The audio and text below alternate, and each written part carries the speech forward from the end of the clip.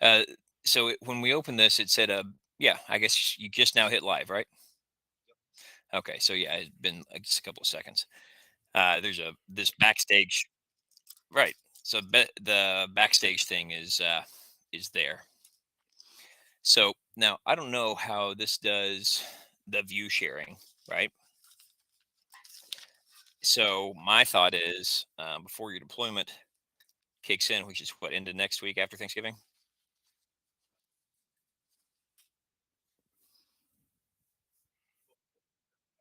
Okay, okay, yeah. I thought you only had a couple weeks. You're only on leave for a couple of weeks. Is that right? There we go. Okay.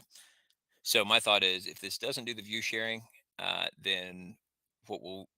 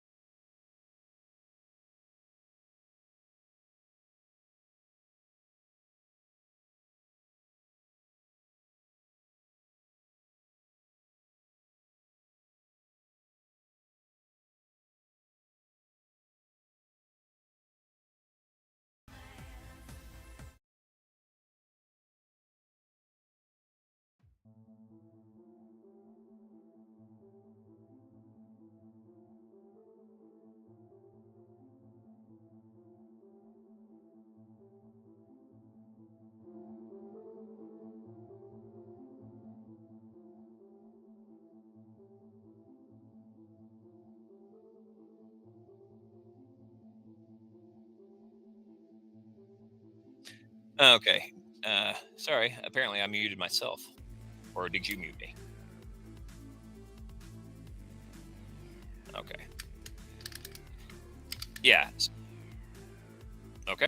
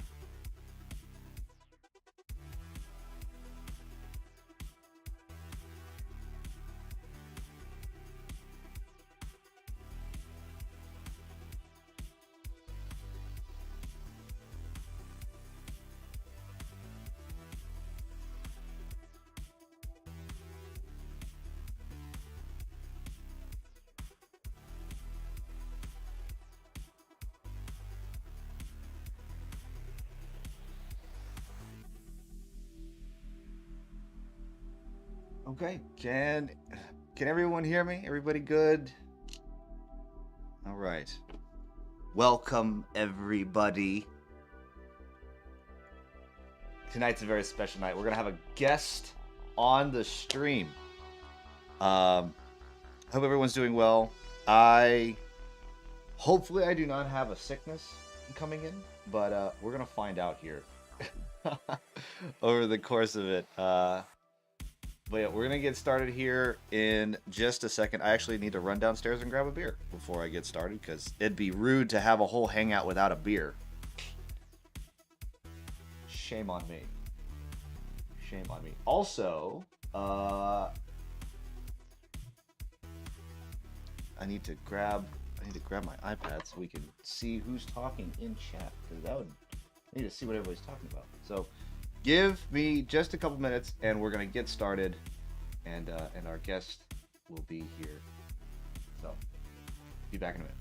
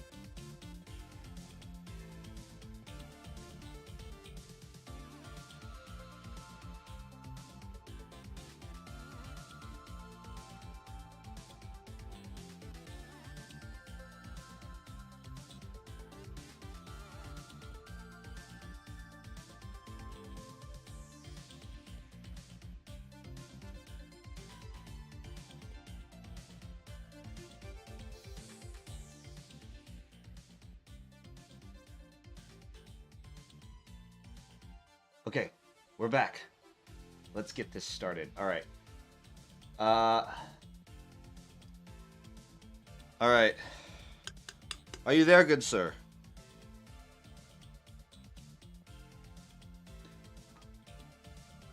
NerdGun.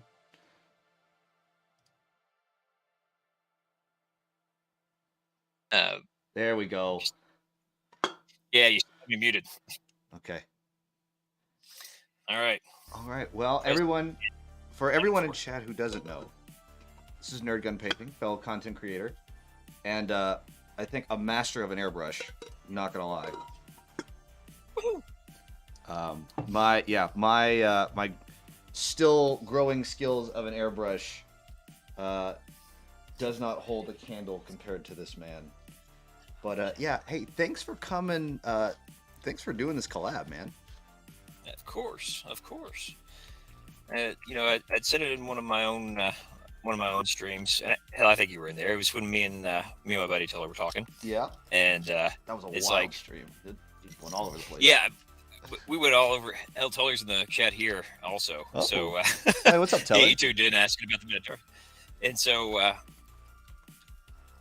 one of the things I was talking about was just like, you know, finding a community somewhere, because we have this kind of bizarre thing where, like, I don't want to get like super off the wall or metaphysical or anything, just but like pretty much all of human history, it's been proximity, right? It's like your friends are, how come everybody had a best friend from their hometown and maintained it? It's because like that's who they like. Proximity was the thing that ruled who you know became friends or coworkers or whatever with. Yeah.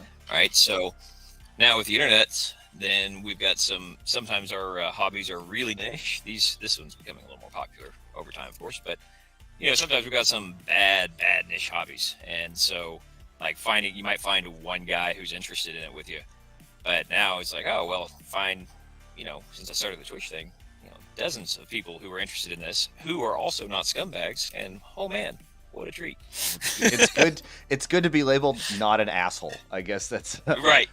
I'll take that as a W.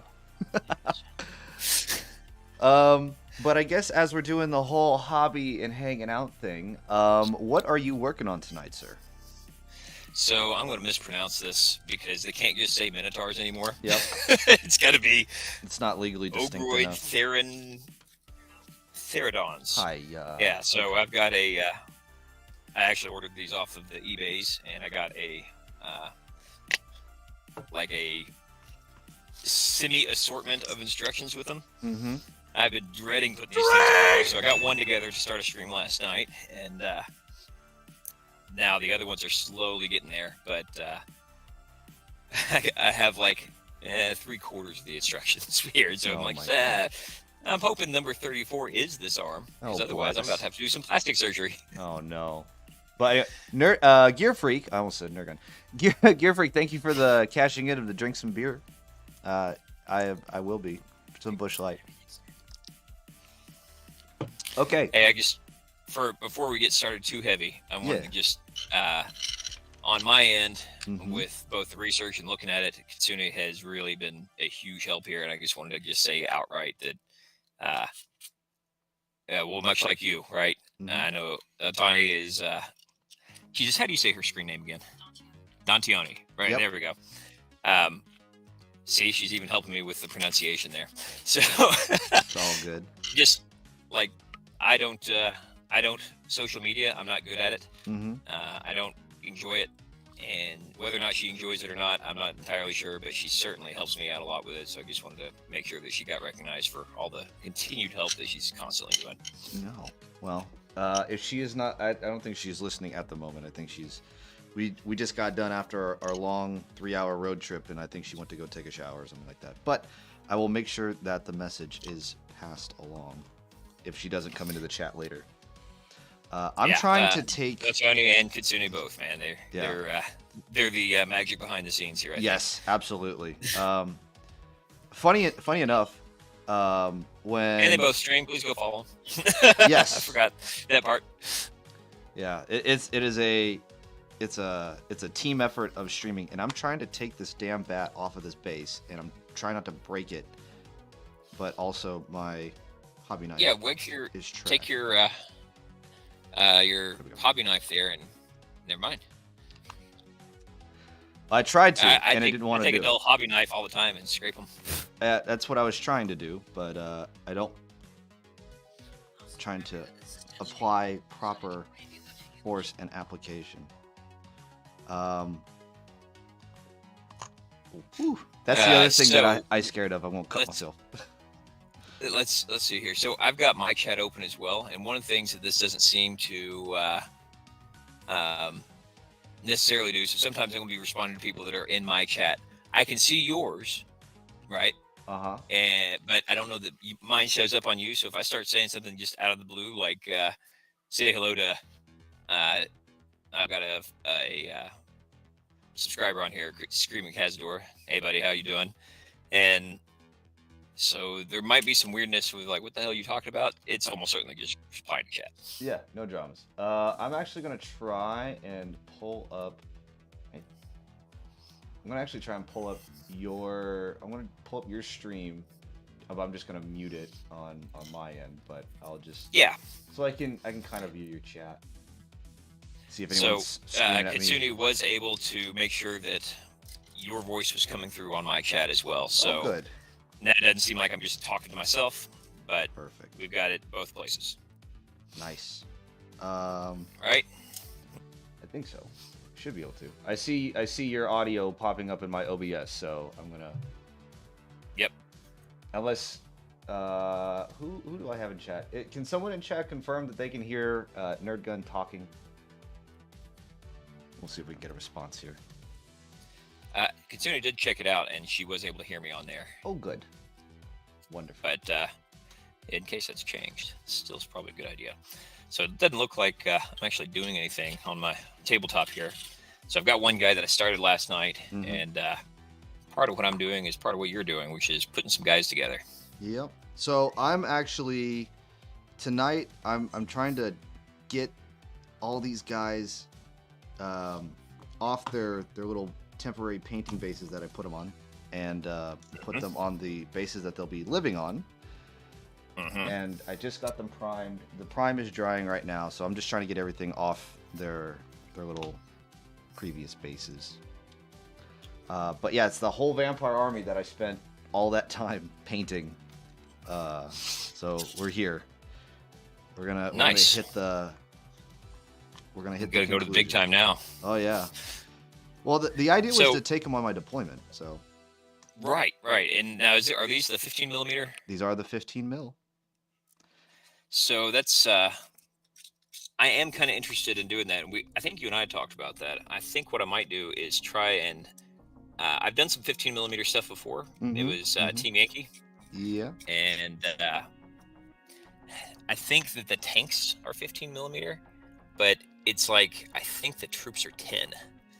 So there's a really weird ground scale, and then the planes aren't either. They're something like they're closer to like 20 millimeter. It's a really weird set of scales, and so scaling buildings for that game was damn near impossible. Yeah. Well, I think now with the beauty of 3D printing. Oh yeah. I 3D printed that entire Team Yankee army, not a single purchase thing except for some A10s. I'm trying to figure out where the hell I'm going to put you so people can see what I'm doing, but then also not be too. You're not too tiny in my stream, but I think that should be good. Okay. Hey, come on, hey there we go. Cazador, Got tell it. Sam I said hello. Shit. Oh well. That was a bad idea when I put those on. Oh well. What's going on with it? Oh nope, it's done now. It's off. Oh. Fair enough. Yeah. Right, well so played. yeah, but for these ones, right? They weren't originally 15 mil scale. They were 10 mil scale that I got from Forest Dragon Minis, and then before I printed them, I just upped the scale 150%. So now they're 15 mil. Yeah. So That makes total sense. I know that the like you can find some good quote epic, 40K files, and so some of them are really, they're set up to be at epic scale, right? They've got some features exaggerated, like sponsons on Latin Raiders aren't 400% smaller than it, just exactly because you would break them the first time you picked them up. But there are some epic things that are claiming to be epic out there, which anyone in the know already knows, but they are absolutely completely full scale, and they're just shrunk, and so you just scale by 400%, or you scale it by 25% if it's a regular one, and you can just get stuff into epic scaling. So yeah, when it comes into epic scaling, though, there's a certain the amount of detail that's on the model. Right. Like when you downscale it so much, it actually becomes an issue of printing. Because I tried doing that with like some 32 mil, and I tried it with the hardest thing because I figured let me stress test this. With drinks. Oh my goodness. So my chat is telling me I need to drink more beer. Oh yeah, I mean drink more beer, man. Clearly. Cheers, guys. Thanks, Skeet. Thanks, Gear. Can I have a conversation? It'd be nice. But like I did it with really tiny like I tried to downscale 32 mil. What do they call them? They're not Tomb Kings. They're called I don't know. They're the generic brand of Tomb Kings for one-page rules. I try to downscale those, but obviously skeletons are already pretty spindly as it is. So when you try to downscale a spindly skeleton, they become more spindly, and then when you just try to remove them off the supports, like the support Yeah, they're is smaller than the supports. the Yeah, support the leg is smaller than the support, and right. And so the point of least resistance is the leg and not the support, and you end up yeah, with legs attached. Yeah. it, So one thing, I have tried this once, and you may give it a shot, because once you scale down there, like if you've got some files that are working well hmm at normal scale, so you can lock ratio and put everything down in scale. But if you actually look at epic scale, which is 6 mil, hmm or 10 and 15 millimeter, there's kind of an XY beefiness that seems to happen, and I think hmm that's a good reason for it. And so you may just be like, all right, so taking this down to 6 mil, 25% of the size it ought to be, and then my XY, instead of 25%, maybe is 32%, and so they're going to look a little stocky, maybe, hmm but you should be able to keep everything else kind of in not in frame. What am I saying? in Be proportion. able to increase, yeah, in proportion. Yeah. Also, with the tiny amount of surface area there, you might be able to go in and manually edit the supports to be thinner, Yeah. because you have so little surface area on those guys anyway. Yeah. You might be able to just make some tiny supports and reduce your lift speed. I don't know if you use the vroom settings. I've gotten to where that's basically all I use now. I actually don't use room settings. I use traditional settings. I'm a kind of a stick in the mud about that. I don't. So I have, I've got a couple of printers. I really was kind of skeptical about the vroom settings for a while, Mhm. because it's like, yeah, but increased wear and all this other thing. I love how his entire channel is just determining if you're drunk. Yeah, Yeah, that's Katsuni what says, yes, your whole, yeah, okay, I guess you can hear. I can hear. Yeah, it's true, Kitsune. They do try to get me drunk. Better not be swearing. No, I don't know. I swear quite often. I think Lisa knows this. He's been around my chat before, and Yeah, if you swearing. swear, I'm sure he's not going to be upset. Yeah. Marine will be okay. Mer- he says Marine. It should be fine. Oh, I'll be okay. Get your panties all kinds of inside several bunches. Yeah. It's I'm insulted. That's too damn bad. Like that's how that usually ends up. I'm sorry. You feel like I owe you an apology. There have been moments to where, because they say like, hey, you need to worry about not offending people. So I've had instructors be like, did I offend anybody with that word? No, cool. I didn't fucking care anyway. And then like, Right. It's and like, then moves technically, I on. checked this box. Yeah, I asked the question. No one said shit. We're good. unless they're thinking, I'm sorry, you're such a bitch that my language offended you. Yeah, that's the other thing. No, my Yeah, feelings. she seems to know what's up. Yeah. No, we're good. We're good. Um. Oh man, how am I Yeah, gonna fair. get this son of a bitch off? I'm telling you, man, that X-Acto knife. Put your. Also, do you have a set of like spare hands on there? Spare hands? I have two. Well, yeah. So a holder of some sort. So Uh. I don't know. You can see my screen. So this is one. This is actually a chemistry weight that's been drilled to put a clamp on it. So I can put Yeah, something I ain't like got one of those. this. So alligator clips. One of my favorite things. An ex of mine who was really terrible at giving gifts. The one gift that she gave me that I actually really still use Uh-huh. is this soldering, like alligator clip soldering stand, big metal plate. It's got magnetic fixtures for things exactly like this. But Mhm. hold your base, turn it like 90 degrees. If you got your base normally sitting up, you turn it 90 degrees to where it's on its side, and then just start working that X-Acto right under the feet. Okay. Well, luckily it's a rock that this dragon is sitting on, so I'm gonna try and just carefully pry that out. Oh, Gosu, how are you, man? Come on. Having Oh. a very special Christmas special with Mr. Lacy here. We're not even Thanksgiving yet. I think this would, if Why, anything, you- this is a What are you, Thanksgiving special. anti-Christmas?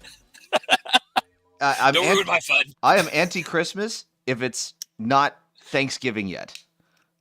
I don't know why. It just like it annoys me on a fundamental level of like the Like the everything holiday. has a time. Yeah, Give it a it's fucking like minute. yeah, it's like hey, you know what? I have nothing like I love Christmas, just like much as everybody else. I love Christmas, but let Thanksgiving have its time. Yeah, Like that's yeah. Look, if I don't have, you know, if I don't have to pretend for other people that I'm super into football, hmm and I don't have intestinal distress, why are we even trying? oh my goodness. Why are we even trying? Oh, Like, I don't think we're playing the same game here, friends. almost lost my blade. We're good now. Come on. This is So the I don't only know if thing I I've got have it. left to Actually, get off. Get your fucking ass off this goddamn base. language. Oh, it'll be okay. Did anyone get offended by that in chat? I Huh? I heard that. Good, I don't fucking care. You'll be okay. Whatever happened to sticks and stones, right? Yeah. I don't know, man. I'm old now. Sticks and stones may break my bones, but words will ruin your career if I want to snitch about it. Like, Right. apparently. Like, That's a thing. I do my best to adhere to the Twitch TOS as well as I can, right? And for the most part, I can, no problem. Yeah. But there are some words that were not a problem 15 years ago, Yes. and they were common, and they had, like, for instance, had absolutely no bearing. Hell, Lucy K did an awesome joke on this. It had no bearing on somebody's sexuality if you said certain words, right? It's Mhm. like, no, it's not that. It's just Yep. you're being just annoying as shit. Yep. Like, quit. Yep. And so now I have to go. I have to think of those because I use those words Mhm. and just don't care. Mhm. But the people I know, even some of those people who might be offended, who know me, is like I know that's not what you mean.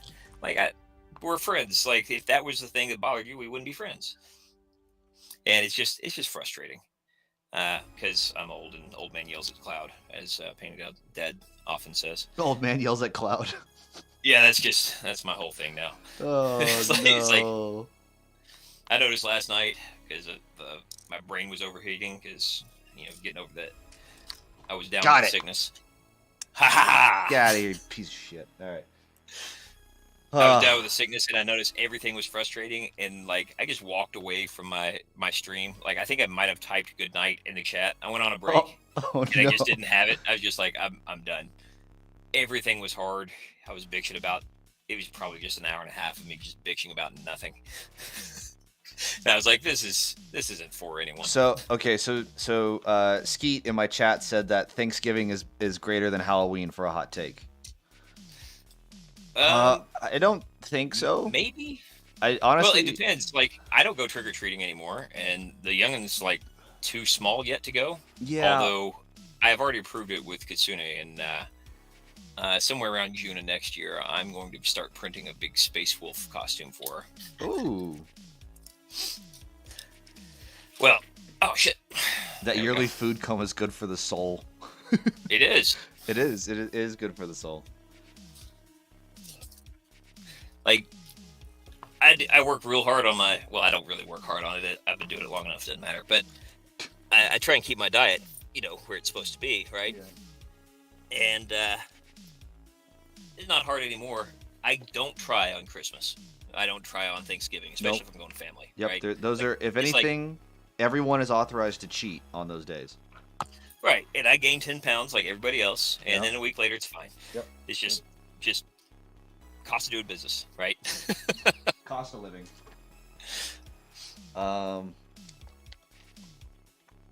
But I think, it goes back into Thanksgiving, right?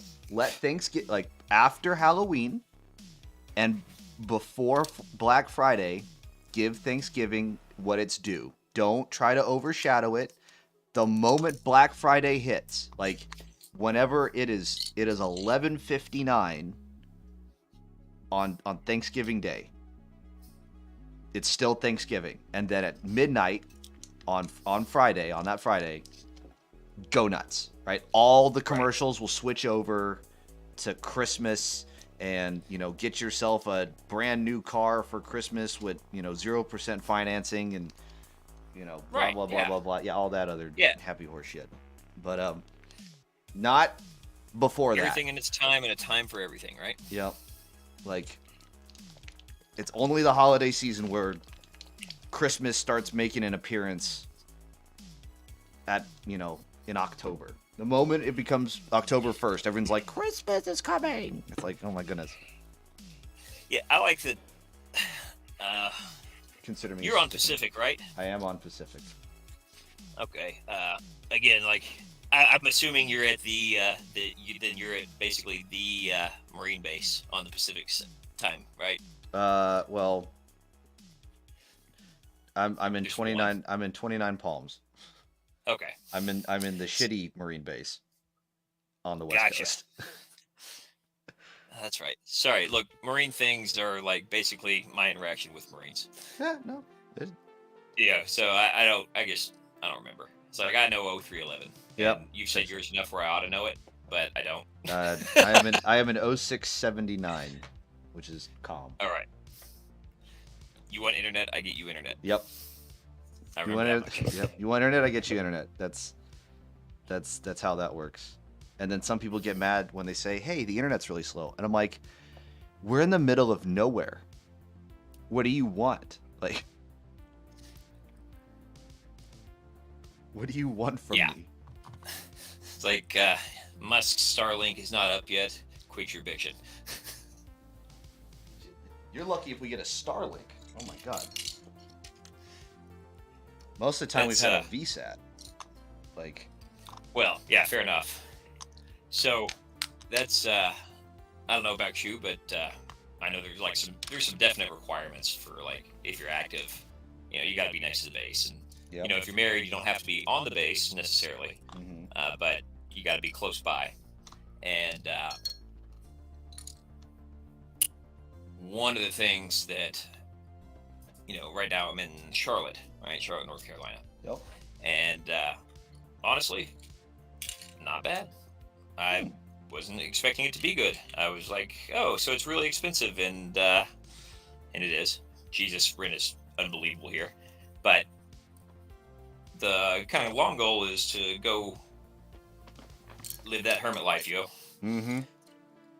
And Starlink is very exciting to me because with the just super rapid improvements, it used to be like you had to be in the city if you wanted internet, and that was always a requirement. It's like I'm gonna have to have the internet. Like once you have it, it's like delicious crack. Yep. Like it's like, I have a question about a thing, and then I The find out internet immediately. provides. Right.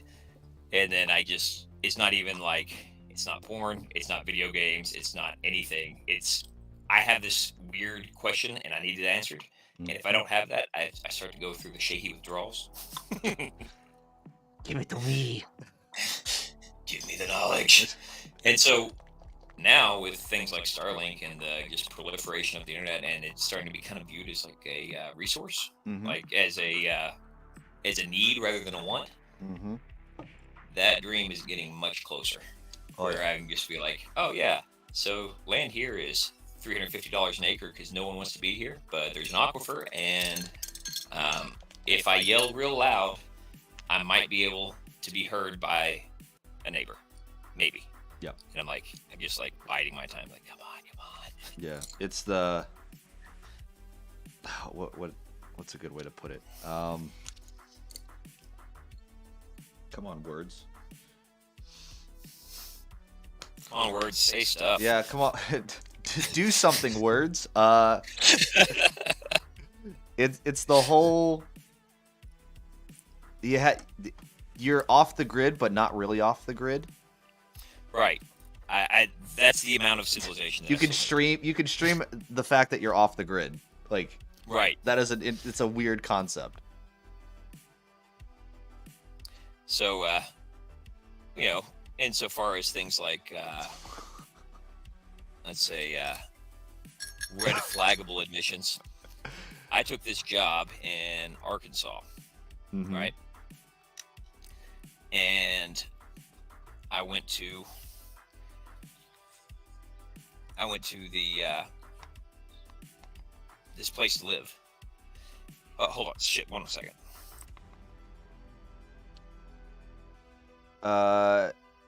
Skeet said you haven't. Sorry about that. Yeah, that's all good. One of the guys in chat said you hadn't streamed until you had duty come knocking on your barracks room asking if you're all right.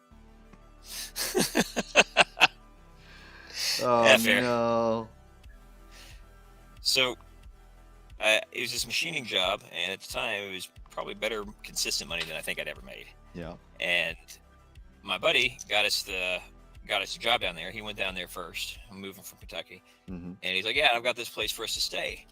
And I didn't find out a ton about it until I went there to interview for the job. Mm-hmm. And so it was an ex-Army.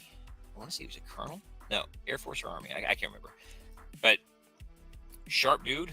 Yep. Batshit insane, was building a fucking compound. We were the only ones there. Jesus. Right. So he had just all this food and stuff. And apparently, like, the FBI had been out to check on him, like, to look through stuff. And he was just like, yeah, just search whatever. And he just handed him the keys to the warehouse. Uh-huh. And invested his whole retirement into this thing. And, like, I'm all for the prepper nonsense. That's cool. Do your thing. Yeah. This guy was fucking insane. Oh, like, bless. bad. And I didn't realize it till we'd been there for months. But I've got tattoos, right? Mm-hmm. And he told me at one point that if the end times ever came, he was going to have to lock me up under armed guard to make sure that demons didn't possess me through my tattoos. Oh my God. Not only is he a doomsday prepper, but then He he's is also a very specific kind of doomsday. he is. Oh no. Right. Oh, So no. I wasn't in a cult. I was just like peripherally near one. Uh-huh. And so all the off the grid stuff was super cool. And I did get to learn a lot about things like sustainable off grid power and construction methods. And all. I wouldn't trade the experience. Yeah. But the shit that came with it. This is why I'm a hermit. This right here. Yeah. No. This is why we lock ourselves up and we play with little toy soldiers. Like this is. Yeah, it's like reality's a little much, guys. Like which one is not my reality? Mine's fine. Yeah, like which one's more wild and fantastical, or considered like people look and go, that shit's fucking weird, right? Like is it ours where we play with little toy soldiers and like little elves and vampires and goblins are fighting each other, or you have a dude who's got has invested in his entire retirement into making a compound and looks at you and is like, I'm gonna have to lock you up to make sure that the demons don't possess you. It's like, hey, dude, bruh, like I thought this was reality. Yeah, I had some very choice words for that gentleman. They weren't maybe stream appropriate. Oh yeah. There's some suggested violence there, where I was like, hey, threaten me with things, and this could be a real problem. Yeah, that's the fuck around. Just let you know. Yeah, it was fuck around and find out. Yeah. But now we've got a place. Me and my buddy were like, okay, it's time to go, and we got this other place down in Fort Smith, Arkansas, and it was a great opportunity. Learned all kinds of stuff.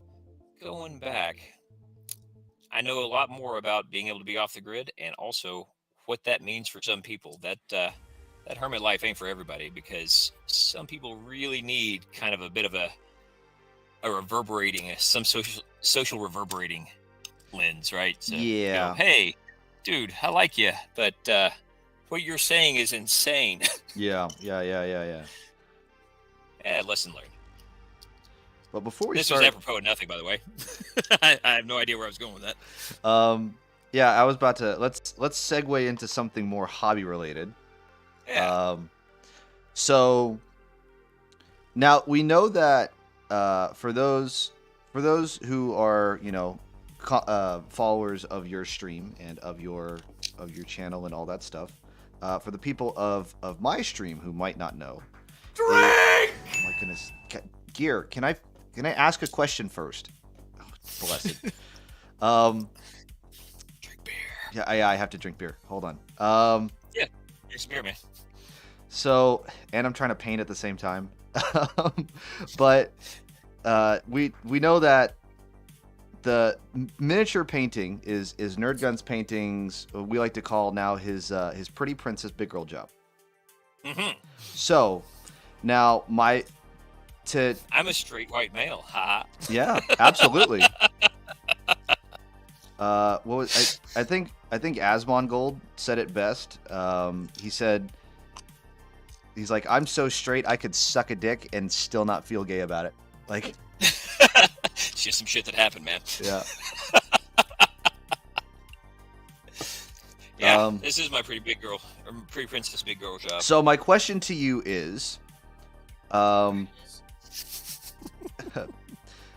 like, I really want to know, kind of, and you can give us as much detail as you would like. The story between, like, first how you got into, like, the hobby in and of itself, and then how it evolved into this is now your job. I know that is a lengthy story, but well, it could be. There's the real short version, but okay. the short version probably isn't as interesting. So, and the really long version is just TMI. So I'm going to try and find a nice, soft, squishy, happy medium here somewhere. Okay. Well, let's start with the basic question of how did you get started in miniature painting? We'll start there. So I've got, he's actually my godfather and lifelong friend. He's considerably older than I am, being a godfather and whatnot. That checks out. His name is Wayne, and it's a good, strong name. Wayne introduced me to Necromunda and Mordheim. Ooh. Back in like 95, 96. Nice. I've always wanted to get into Mordheim, but yeah. I enjoyed the hell out of it. And what we ended up settling on when I was an adult is we were playing Necromunda, 95 Necromunda. Mm-hmm. And just loved it. So Wayne had, to put it into some sort of perspective, Wayne had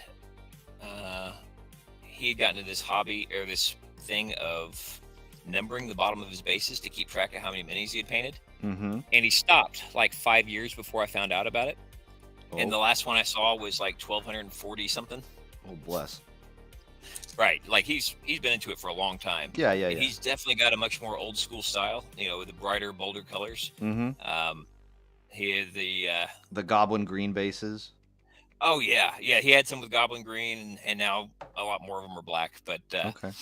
But like fantasy had square bases. Damn it! None of this Sigmar nonsense. Yeah. And here I am painting round bases for my 15 mil army that's supposed to be semi rank and flank because I'm a rebel. Yeah. Well, I mean, so you've got lots of printers, right? Yep. Before your deployment, man, it is probably time to make some movement trays. Well, the idea, so printing in 15 mil, this base that I have here, or these bases. Yeah, what blue is that? I love that. This is deep, ultra deep blue from Americana. Huh. So I think just over the black. I don't know. It's just. Yeah. Yeah. So the theme I'm going with is like vampiric, like some, corrupted. Yeah. Vampire lands. Yeah. Vampiric corrupted bases. That's what I'm going with. The idea was to try and get something similar to this, but you have a blue undercoat. So. Oh yeah. Put a little bit more purple and make it more dead, and then I have all these little marshland tufts I just got today. Yeah. So. I only started using that kind of stuff very recently. Yeah. But I'm starting to finally get out of the trash hammer, right? Where it's like I had all this terrain that was like converted or not converted, but like the sliced mushrooms you get from the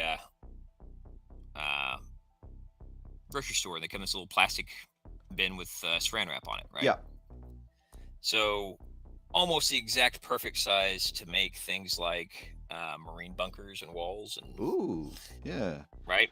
You just so I feel like trash hammer is almost better in a way, just because like the amount of creativity that you have to use to get something to look. Oh like yeah, a for bunker. sure. Yeah, I think that is a certain art and a skill in and of itself. Yeah, I'm with you 100%. The thing that I'm getting away from is Hmm. like going the long way for everything, Ah, right? Like, and so, I bought this thing from Army Painter that was like a sampling of varying train textures because for one commission I needed something. yeah. I don't Hmm. remember what it was, but it had a bunch of stuff in it. I know what you're And I on was like, about. man, it's real easy to just, if you just stick a piece of static grass on there, just tuft, and Yeah. you just stick it, and they've got adhesive on the bottom. It's like, holy crap, why have I been, doing this the long way? Yeah. But, I still put a little bit of this, glue for tufts because that adhesive oh, is, no, yeah. yeah. Yeah, that adhesive is garbage. I use super glue. but, Um, but the fact that it's just that easy is super yeah, cool. yeah. And like, if you wanted to make your own static grass, you can. I think Geek Gaming Scenics, Luke with Geek Gaming Scenics, the YouTube channel, he shows you how to make static grass, but you need a static grass applicator and like wax paper and glue and this whole. It's like it's a process, but you'll make a lifetime supply Right. easily.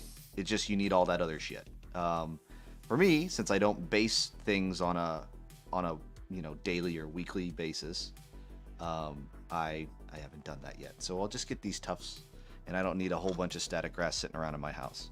However, for these bases, there is texture to them, and what I used was coconut fiber. Oh, yeah. I've heard nothing but good stuff about that. Yeah. Um, It. I am still a big fan of this right here. This is a light ice cream thing. This is just play sand. Ooh. I usually buy 25-pound bags of it. Uh huh. Excuse me. Um, because it's really nice when you've got a forge or a foundry or something to have a good supply of sand nearby for either Mhm. annealing metal or whatever. Yeah. But and sand, concrete, laying foundations, all the construction and doing stuff things that I find myself doing. All that's great, but the big thing is, you can take a thing of play sand and get just like an old screen and kind of just sift and get varying degrees of it. Yep. I have gotten to where I just leave it all together and then I just shake it real good before I use super glue on the base, and it, Yep. it works amazing. So I would use the sand that is outside here in the desert of 29 Palms, except for Hmm. 15 mil stuff with the grain of sand that is outside. It just looked rocky. It looks like they're just climbing over boulders, and I'm like, Right. okay, maybe not. So I mean, I did go on not exactly what Amazon, you're going for. and I bought a bag of coconut fiber, right? Mhm. And I was like, okay, how much is this bag? It's a 2 pound bag. Now Mhm. I didn't know how light coconut fiber was because the size Right. of this bag. You will have I, texturing ability for many yes, decades. I have a lifetime supply of coconut fiber for basing. So for my friends that are sitting in chat, if you need basing material, I have plenty. You can bring a little Tupperware container and you can get yourself a supply. Because I don't know what to do with all this coconut fiber. Well, I'll tell you what, put some back for me, and I will mail you some. We'll do a mail swap here sometime in the near future, and I'll mail you some random texture and things that I've got around that are Ooh. good for this type of stuff, and we'll trade out some stuff. Yeah. Because 2 pounds of coconut fiber is, unless you're doing an army a month, even then it's going to take you years to get through that much. Oh yeah. And and then also now I'm doing 15 mil. So like honestly, all these bases is going to comprise the army. Right. This will be the entire 1,000 point army, like more like 1,200, like 1,250 point army of vampire courts that I have prepared and prepped for. Which is great because I can throw this all in, a small container, throw it in my bag, and I can go deploy with it, and I have an army. That is pretty nice. I don't get as much opportunity anymore as I would like to play Big games. 40K. Yeah. And when I play, it's like, we're playing seventh um, but 3,000 points of seventh is not 3,000 points of ninth, right? Yeah. And it's like, yeah, 125% the models, Uh, and you can get some really big stuff in there because they hadn't adjusted. A Land Raider wasn't 700 points; it was like three something. yeah. I'm So not gonna lie to you.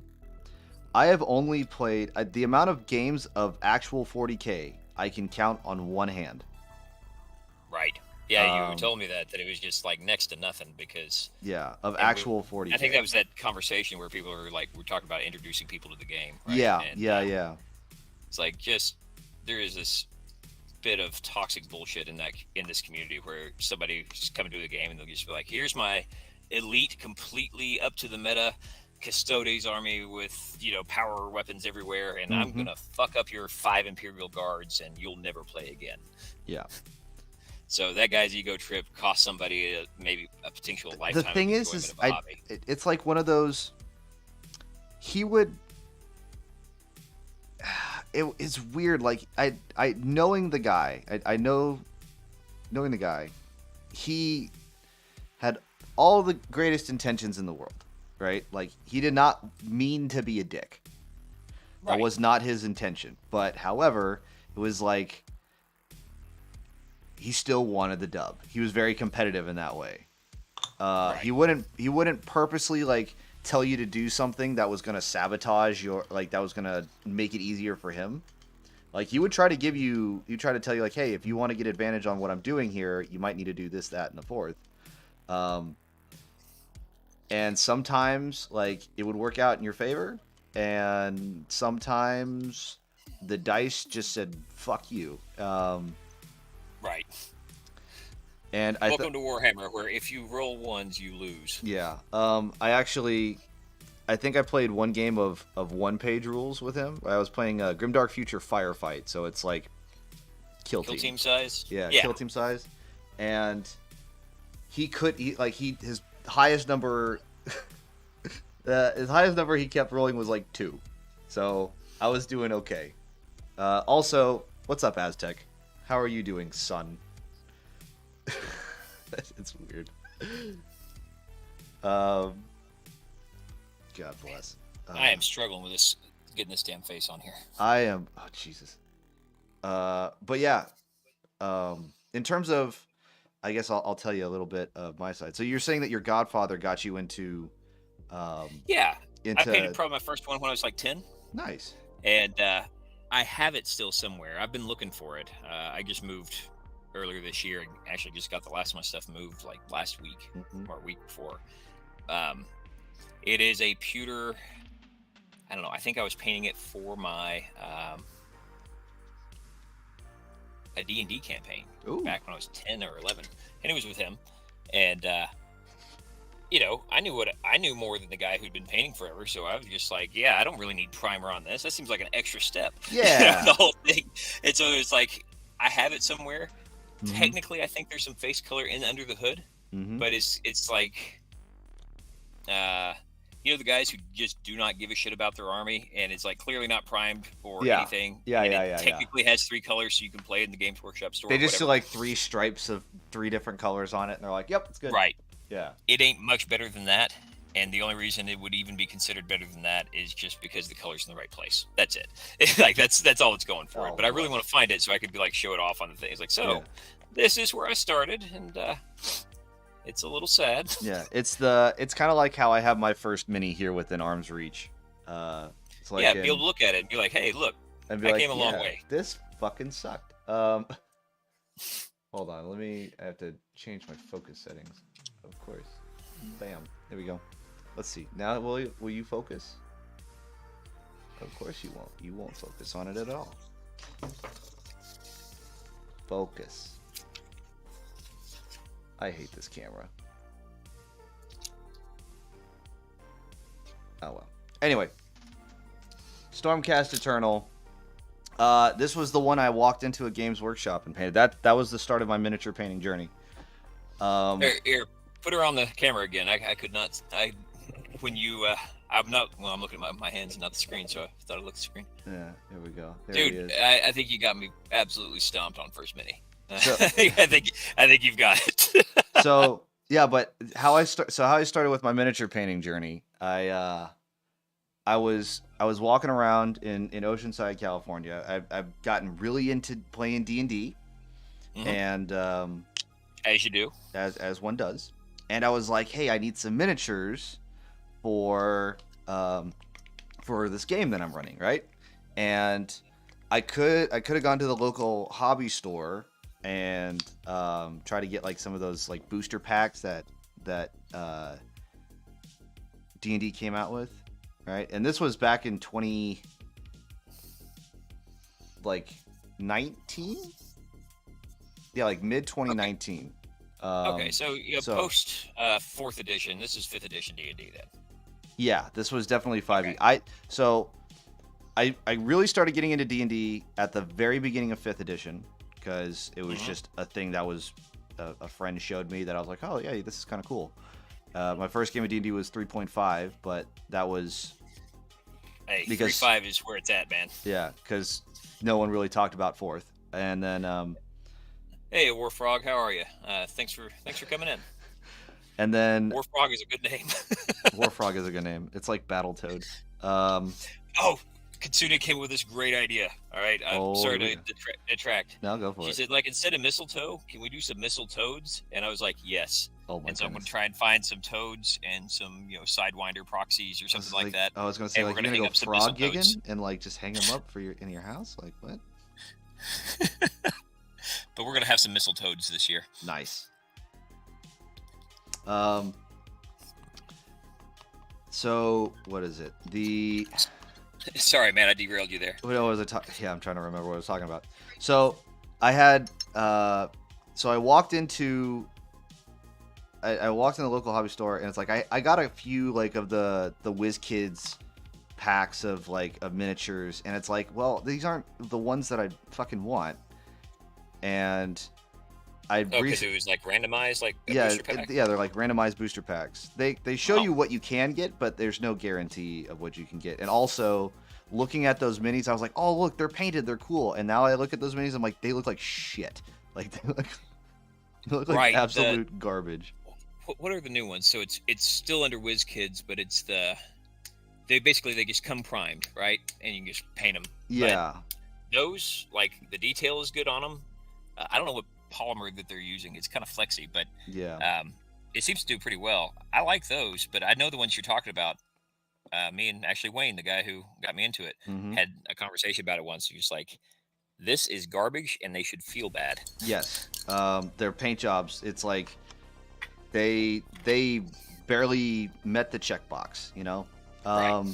But so I was like, huh, maybe I can go, maybe I can go to another store that has like miniatures that I liked, and I've heard of Warhammer before because I was playing like Warhammer Total War 2 or something like that. I was like, I know this is a board game or this is like a tabletop game.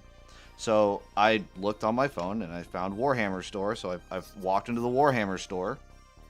Go figure. And Hmm. the dude's like, "Hey, what are you looking for?" I was like, "Oh, I'm just kind of looking for some miniatures for my D&D game." Um, I because a lot of the miniatures that came in the booster packs are kind of bad, and I want something a little bit more detailed. And I looked and I saw I'm looking at all the fantasy like Age of Sigmar stuff because second edition just dropped for Age of Sigmar. He was trying to push me the Soul War box, and I was like, I'm not trying to get that deep into it. And I look at the box art and I'm like, hey, these are really painted well. Like, do they come painted? Are they pre-painted? He's like, nope, you got to paint them yourself. I was like, oh, well. But all said and done, compared to the painted WizKids stuff, that first painted model is like leagues better, right? Yeah. So I didn't know that, right? Like I didn't know that was going to be what I came up with in the end. And he's like, well, have you painted a miniature before? I was like, nah, and I really haven't because usually I don't have the patience and I'm kind of a perfectionist. And he's like, brother, that is not the first time I've heard that today. yeah, And I was like, for real, like I get that. I get it on the stream. I'm sure you still get it on the stream all the time, right? It's yeah, like, I couldn't do this. I don't have the patience. I don't It's have the like, patience look, for it. it's It's not like, really about that. yeah, It's not about a patience thing. yeah. And then Oh, he's like, sorry, I got a commenter here. oh, Yeah, Warfrog, I absolutely do paint minis a lot. It's his job. and it's my pretty princess big girl job. Yes, That's sir. really what I do for a living. Um, this is it's almost exclusively what I do for a living, outside of doing some machine work here and there for some kind of one-off stuff. Also, can you do you have mine up? Drink. So with our collab here, Yeah. we've got some. I don't know on your end if you've got some weird looking bunch of text boxes and stuff up, but I heard a thing, like it may be a subscription thing, and I'm trying to see where it is. Uh, I Oh yeah, hey, Warfrog followed. Hey, thank you very much, man. By all means, come by. I'm pretty much just going to be doing this. Very occasionally, I might be playing a game, but it will probably just be with Kitsune or somebody else. Especially if I get Dark Tide, man. I'm looking forward to that. Yeah, well, Dark Tide is out. You can pre-buy it, you can pre-order it, and then you can play the beta until it's released on the 30th. Well, I'm giving Thanksgiving its time, but as soon as it's over, I'm going to look on that Black Friday Steam sale. Ooh, that's a big brain move. That's a big brain Yeah. move. I did not do that. I had a very smooth brain move of I just pre-purchased it because I was really excited and I wanted to play it. Hey, I'm excited about it too. And honestly, if I had the time, Mm-hmm. like I'm just now, Kitsune's actually quite helping me quite a lot with that. I'm just now really in the first time in many, many months, just taking time to do shit I like. Yeah. Because it's, that's the thing with, you doing your own business and stuff. It's like Mhm. you get exactly as much work done as you do. Yep. And so with that, I just kind of had to realize that at some point I've got to save my sanity also. So I need to actually do some things for me. So now I'm starting to do that. I'm trying to take weekends off somewhat, at least sometime on weekends. Yeah. The women folk appreciate it when you take time to spend out with them instead of Yeah. looking through a magnifying glass or. Yeah. Anyway, go ahead. Sorry, man. What was I on about? Yeah, at the Warhammer store. At the you Warhammer didn't have the store. patience. It's like I did. He's like, brother, that's not the first time I heard that today. And I was like, he's like, how much time do you have? Because I think I was like waiting for. I had like an hour before I had to like pick up my dry cleaning because the dry cleaner was like right next door. I was like, I got like an hour. And he's like, well, hey, come here. Let me show you something. And they have the little painting station right there. And he had some pre-primed. He had like some pre-primed Stormcast Eternals and some Space Marines. And he's like, are you more of a fantasy? It looked like you were more of a fantasy fan. So I think you want to try painting up one of these. Like, the instructions are right here. I got the paint. Just give it a go. And I was like, I mean, how else am I going to kill an hour of my time? Right. And It's an awkward amount of time. it's an awkward amount of time. And it's like, I don't feel like walking up and because it was like the only thing left in that shopping center was like the grocery store and a nail salon. And I was like, yeah, I probably don't need to go get a mani-pedi right now. Got So one just last week. yeah. So I'll paint this mini. And then I just got really into it. And then an hour later, I popped out with that thing, and it's like, and he's like, "Oh, you're not doing the blue with the red accent." I was like, "Nah, I like red better." So I'm just doing my own damn thing. Hey, that's honestly, that's so. Wayne used to do, the guy who got me into it. He used to do some commission stuff, right? Yeah. And he was doing like. Now this is back before Games Workshop was charging crack prices for their plastic crap. Oh yeah. Right? It was like, and so he was doing like something like twice bottle cost. And so he Twice wasn't doing a model lot of it, but it was doing some Okay. commission stuff. Yeah. Of course, around 95 to it was like 88 cents for $1 or for a gallon of gas. So I guess adjust accordingly. Yeah. But he gave me some pretty good advice at one point when I had started this out and I was doing this stuff. He's like, look, because even then it's like, well, yeah, I mean, you've seen some of the stuff I'm doing. It's like my talent, the talent hate that word. I hate talent. It's not talent. It's just hours of practice, right? Well, It's like you practice this thing over and over again. Some people are better at color theory or have a good leg up, but yep. the guy who put 10,000 hours in, I don't care how much talent you got, you're not going to have him beat for some time, right? Yeah. If you're just starting. Mm-hmm. And he's like, this is your art. Whether you're doing this medium or something else, is like, this is your thing. So don't really worry about what other people are wanting, which if you're doing commission stuff, you got to worry about that some, especially starting out. Because like, what do you want? I want Space Wolves painted exactly like Space Wolves. I want them to look like the box. I'm like, okay. Oh, I hate that shit. Right. And so I just kind of took his advice, and I was like, yeah, absolutely. And that's what kept it fun, and that's what's kept it fun for me, is that I like red, or I really like teals and magentas and a lot of stuff, and I get to use it, and it comes with these awesome combinations. Yeah, I do like. I like to use a lot of metallics. Like any chance I can get to use metallic paints. I don't care what the color of the metallic is. I just like to use metallic paints because and everyone's talking about like non-metallic metals and stuff like that. And I'm like, it's like it looks good, but I don't really give a shit. Yeah, that's the thing. If you do metallics well, that was kind of big reasons I got away from metallics, and it's not because I don't like them, because I use metallic. Balthazar gold is one of my favorite colors. Like that copper color is yeah, but it is a good color. Like I got away from it just because it is purely personal. This is definitely not a indictment in any way. Yeah. I get lazy with it.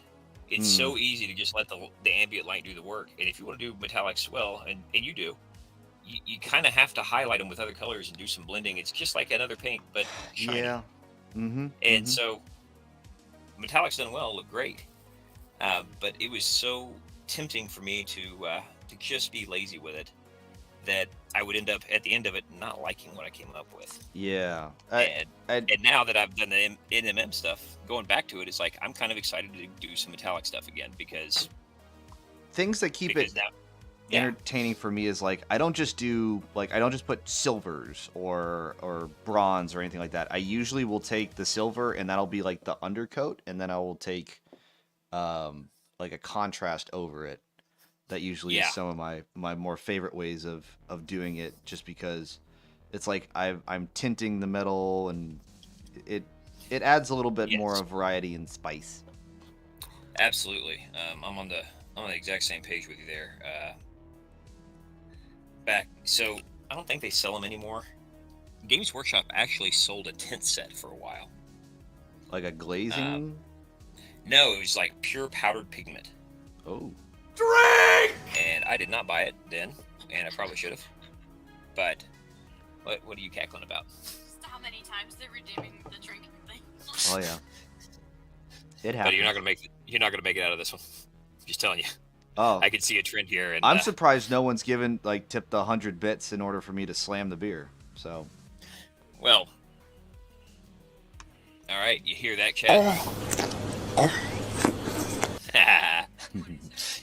Even Audionis. Chat's fun. Yeah, so they had these tints, and a buddy of mine got some, and I got to play around with them a little bit. And that was really credit where credit's due. That was really an aha moment for me, like realizing like, oh, this is just pigment, right? And like I could just make whatever I want. Games Workshop is really good about like waving their hands over something, be like, "Ooh, this is a special thing," and then you like if you take a step back, you go, "Nah, it's not."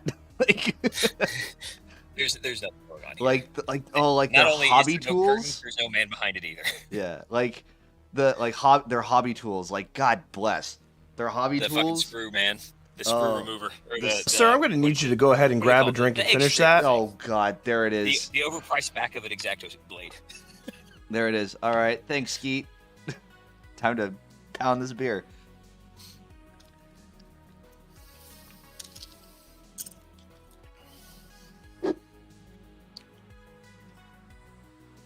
Dantioni, can I have another? Thank you.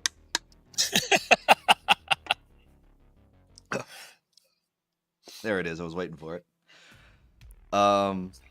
what's the next thing I have to do? I'm looking at all my colors here. I think I have to do a light color, and then I have to do a wash. Yeah. Okay. Oh yeah. I Yeah, it's that It's like gray. synthwave sunset thing's really coming through. The what? Oh, so I started painting some Tyranids because I was going to while the meta was still hot and they were still OP. That's the time when you want to list an army for sale if you're doing this for a living, right? Yeah. A new book comes out, you need to like just hammer that out quick. So you check out and like, oh, they're going to be doing this. I'm going to buy the Tyranids box set. I'm going to knock it out. Mm-hmm. And that happened right around the same time that we started dating. And so for 9th year, so it was like March, April, somewhere in there. I knew it was coming up. So I put the money in, started putting them together, and I came up with this bizarre theme. It's kind of, I call it something like a synthwave Tyranids, or maybe it was on Eldar that I did that. Mm-hmm. And so instead of selling it, what I found out was this cool girl that I'm dating wants to play and likes the bugs. So this whole thing that I was going to list as a sale thing has really been more of a let's build Kitsune a many 1,000-point army. And which awesome, but she's painting her own, and I don't know. Let's see if I can get this on camera here. Give me. I need Kitsune to convince Dantioni that she needs to paint her night haunts because we have many. Yeah, did you hear that? Oh yeah, he said it's up to you. This is your one job to convince Dantioni to paint her night haunts because she has a whole bunch. Oh, those are the coolest models. See, there you're already onto it. That's what she said too, but then she gets overwhelmed when it comes to painting time. Dude, turn her loose. Turn Dantioni loose with that the glazing wash medium, and show her just basically like a more freeform style of glaze, just using pure glazes and inks and paints to do it.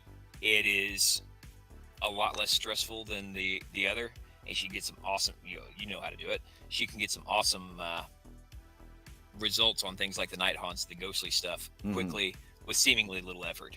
It takes all that, like the detail painting is really intimidating, I think, to some people. Yeah, so this is the beginning of her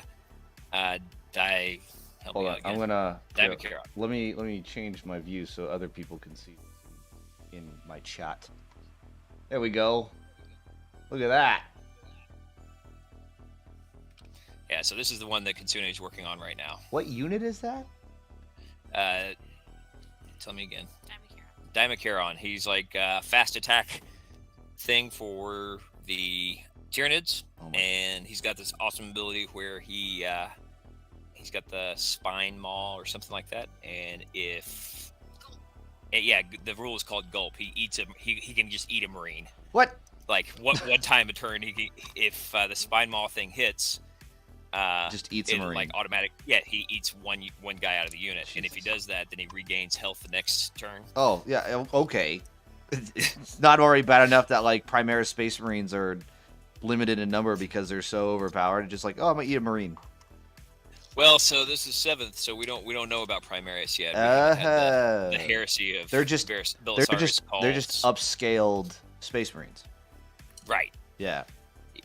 Yeah, I have some Primaris Marines, even though I don't actually use them, because man, I love true scale. Like that is how big Marines ought to be.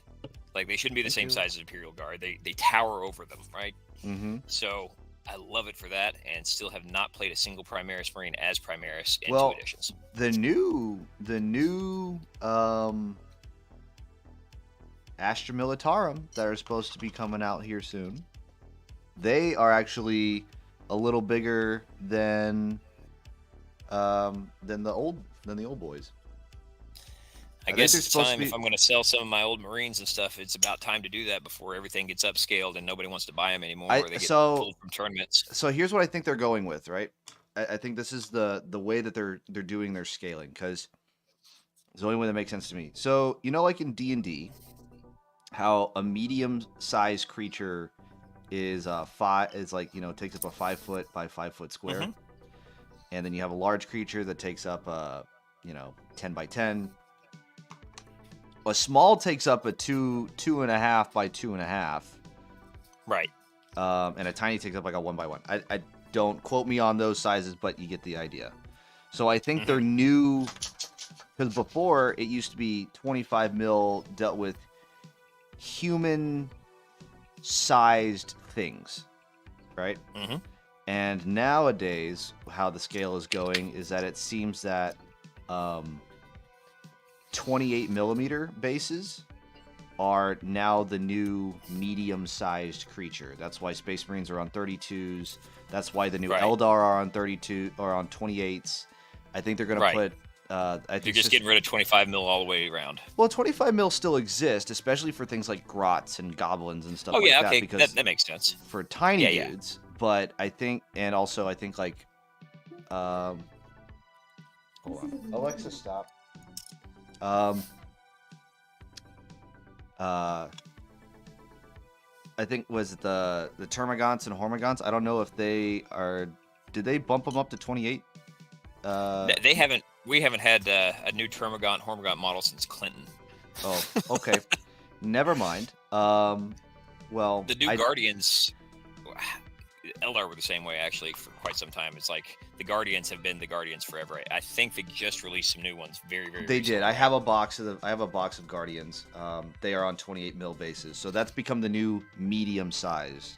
That's what I've seen. And so with that, a human sized or a medium sized creature being 28 mil, that's what the new Guardsmen are.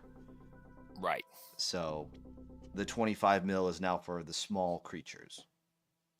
And that's why everything's getting upscaled. So you can have small creatures, your mid one now 28, and then your larger ones being 32s.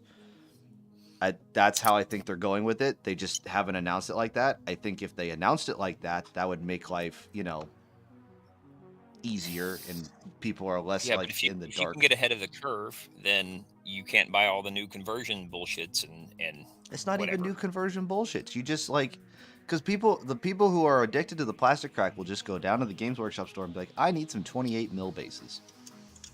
Right. Okay, thanks. Bye. You know what I ought to do is just I want to spend 10 minutes tonight and do some like 25 to 32 and 25 to 38 or 28 to 32, just a handful of printable conversion bases so that you can just take the shit you got and put this little slope thing over top of it and just have the right size base. Mm-hmm.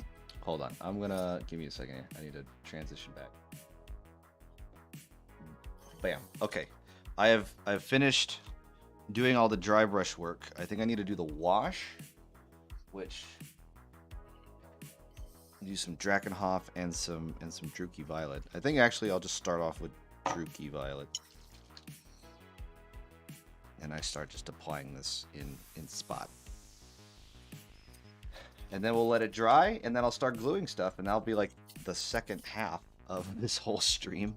I don't know how long. We never agreed on an end time. We just went, we'll just start.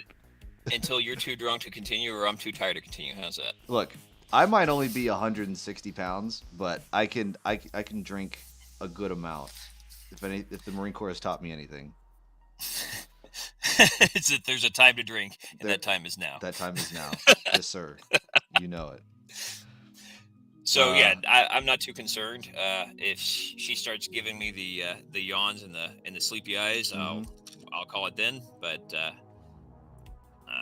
she is very well aware now the days that I have the insomnias, and I'm like, just don't worry about keeping my schedule. No one likes it. So she's too tired and wants to go to bed, and that's okay. Yeah. Yeah, I'm talking about you.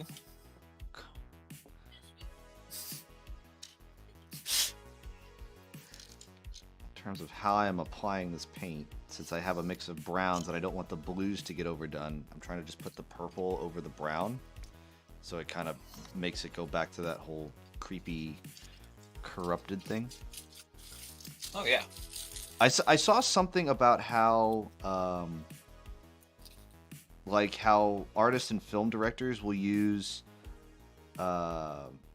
pinks and purples and blues to kind of make something seem Nighttime or daytime? Like no, like more. This is something like in horror games and in horror movies. It's like these are things that are not like outside of normal. This is paranormal Mm-mm-mm. shit. Yeah, this is not naturally occurring. Yeah, this is not a natural thing like using pinks and Mm-hmm. purples and stuff like that. And then you have like the more of the greens and uh, yellows and some reds to like indicate like this is normal. Like this is Right. reality without actually telling you that. So I think that's kind of a cool way. But also with these vampire corrupted bases, um, purple. I don't know. I like see. I just looked at Warhammer Total War in terms of inspiration for what does vampire corrupted land look like, and it's Mm-hmm. this is what I came up with. Yeah, yeah. I was actually when you showed me that I didn't put together that it was the vampires. But what Kitsune and I had just actually tonight started a Total War campaign together, Oh, and we're playing. She's playing Von Karstein, and I'm playing Vampire Counts. very nice. And because we've tried a couple of times, it was like I was trying to play the vampire counts, and she played the dwarves, and we both got negative reactions from people we normally ally with. You're like, "Oh, you're friends with the dwarves," right? Yeah. and Wait. So we were too far apart to give each other any kind of military aid. are you both playing as the Von Karsteins, or like is one She's Isabella and playing the as other Von one? Karsteins, and I'm playing as the counts. So both Von Karsteins, but Who's the one leader of the as, Counts? That's what is that? Uh, Vlad I Von can't remember who I Karstein? picked. I can't remember who I picked because there's Heinrich is something was Oh, the one that Heinrich I picked. Kemmler, Yeah, the necromancer. Heinrich. I actually like that dude. He's funny. Heinrich Kemmler. Yeah, that's. I wonder where they got the name. I don't know. So actually, in the last stream, I don't know if you were in chat when I think it was Grimos. I don't know if he's here in chat. When he was asking me like, hey, so what's up with your army? Like, what's the leader about? To, like, try to build a backstory if I ever went campaign mode with this army, which I do plan on doing, probably in my deployed status. So I came up with his. So the name of this vampire lord is Karl von Liechtenstein. Mm-hmm. You know, in reference to another, in reference of a Ulrich von Liechtenstein. Right. And it's like we just kept going and going. It's like, yeah, how did he get a zombie dragon? Oh, he found it, and and he's like, he was a social noble that then, you know, like now that he has this zombie dragon, now he's become the head of his house, and now he has to like prove himself. And the very first, like, just kind of little test game that we did for the 15mm stuff, Carl was the last unit standing, and it ended with Carl against an elf noble on a phoenix, and I think like some weapons masters. Mm-hmm. And like he was holding his own. He was doing fine all by himself. But it's this whole thing of like his whole army was decimated, but him and this zombie dragon are the only things left. And so now he has a history of, like he has to like build. He got a story now. Yeah, he's got a story, and he has to build his army to be stronger because, his only trump card is this dragon, and everything else he had zombies. His other units just got like instantly decimated. It was bad. But I've got some minis somewhere, and you know, hopefully if we can do this again sometime, I'll see if I can't dig them out for that. But I've got some hit bashed and like storied minis because you know 40K or you know whatever game you're playing. Yeah. Most of the time, it's not a campaign. It's it's essentially these guys are you get them together for one battle. Yep. This is one of the things I was talking to Kitsune about, like why Necromunda and campaign games are better or more fun for Yeah, me like at least because Mordheim. Yeah. yeah, exactly, because you just carry them on to the next time, and you Hmm. start to care whether or not this guy lives. And so these kind of 40K all in, I don't care if I lose half my army with this gambit, I need to win this one battle thing. That Yeah. shit stops happening because you wouldn't do that if you needed to play another battle with these guys, right? Yeah. So because the campaign play is pretty rare, I've only been able to do it a few times. We've co-opted rules, and there was Heralds of Ruin, I think, was one rule set where it allowed you to kind of continue on with the whatever your points were. Hmm. Um, did you ever play the Dawn of War series? I have played. I have played Dawn of War 1. I have dabbled a little bit with 2, and we don't talk about that other one. Yeah, that other one doesn't exist. Exactly. I don't know what you're on about. Yep.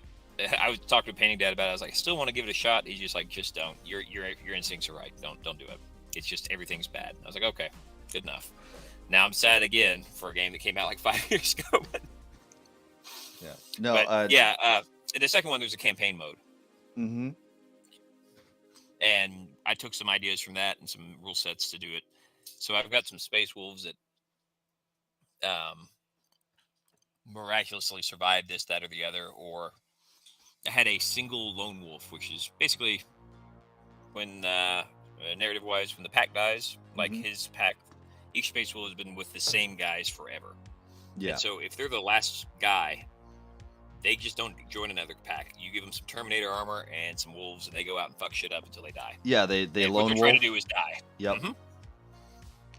I had a lone wolf that toed to toed a shitload of Necrons, and so I've got a lone wolf somewhere with a bunch of Necron stuff on his base because after that happened, just because it didn't go with the rest of my army, it doesn't matter. It's like that one Terminator guy has Yep. got like disassembled Necron bits on his base because in this one game he did Yep. that. I actually have that with one of my. It's a Space Marine. It's a Reaver. So one of the Primaris Reavers. Mhm. And it was like one of the very first games I ever played. I was playing one-page rules with a buddy of mine. We were just trying it all out. But the game that we were playing, because we just kind of were starting to get to this point where we wanted to go campaign with it. I gave him a name and everything like that, and then it turned into this dude like did a Medal of Honor run because it was a King of the Hill kind of game. So the last round, he runs out. He runs to the objective. No one was in range, and he runs out to the objective, and he just stands there for the rest of the match, just getting shot at, and barely hangs on. Like he lives through the hail of fire that he was getting, and he won me the game. And so I like glued on another purity seal onto him and painted it up. I was like, here's your medal. Now with extra purity. Now with extra purity. So that was his prize. He got another medal. Yeah, see, for the most part, when I try stuff like this, it's like that one gambit or the thing. Yeah. It doesn't work. Most of the time, it just doesn't work. Like Yeah. that guy is supposed to hold the objective. In my experience, even if the guy's been rolling ones all game, I'm like, all right, I need this to work. I put that guy out there. He's like, oh look, I found all my sixes, Yeah. and then that guy is done in like Yeah. a half a turn.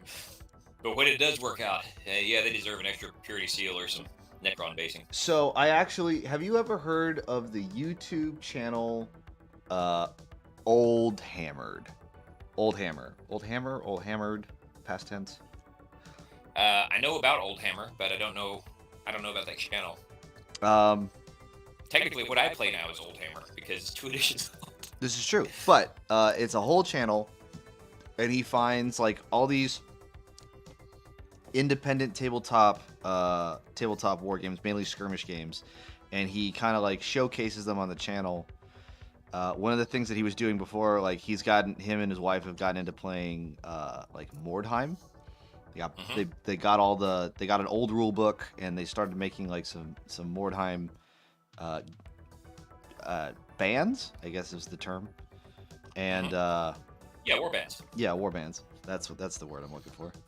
They made some warbands. They played a couple games, but then he also found this really old. Hey, Ryokasai, how's it going? Welcome into the chat. But he found this other game that he found. It was from Osprey Games. It was called Kobolds and Cobblestones, Yeah. which uses a deck Great of name. yeah, it uses a deck of cards, and instead of dice, and you use like poker hands, except for when you're casting magic, and then you have to go. Then you play like blackjack, Huh. and What you a make bizarre system. That's and you cool. can make your gang out of any faction that you want because it's miniatures agnostic. So you can have a skeleton with elves being in charge, and there's an orc in charge. But the thing is that they have, they have different alignments. So they have a black aligned and a red aligned to match with the different colors of the deck. Mm-hmm. And sometimes like the good ones are like red, and then the bad ones are black, or the evil ones or destructive ones, whatever you want to call it. And if they are within close enough proximity with each other on the battlefield, like they might not do they might not activate because they're bickering with the other person on their in their gang. Yes. Which there's rules for that. I don't know about the new ones, but there was rules for that in 40K. I was actually showing Katsuna the other day because she was talking about who could I play with Tyranids? And I was like, no one. It's like Skaven. Gene Stealer cults who in the 7th rule book Mm-hmm. don't have their own entry. They came out later 7th, so the original rule book doesn't even have them listed. They're just considered Tyranids. Oh. But so who gets along with the Tyranids? Everyone hates the Tyranids. The orcs like them, but only just because they want to fight them. That's it. Yeah, it's because they're a good fight. Yeah, that's exactly how. That's like the Skaven. Like Skaven are the same exact way. No one plays nice with the Skaven. I think maybe Nurgle forces will play nice with Skaven because the Skaven are like, we worship you. Please give us diseases. And it's like, okay, dude, chill. Yeah, I figured that I've got this idea to paint up some Skaven, and honestly, that's a venture. I'm not gonna I want to do. There's some snipers for more time, right? Some Skaven snipers. Yeah. I was like, oh, that would be cool. And a guy that I follow on Patreon, he just put out some. He's got a monthly painting competition. And I was like, and one of the models he put out was basically a Skaven sniper. And I've been kind of thinking about it for a while. And I was like, well, this is a good excuse to do that. And I still might not, because I'm afraid of getting into yet another kind of. I don't need another thing that gives me a reason to have lots and lots of new minis. So, I backed a Kickstarter that was a Skaven. It was a Skaven Kickstarter, and it's every single different type of Skaven, and they even broke down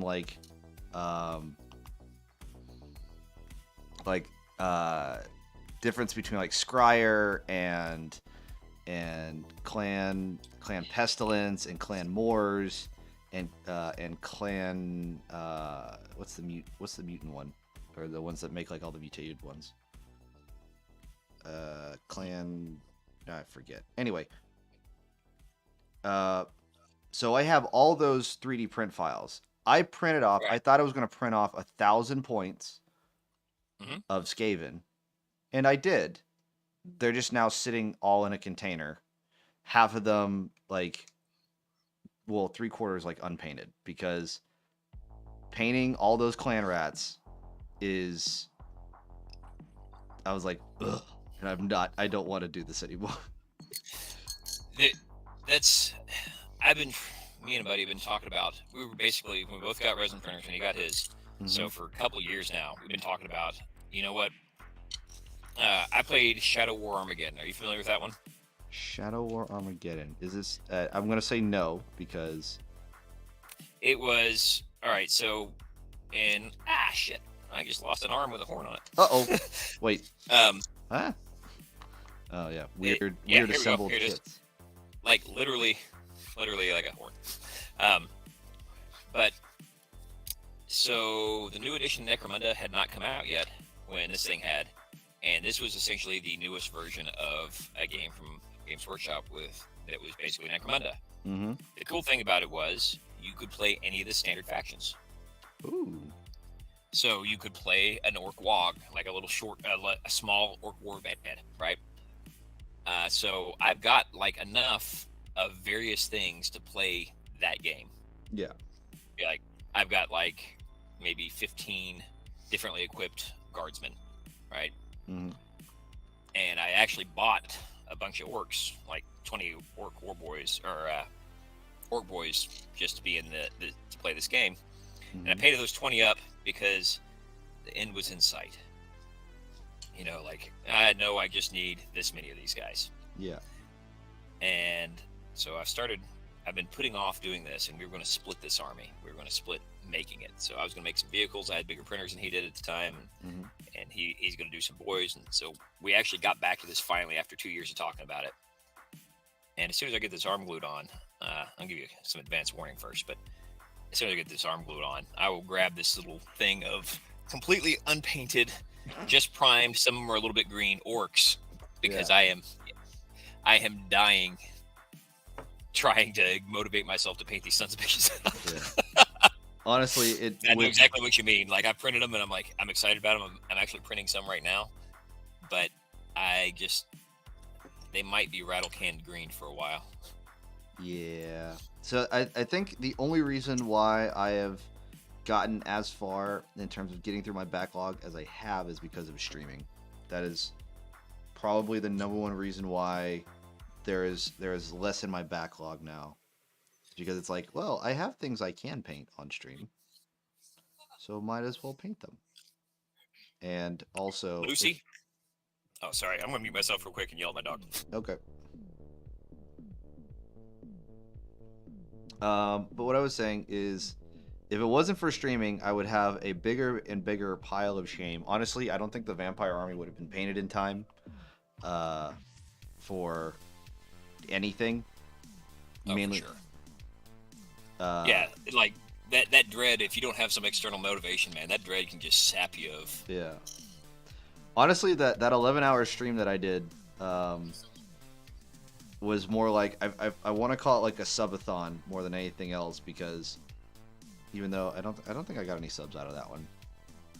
I'm not sure. But can people see what I'm doing?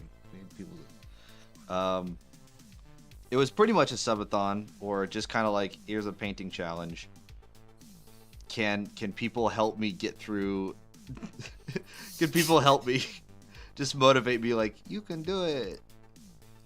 But of course, I did it on like a Tuesday. Right. Everyone's working. I should really be doing something akin to that at some point. Like I should do some sort of subathon or something like that, because and I got to figure out something. One of the things that I've been thinking about is, like, I've got a handful of things like busts and the like, where I want to paint them, or I have been painting them, and because so much of what I do is essentially it's all just work stuff, right? I very rarely get to paint my own stuff anymore. Yeah. And I get embarrassed, like,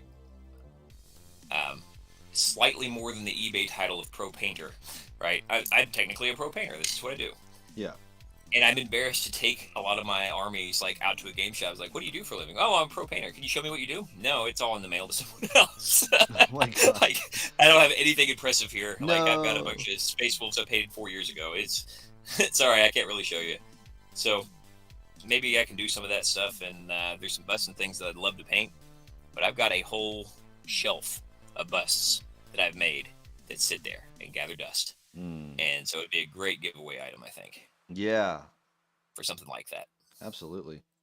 Get it off my shelf, put it on yours, and all it costs you is hang out for a while. Maybe do a subscription. I don't know. Yeah. Ah! Oh, hey, Cazador's here. Hello, Cazador. How are you? With you experience in the workshop place. Cazador, you jumped ship to go hang out in my stream? Oh, he sent one to me, and I'm not sure when that was, and I just didn't reply to him. Now I'm a dick. Yep. your Shame on experience you. in the workshop place, have you ever printed a mold for silver or any other metals? Yeah, I'm working on. As far as this is going to be a little off topic from the hobby thing, but That's not fine. necessarily. Yeah, yeah. So I am working on this. You can print molds for molten metal, but the real way to do it is to make a master with your printer, a super high resolution master to make your mold out of. There's a couple of silicone alternatives that will handle things like high temperature things like white metal for miniatures, for instance. Yeah. Like you can start making your own molds from that and just kind of build it that way. I can't remember the name of it, but Smooth On makes one. It's a specific one, 760 maybe, and you can 3D print something, pour this silicone, make a mold out of it, and then you can actually pour pewter or white metal into it and make your own metal minis, which is pretty cool. Yeah. But as far as printing for other stuff, mostly I just make like sand molds or that sort of thing as far as printing for casting. And I just cannot afford a laser sintering machine to take powdered metal and 3D print it into a thing yet. Oh, snap. Hello, Rio. geez. How are you? Thanks for coming chat. I got some people here in I got some people in my chat doing some crazy things here. All right. Screaming Cazador, thank you so much for the follow. I appreciate it. Oh my goodness. I'm trying to get through all of this stuff. Hold on. Was that a gifted I cackle every time someone fucking redeems a drink. Yeah. And in the meantime, your woman has asked me to stretch. Even though I'm not faking this stretching sound, that is exactly what's happening. Also, Screaming Cazador, thank you so much for the gifted sub. Greatly appreciate it. I know that Zombie Bunny Creations is gonna like it, and also Rio, thank you for cashing in for me to drink some more beer, and then also I was gonna cheers for the follow, Cazador. Oh my God! Oh Jesus! Whoa! Whoa! Oh my goodness! Samurai. Whoa, Jesus, Samurai, Samurai. thank you so much for the 10 gifted subs. Hold on. You're the Let me dude, go man. confirm this. Oh my God. I saw Samurai had subscribed to me the other day, but it happened right at the beginning of my stream. I said thanks, but there wasn't even anything on when he did it. So Samurai if I hadn't pulled it in, thanks Samurai again, for the man. 10 gifted subs. Oh my goodness. Thank you so much. That is awesome. Who all got subscriptions? We're gonna call them all out so we can they can all express their thanks here. 6 Seconds Magic. That's a cool name. I really like that. Undertaker Real, Lord Grimos, Master Mouse, Scottish Jim, Sons of Rollo, Indolent B, Gilleen 82, Admiral Ryder, Merlin Models. Oh, Merlin. Yeah, enjoy your sub. I wish I could say, hey, enjoy your badge and emotes. There was only like 2 emotes. Working on that. That is a work in progress. But thank you so much for the gifted subs, Bamurai. Everyone show Bamurai some love in chat. Please. And you know what? For that, I'm just going to slam this whole beer. I'll go get another. Thank you.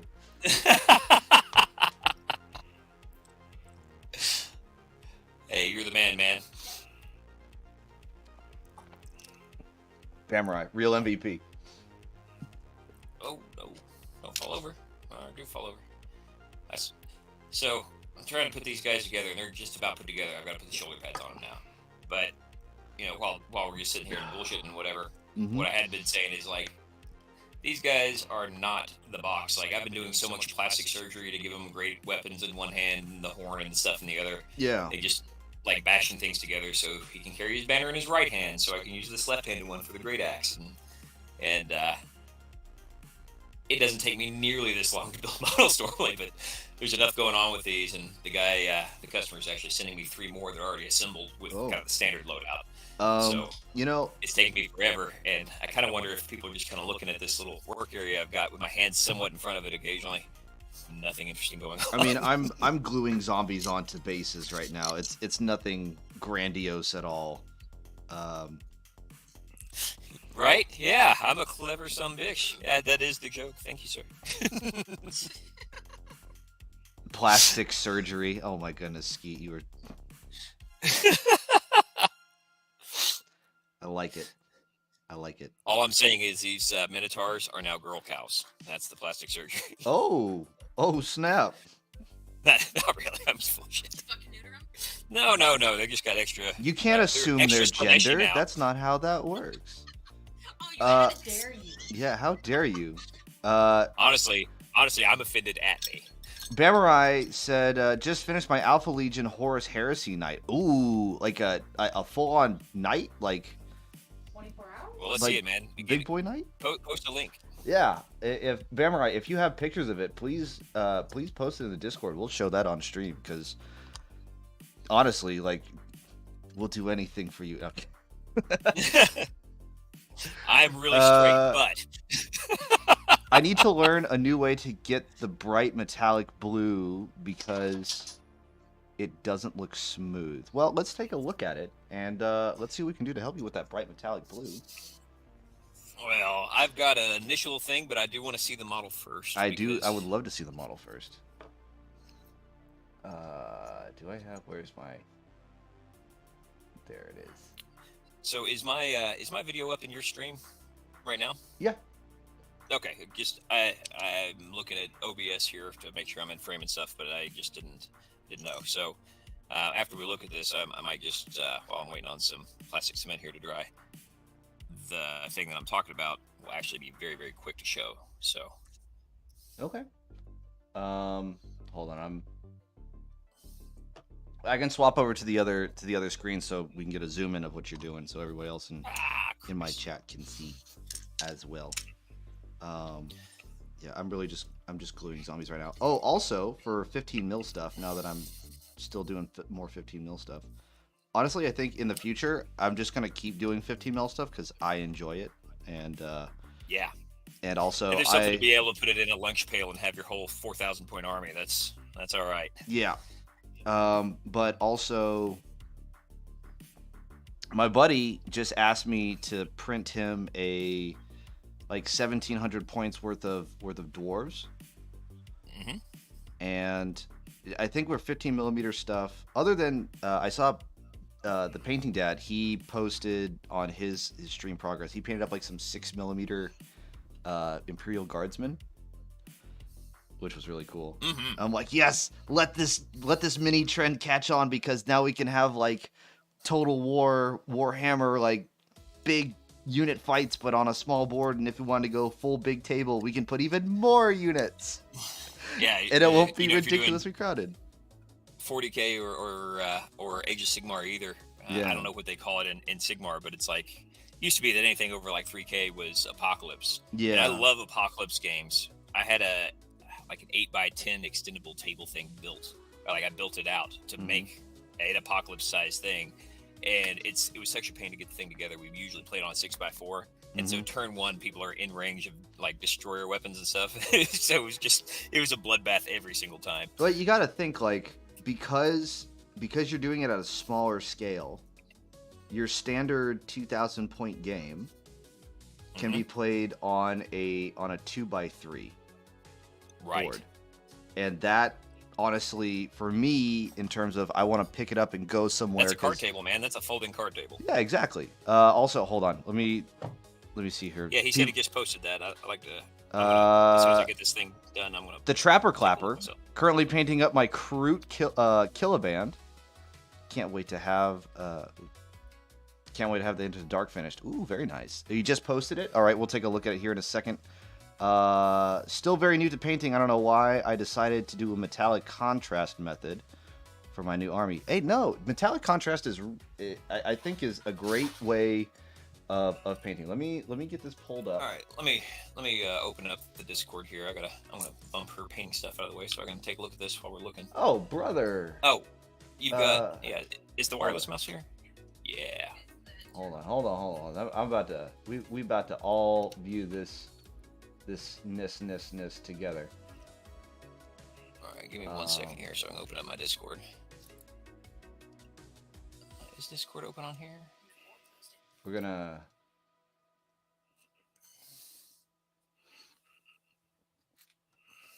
Okay. I think I see what you're talking about. Um, and I think I have a solution for you. But before I get into that, let me show everybody. Lucy, go to your Bam. room. Look at that. Are you able to bring it up? Are you putting it on your screen? Yeah, I'm putting it up on my stream right now. There it is. There is the night. It looks great. I don't like it. Okay, Nothing Oh wait, super hold on. crazy. Oh my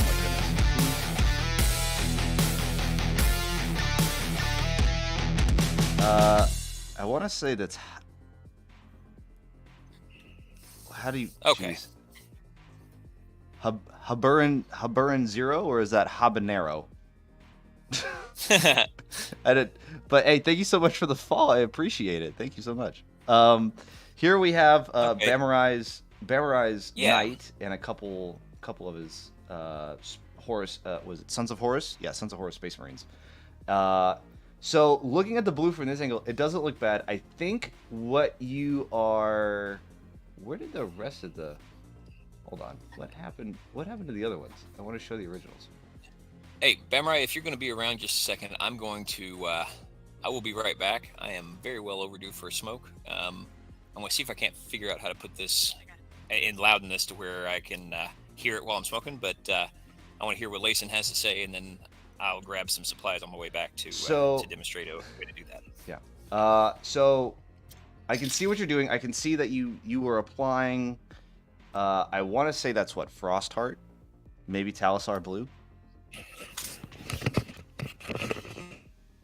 Skeet says smoking's bad, by the way. Nerdgun. We all know. We all go, yeah. Smoking's bad. A Kellen Green. Okay. So because you're saying you're new to painting, I'm going to assume that you do not have an airbrush. And that's why I figured you're gonna hand paint it in. You do not. Okay. Now NerdGun will probably give you a good technique. The hard part with contrast paints in general is that when you're applying it over large, smooth surfaces, that because contrast is supposed to pool into recesses, and if it doesn't have any recesses to pool into, it does tend to be streaky, like you see on your knight here. You do see those brush strokes. You have been looking into it. Okay, that's good. Honestly, you can't go wrong if you just look on Amazon. I think the very first airbrush set that I got, it came with the compressor, it came with a tank, and it also came with an airbrush itself. And it was like $120. I don't know if you have that kind of money. I'm assuming so after you just gifted 10 subs, which thank you so much again for that. But I don't want to make any assumptions. I would say, yeah, that's a good airbrush set. If you don't want to go with anything that big, you can definitely look into kind of the more hand portable airbrushes, and applying contrast through an airbrush will give you a more smooth layer because you're not using a brush stroke per se. Now, what you will have to do if you do airbrush it, either you're going to have to mask off all the areas you want to keep silver, or you're going to have to paint silver over, like, you'll have to paint silver over those areas that you airbrush, that like the airbrush contrast paint got into, which I think a little bit of cleanup work will save you a whole bunch more time, or will give you a better effect than trying to just paint on the contrast paint. Now, other brands you might want to look into would be Army Painter Speed Paint for airbrush stuff, because it's cheaper and you don't have to use like a whole pot of a Kellen Green in order to paint a knight. And it's not like if you really wanted to do it again, it's not unsalvageable. And are you trying to keep that metallic undercoat to come through the blue? Or are you willing to kind of like put some more paint over it in order to get like a more solid blue, like a more not opaque. What's the word I'm looking for? I don't know if anyone in chat can help me.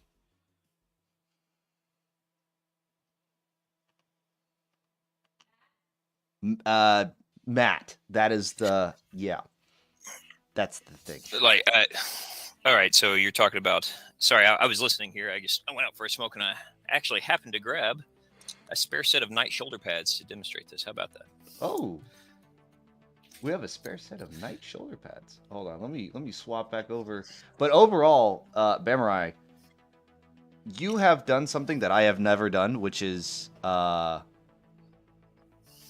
a night, and I've been very tempted to paint a night. Also, Mr. or MRV8R, I want to say Mr. Vader. I'm pretty sure that's what that is. Welcome to the chat. Thank you for joining the kickback. Let's see. Yeah, I don't know why the camera doesn't show. It actually has metallics into it. Yeah, because contrast paints are by design are translucent.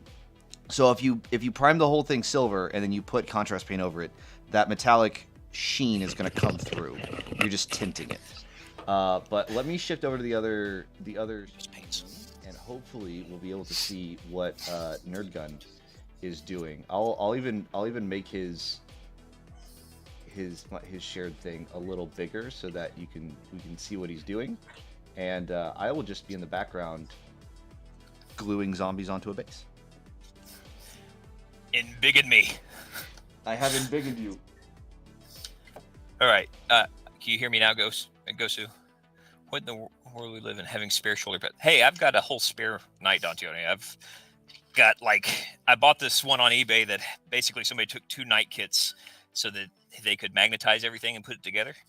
And again, it was one of those things where I just didn't have the time to paint it yet. It's one for me. I have 2 nights and neither one of them are necessarily completed.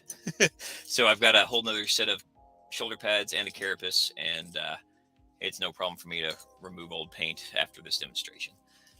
Those are some pretty Princess Big Girl bucks that you can have just spare nights floating Hey, around. look, I find shit on eBay, man. Like, I have not paid full price for a model for myself in a long time. It's a smart spending of pretty Princess Big Girl bucks, but it's still pretty Princess Big Girl bucks. Yeah, okay, fair. I'll go with that. So I'm going to use an Army Painter one as a base, but this is Shining Silver. There's Rune Fang Steel, and which is a great metallic base. And for all of these kinds of things, I like to do for metallics. I don't know where Leeson sits on this. I do a black prime every time. You can get a lot better depth, I think, with it. Yeah, I agree. If you do a black and then you put metallics over black, it looks significantly better than if you're going to do another over anything else. All right, so I'm going to do 2 things here. The first thing is I'm going to put some on there and just do this by hand, because I'm assuming, since you're talking about getting an airbrush, or since Leeson was talking about getting an airbrush, that if you don't have one and you're new to painting, then the airbrush technique is not going to work well for you since you don't have one. But so I'll do one. I've got 2 of them here. I'll do one with the airbrush and I'll do one with hand brush, and neither one will take very long to at least demonstrate this. It's not going to be finished shoulder pads at the end, but the technique that you're talking about can be demonstrated both ways. The airbrush is much faster, and the blends are easier to do. But Bamurai, how long have you been on here? Because I know Leeson's talked a couple of times. Like I know you followed me last night, and I appreciate that. It was right at the beginning of my stream, and I'm sorry that was the intro stream of mine that you saw, because oh man, my brain was overheating from fever, and I was just bitching about, like, that was the first thing I said. It was like, hey, thanks for the follow. I'm not sure how enjoyable this is gonna be. But all right. AMX 7 or AMX VII. AM is cool. Okay, thank you so much for the follow. Hey, I appreciate it. How are we doing tonight? Oh, we're doing good. We are NerdGunPainting. Our esteemed, lovely guest for this stream is here. He's about to show off a good way to do kind of like tinting metallics, and because one of Bamurai in chat has asked what's a good way to do that. Also, we're just here, just hobbing and hanging out. I'm gluing zombies onto bases, and we're about to learn some cool stuff. So yeah, sit back, relax, have a drink. Good times. Anyway, continue, Sir Nerdgun, as I crack open this beer. All right, so you can use either of these things. This is my homemade airbrush medium. Again, I've got to get a sticky and I'm going to have to just put on schedule a time to mix these things up. If you've been watching Lason's thing, then he's said a couple of times, I've got a wash and glaze medium here. It's glaze, not milk. Glaze medium and not milk. Yep. Yeah. And so I've got two actually sitting here. I'm going to have to move this chat window over so I can see what I'm doing, make sure everything's in frame. Okay. So there's my two shoulder pads and a Minotaur that I don't want to get all metallic. So if you buy the cheap stuff and you got an airbrush and you don't want to go through the process of making up your own, you're not sure if this is going to be one of them lifetime hobbies where you start putting tons of money into all the supplies, I totally get that. But the cheap way to do it is to get some airbrush medium from Army Painter. Then, as always, shake my paint and put just a drop or two in here. And what I'm going to do is use this as a base coat for one of these.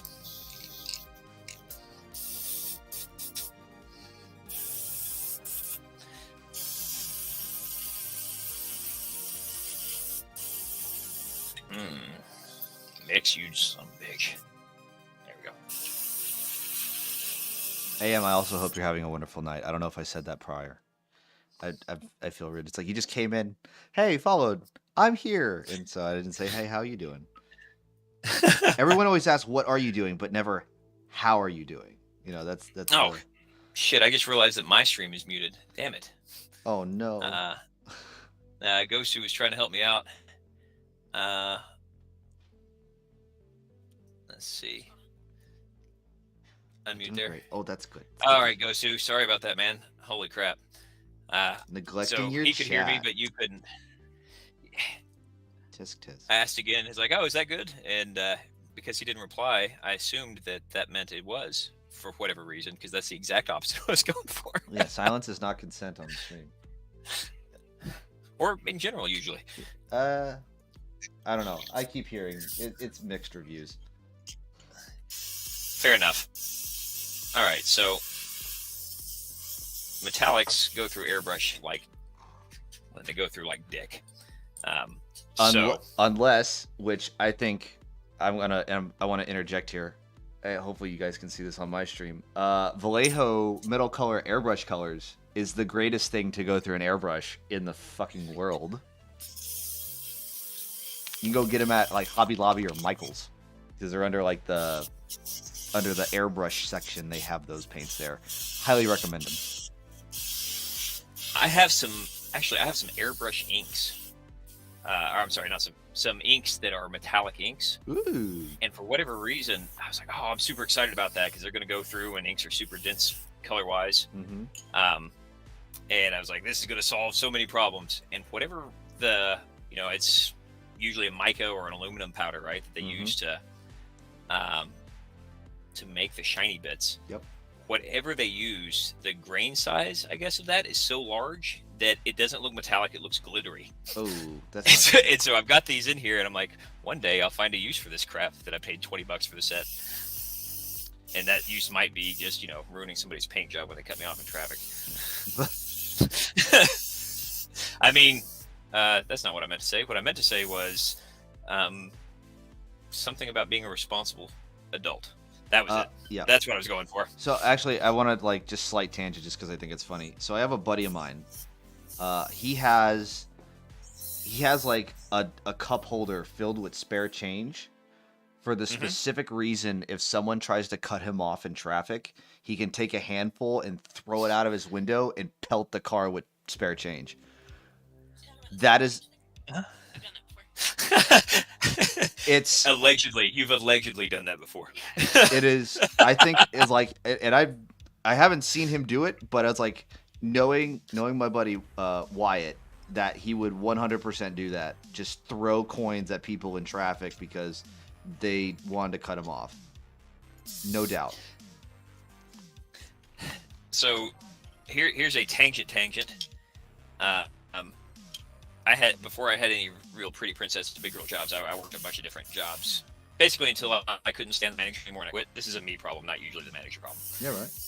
And one of those was the Huddle House, which is like a Waffle House, right? Okay. And we did the late shift. And so I did some waiting tables, but I mostly did, it was short order. And now it bugs me because the amount of effort that I had to put into just like being nice when I didn't want to be, or like providing good service when I didn't give a shit and I was sick or tired or just didn't care about the job or whatever. Mhm. Like that took effort, but you still do it, right? And so I guess I was probably 19 or 20. I got this waitress that was just the worst, maybe the worst waitress I've ever had in my life. Yeah. And so I gave her a tip, but it was this big complex Machiavellian tip, right? Where I took 9 cents and I put it into a drinking glass, took one of the laminated menus, flipped it upside down, pulled the laminated menu off, and left it on the table with the water still in it. Oh my And God. so the girl was like, "Why the hell did you put like 9 cents in there?" I said, "She wasn't worth a dime." I didn't. Damn. Also, Bambarai says the airbrush makes me sad. He just base coated the shoulder and took like 20 minutes to paint. Oh yeah. Yeah. I'm doing the base coating part because you can base coat. The skill to base coat something is basically getting thin enough paint to do it. And looking at your night, you definitely at that point. So I just thought I would skip over that for. Bambarai, I'm just gonna let you know that NerdGun's skill with an airbrush far surpasses my own. So do not compare yourself when it comes to using an airbrush. Now, I would suggest getting an airbrush, especially for painting up a night, but do not compare skill and speed with NerdGun because he's leagues. I'm pretty fast at it. Yeah, I do it a lot.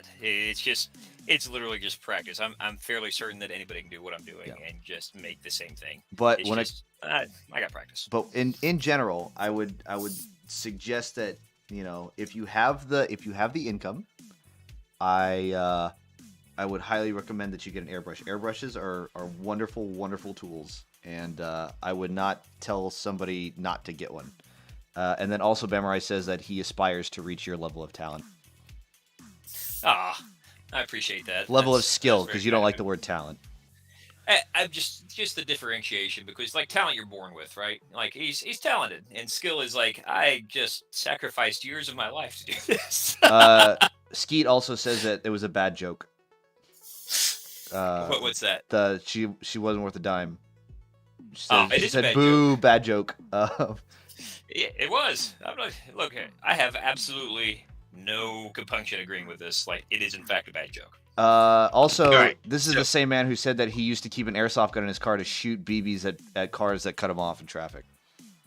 Fair enough. I feel like you can get pulled over for the cops for something like that because they don't know that you pulled a gun on them, or like Hey just an man, airsoft I gun. gotta say from the perspective of somebody who like taught concealed carry for over a decade, right? Mhm.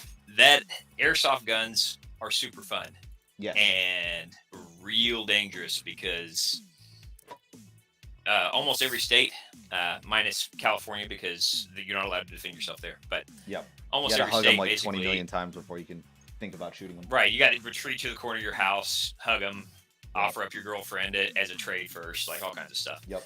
So the what is it? Facts as they appeared at the time are a huge deal with those with defensive violence, and it's a real easy thing to say. I thought it was a gun because it's shaped like a gun, and he Yep. pointed at me like a gun. Yep. Look. All right, so here's a nice looks like a cheaty duck. thing Sounds for like you. a duck. probably a duck. I'm gonna see if I can't. Layson, can you Yes, do you sir. mind putting that back on your Discord? Or I'm sorry, the Discord thing. Would you put that picture back up for just a second so I Yes, and look at sir. the colors I he's using? absolutely can. I love how we're like tag teaming this. This is good shit. It's the way to go, man, for There sure. you go. Was that? Hopefully that Y- transferred over. Give it a second. There was a delay. Bam. There it is. Yeah. I just get to sit back and glue shit on the bases while you get to just take over my stream. It's great. Okay, so all right. Now, Bamara, the thing that I'm doing is, so I'm looking here at, now I'm looking out on my girlfriend's phone, being the wonderful lady she is, so that I've got like 3 or 4 screens going here. And so what you're wanting is kind of a transition from your blue on up. Am I getting that right?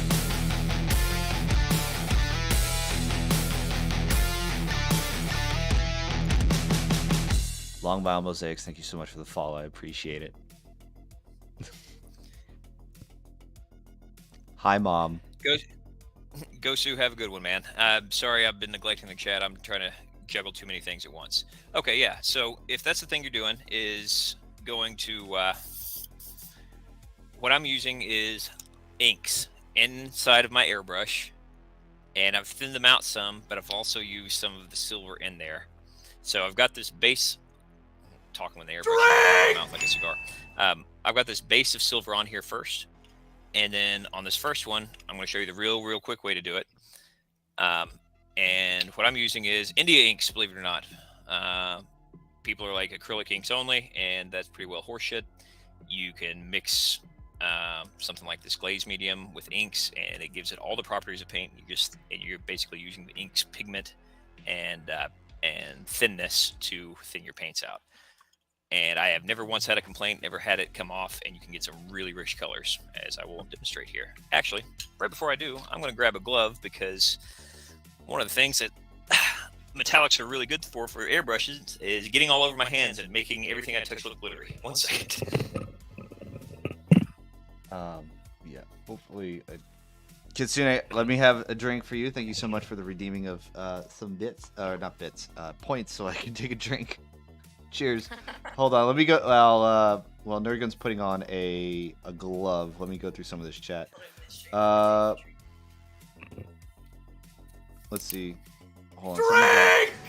Hold on, I'm getting there, guys.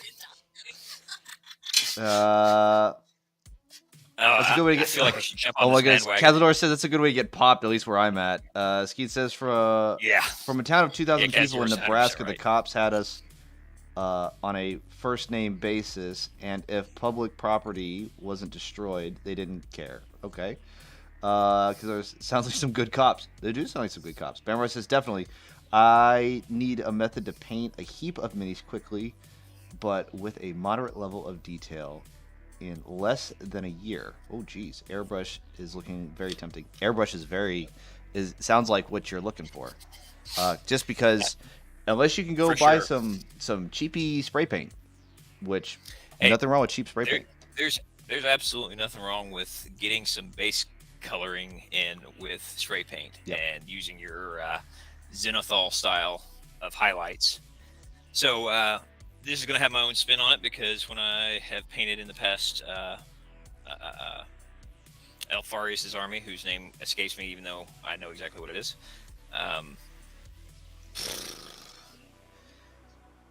Yeah. Anyway, this color, I tend to push more toward the blue greens for their coloring. So this, I could paint this red, and it would apply exactly as well. So first, I'm going to use a turquoise ink here, and this is just kind of mixed in with a thinner and the silver that I had before. And so I'm going to hit it underneath. Jabrin Zero, what do you mean by CNC? I feel like that means like something in contrast. That's all I can think of. CNC, unless you're CNC on my kilt. Oh, comments and critique, constructive criticism. Oh yeah, There we go. absolutely. If you yeah, okay, comments and critiques, constructive criticism. Got it. Okay, cool. Yeah, absolutely. If you want to post it in the in my Discord, Greenleaf Terrain Studio. Hey, do you guys even beer and airbrush? Yes. I don't know what you're on about. Of course we beer and airbrush. I don't put beer through the airbrush though. That's the one thing. Alfarius Omegan and yeah, Alpha Legion. Alpha Legion is what I'm looking for. Thanks, Ben. I appreciate that. What's beer? I don't know. All right, so the This first is stuff just put water. on there. This is just water. This stuff that I'm drinking. The first stuff put on there is a tint of this, and so you can see that because I've mixed the silver into this, I've still got a good shine to everything. The next thing I'm going to do is up the amount of silver just a little bit. I'm going to find my scrap mixing brush here and add a little bit more silver to this to improve the shininess, because I'm going to do a kind of secondary coat here Big underneath facts, that Greenleaf. with a darker blue. Greenleaf says that airbrushing beer is next level. I agree. It's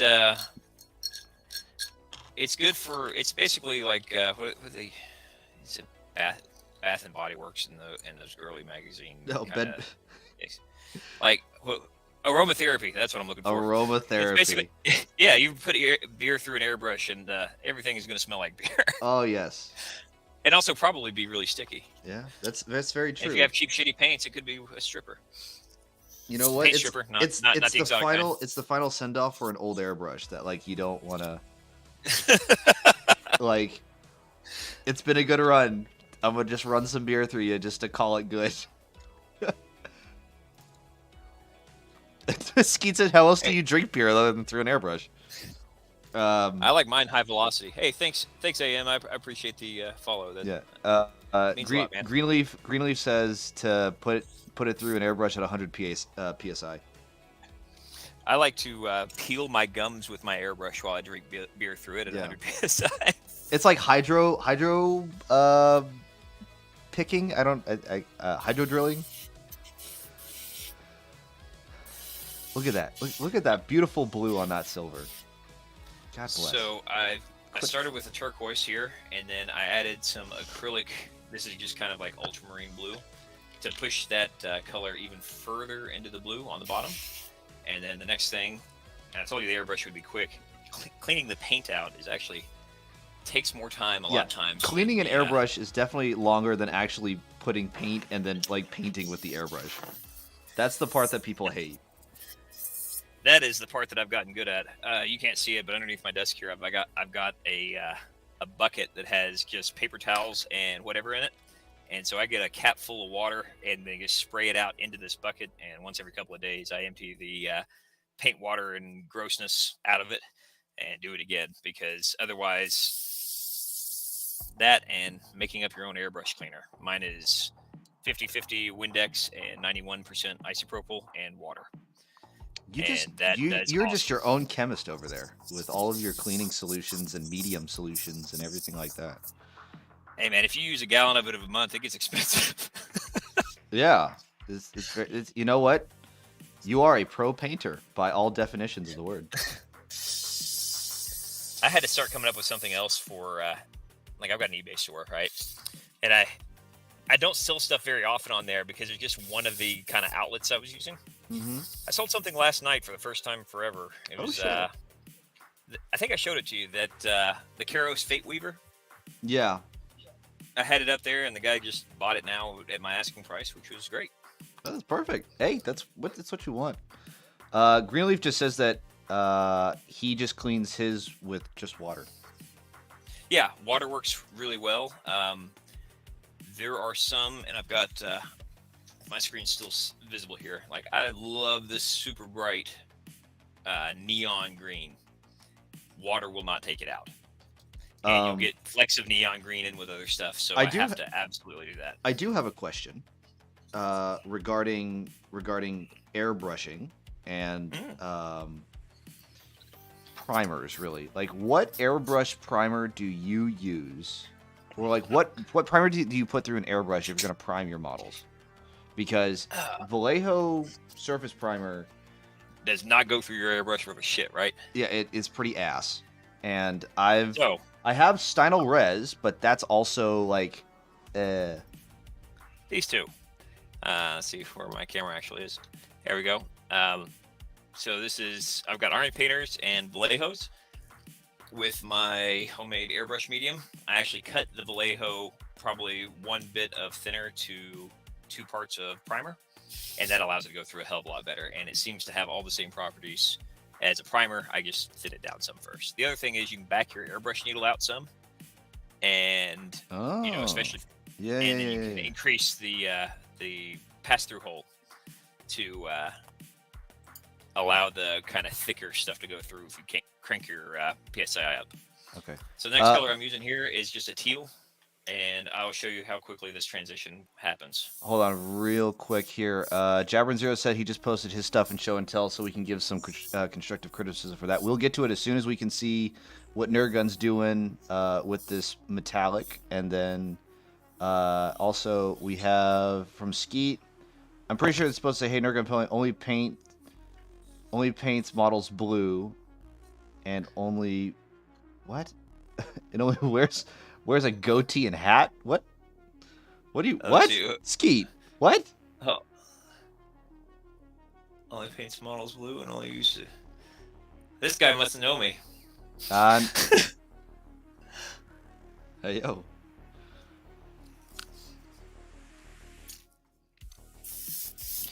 Like Heisenberg. Oh. Drink! Oh my goodness. Yes. Okay. I will. Also, Basalt 77. I don't know how he knows exactly that I always wear a goatee and a hat, except that he must know me because I've never had my face on stream yet. No. Basalt 77 says I use a Badger Patriot for priming. I'm convinced you could put gravel through that thing. Sell them as any other trouble. Jeez. I have a Badger Patriot, Extreme Patriot 105. I don't know. I don't know what to think about it in terms of like putting primer through it.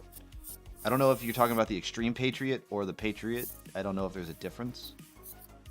I have been having some issues, but I do usually primarily use this airbrush for priming. I need to get a 0.2 airbrush for like fine detail, and then maybe I can be on NerdGun's level. I honestly, now in retrospect, and get a 0.3. 0.3. You're not going to be doing. Yeah, you're not going to, for the most part, you're not doing eyes and stuff with it, right? Like, get a 0.3. It's a lot less hassle. Okay. I'm also trying to do 15 millimeter stuff. Right. I mean, 0.2 is fine, but the difference in the kind of line I can get, like really fine line I can get with the 0.4 compared to the 0.2, it's pretty minimal. Like, and you got to have really super good double action control and just really only give a little bit of air in order to get super fine lines either way. So the needle size is kind of like, imagine to get really fine lines and do that kind of thing. Imagine it like a magnifying lens where you want to burn an ant, right? Yep. There's one distance that it does that and nowhere else. It's either too broad or too tight after that. Gotcha. I am gluing on some 15 millimeter scale vampire quartz models that I 3D printed and painted actually just this last week, and I'm now gluing them onto bases. So yeah, fun times. I will show off. I'll show them off in what I've been doing. I still need to like glue tufts onto them, so that's something that's happening tonight. But we will do that. Hurry up, NerdGun! Damn it. We got a show to run. All right, so I hit it with the teal, and then the last thing here is going to be I mix more of the silver in with the teal that was already in my airbrush. Thanks, AM. To give me a more of a transition. Yeah, that looks very iridescent. So now when I move the thing, you should be able to see you've got that smooth transition, and this is the point that goes up. And so the things that are going to be in the lighter are brighter here. It doesn't look like one thing. Yeah, go ahead and do the show and tell, and I'll prep to do the brush version of this. Okay. Beep boom, beep boom. Boy, this We are popping in the chat tonight. Oh my goodness, everybody! Thank you so much for coming and hanging out with us.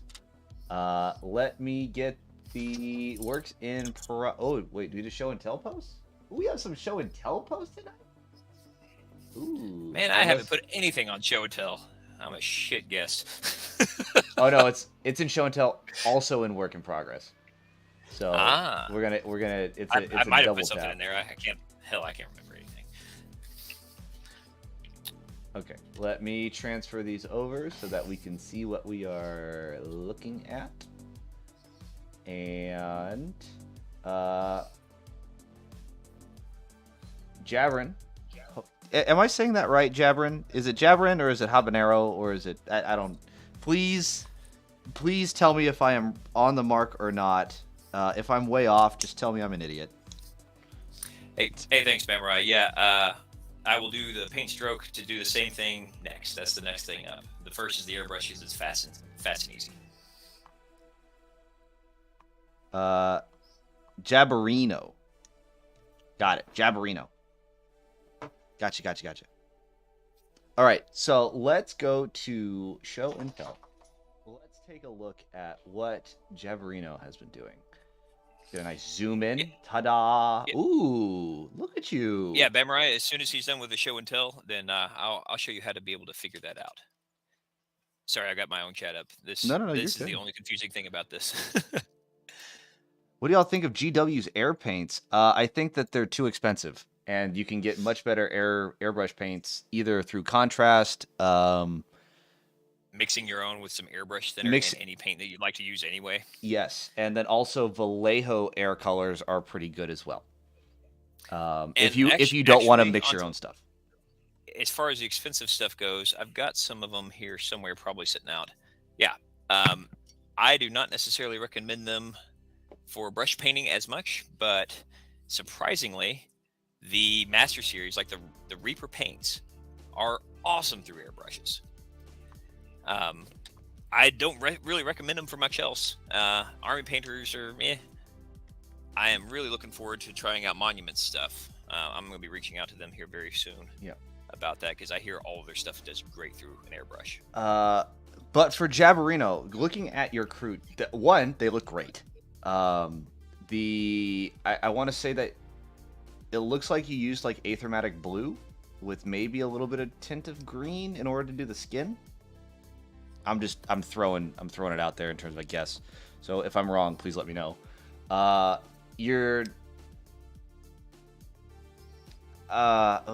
see here. If you're looking for critiques, like we can I can give you some recommendations on things that I would do. Iron Rack skin and Pox Walker shade. Oh. Ooh, very nice. Okay. All right. Hold on just a second. Where I've got OBS up, I can see you and me. I can see my OBS, and now I'm having to open up your your stream on a secondary window so I can see this.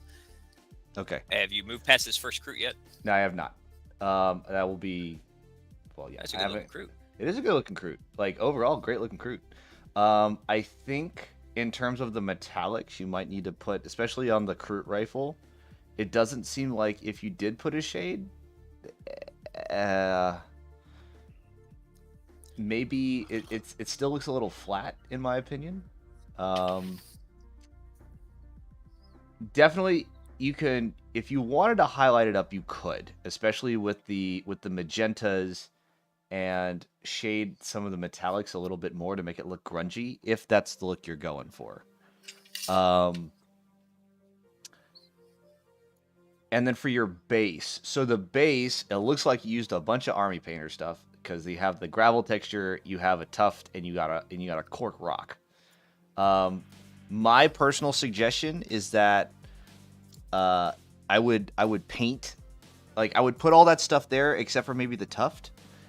I would paint that, like prime it with something, paint it up in the color scheme that you want, and then put the Kroot on top of it. Because, oh my goodness, what is going on? Oh, Jesus. Really? You had to subscribe right as I'm trying to explain shit. But thank you. I It's appreciate you. no, hey, it's just my 2-month subscription anniversary is what it is, and Oh, I thank just shared you. it.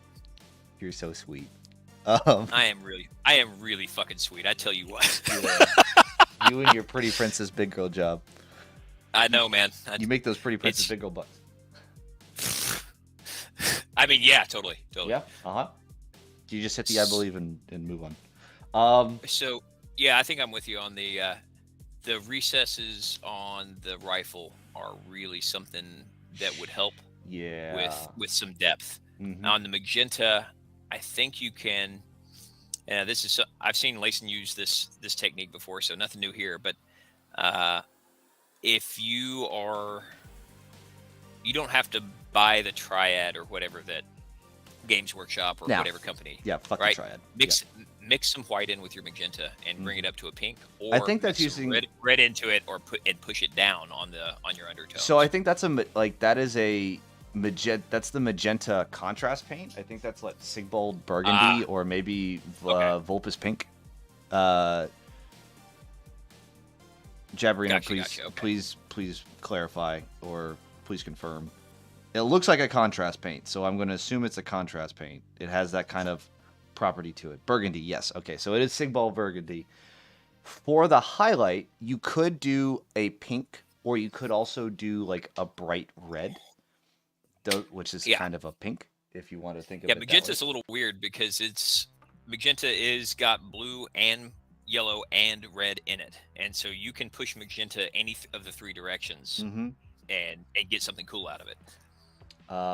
And also, I think making the lacing that's up in the front of the Groot rifle, if you wanted to put a little bit of like off-white on that or like some bone color to make it look, the stitching kind of pop out a little bit more, I would also recommend that as well. But yeah, I think your metallics need a little bit more depth in terms of either shading, or sometimes if you really want it to look more grungy and dark, you could also just go over it with Basilicanum Gray and then highlight it up from there with the base metallic color that you put on there.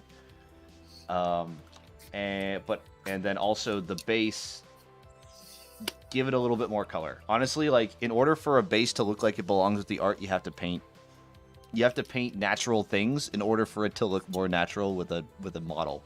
It's a weird paradox. On that note, there is a super highbrow princess big girl job sort of trick that you can totally use for this. Oh, bless. Which is the idea of a mother color. Are you familiar with this one, Layson? No. This is like some art school shit that I pulled out of a book. See, I haven't done the art school shit. This is why you have the pretty Princess Big Girl job and I don't. I didn't go to art school. I just I could read. That's all. Oh. Hey, reading will also take you far in life. This is proven. I watched Reading Rainbow. I heard the song. Hell yeah. So there's the idea of a mother color where you can mix. Like, say I want my mother color to be like the teal that I used on those shoulder pads just a minute ago. Mm-hmm. I'm going to mix a tiny amount of teal in with every paint that I'm using. Just a little bit.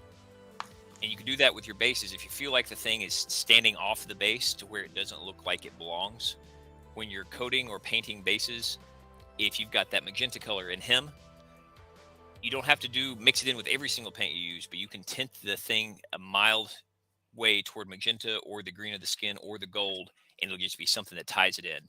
And that will make it look more like it belongs. If that makes sense. Yeah. I don't know, Jabrino. Skeet says I failed art school. That's why I started trimming my mustache. Oh no, Skeet, you're a clown. You're a payaso.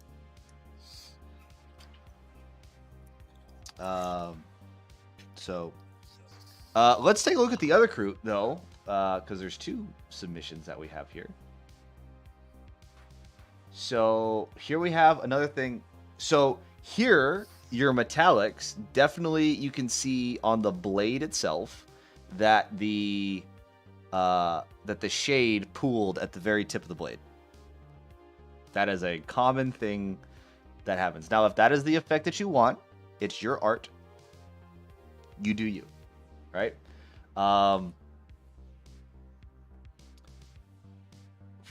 the basing is going to remain the same in terms of my critique on that. It looks, I mean, the big thing that I look for when I look at people's models is like, can you color within the lines? Right? If you can color within the lines, then everything else is like extra credit. Yeah. Because who am I to get really judge? good at coloring in the lines before you break coloring in the lines, right? Yeah. Learn the rules first, then do whatever the hell you like. Yeah, but that's when you can start getting to OSL and all sorts of shit. With the where you're talking about the blade, it's where the wash has run down toward the center of the blade or toward the end, right? Yep. So 2 ways to fix that. One is to do it I'm going to attend my model while it dries away and get the extra off the end. The other is to just invert your model so that effect goes the other way. So point the blade up when you put the wash on there, let gravity help you out. So then it comes away and goes toward the base where it's going to be more shadowed and stuff by the arm. Using gravity as your friend with washes is really the way to go. Yes, I agree. That, or you have to like not just cake your model or like, just drown your model in wash, and then you have to kind of wick some of it up as you go along. Yeah, that. Also, don't be afraid to thin or thicken your washes with other pigments. Yeah. Like, there's been a lot of talk here recently. I haven't bought any washes from GW in quite some time, but that they changed the formula and now it's like not as tinty as it used to be. Correct. Which a lot of people like because it's a lot easier. It works like a. Yeah. Let's see here. Katsuni just dropped that huge model.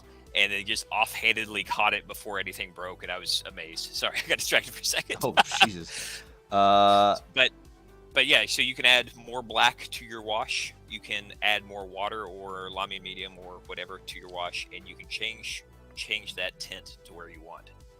They have like a blue wash. I know for sure. I can't remember the name of it, but they've got a blue wash and a black wash. You can take a tiny amount of a blue paint that you like, mix it in with the black wash, and end up with a blued steel wash. Yeah. Works super cool. I think. Sorry, moving on. Yeah, moving on. But yeah, in terms of like overall, if I would be happy to put those on a table and play with them for sure. Totally. Like there's no doubt in that. But if you said looking for critiques, we're gonna critique you and tell you what's up. My big thing is the base. I think the base is kind of like the overall thing that ties everything together. So as I am like trying to glue these. Shit. Oh, Christ, Bamurai. What did Bamurai do? Did he just spam you with a whole bunch of gifted shoves? Fuck yes, he did. Yeah, he did. Bamurai. Jesus, man. MVP. Dude, I appreciate you. That's real humbling. So there's one for Dantione and for Jesus. Sarian Buckle and Scream Cazador, the Funk Bandit, Bigger Candy, Dima Volkov Paints, Screen Games. I want to pronounce that like it's German, Volk2, but it might be Volk2. And then MP Jedi. And Hyper Chameleon, who Hyper Chameleon, I never really considered myself to have fans, but told someone on their stream that they were the #1 Nerd Gun fan, and I appreciate that. Oh, I don't think anyone's ever gone in anyone else's chat and said that they were Lason's #1 fan. Maybe Dantione, maybe. Well, she's cuter than you are, man. That's true. Yeah. This is 100% true. I had a. Hey, he says he needs an airbrush now, and the Cadia stands box might be a testing ground. Oh my goodness! Absolutely. Yeah, that'd be a good one. Oh my god, I'm super tempted with that Cadia box. I don't usually spend money on plastic crack these days because they 3D print most of my stuff. But that Cadia box is like, I might relapse a little bit. Yeah, Bamurai, as far as the tips go, man, anytime. Whether we're doing this thing here or on my own, Gosu, he went to bed here recently, but like he came up, he's like, hey, I'm doing this one particular thing, and I am always painting some commission crap, right? It's always happening. And so because of that, it's no problem at all for me to just drop something and pick up a base. Like, this is this technique. It takes 5 minutes. But it's hard for me to be able to judge whether everyone wants to see this one technique. If it's like 9 out of 10 people don't care, and the one other person is like, meh, well, I'm not gonna bother spending the time on it. But if you've got something that you're wanting to know, or that I can just demonstrate, that's about half the reason I started the channel anyway. It's like, I'm doing these things, and this is how I go about it. Mm-hmm. That to have somebody to talk to. Well, yeah, having someone to talk to is really big, because I tell you what, trying to talk to yourself on stream is a son of a bitch, boy. I hate it. It is Alright, difficult. so if as far as Jabarino, like, before I move, I don't want to move on from your thing. If you had questions or nothing was clear, but if not, then what I'm going to do is I'm going to push on to the let's do this with a brush side of this. Okay. Give him a second to respond there, and then. Yeah. So. Dante, what do you mean? Show you all the stuffs? Exactly what stuffs? Be careful what you ask for here. I am a hairy dude. Look at my arms. Well, you can't see it, but never mind. Yeah, Jabarino, if you have any more questions, by all means, please let us know. And if you are still painting along with us, painting stuff, she says in all caps. I could see her angry eyes behind those words. If you're still hopping along with us, Jabarino, and you want to share off some more, by all means, just let us know in chat, and we shall look upon it again. All right. But please keep us guys? Yeah. Oh yeah, I'm still gluing, guys. Please keep us updated on the progress. I would love to see how it turns out. All right. Well, if it's not too much to ask, let me ask for a share your screen here, and I'm going to start on this other one. God bless. All right, here we go. Yep, I made you bigger. You have the floor, sir. I'm just going to keep gluing shit. So, hopefully, I'm not encroaching too much on your jam here. We're just hanging out, dude. Yep. I agree, but you know, I'm pretty sure people want to watch airbrushing more than they want to see me gluing shit onto bases, especially these bats, because it's kind of a pain in the ass. All right, so now I can actually see what I'm doing. So you were asking about thinning paints out, and you said that you see me thin paints, but not sure how to go about it. And so I'd love to give you a really simple answer, and there isn't one. For the airbrush thinning paints, the consistency you're looking for the most part, I've heard it best described as skim milk consistency. That's what you're looking for. I hate that. It's not. Yeah, I know, but you know exactly what I'm talking about, right? It's like a terrible way to describe it, but if you could think of anything else as that consistency, I would totally get away from skim milk. It's very true. It's like, I don't drink skim milk. I'm a real boy, and I drink whole milk. Like that's all that goes through my mind in terms of like when they say, "Hey, it needs to be like skim milk." I'm like, "Fuck your skim milk. I don't give a shit." Hey, like, if you come up with something better, man, I am all ears, because I would love to not mention skim milk ever again in my life. Oh my goodness. Skeet says that Lason's trying to hide the fact that he eats leftover glue between models. Quiet. Shush. Hey, he doesn't eat it. It's for other things. Quit snitching. All right. So say prevent beer shits in the morning. I'm going to start. Now, these two shoulder pads are going to be very different colors because I'm using different techniques and paints for it. So just overlook it. But let me find the appropriate. Oh, jeez. There are only two types of milk: whole milk and imposters. I agree. Just making sure you're not eating glue. Oh no. Come to check on you. Make sure that this is not a thing. I'm not eating no glue. All right, so what I might do, since there's this nice line down here, there's actually two ways that we can do this. I am making my own contrast medium here, or I have my own contrast medium, but I'm going to be using contrast paints that you can get. and so you can replicate this pretty easily, I believe. You being all fancy. And well, so I didn't realize that I was using contrast paints for a lot of years. Mm-hmm. Like I just thought, It's paint. it's paint. I didn't realize that using super high pigment stuff like inks and that kind of stuff, the specific consistency was contrast paint until GW told me it was.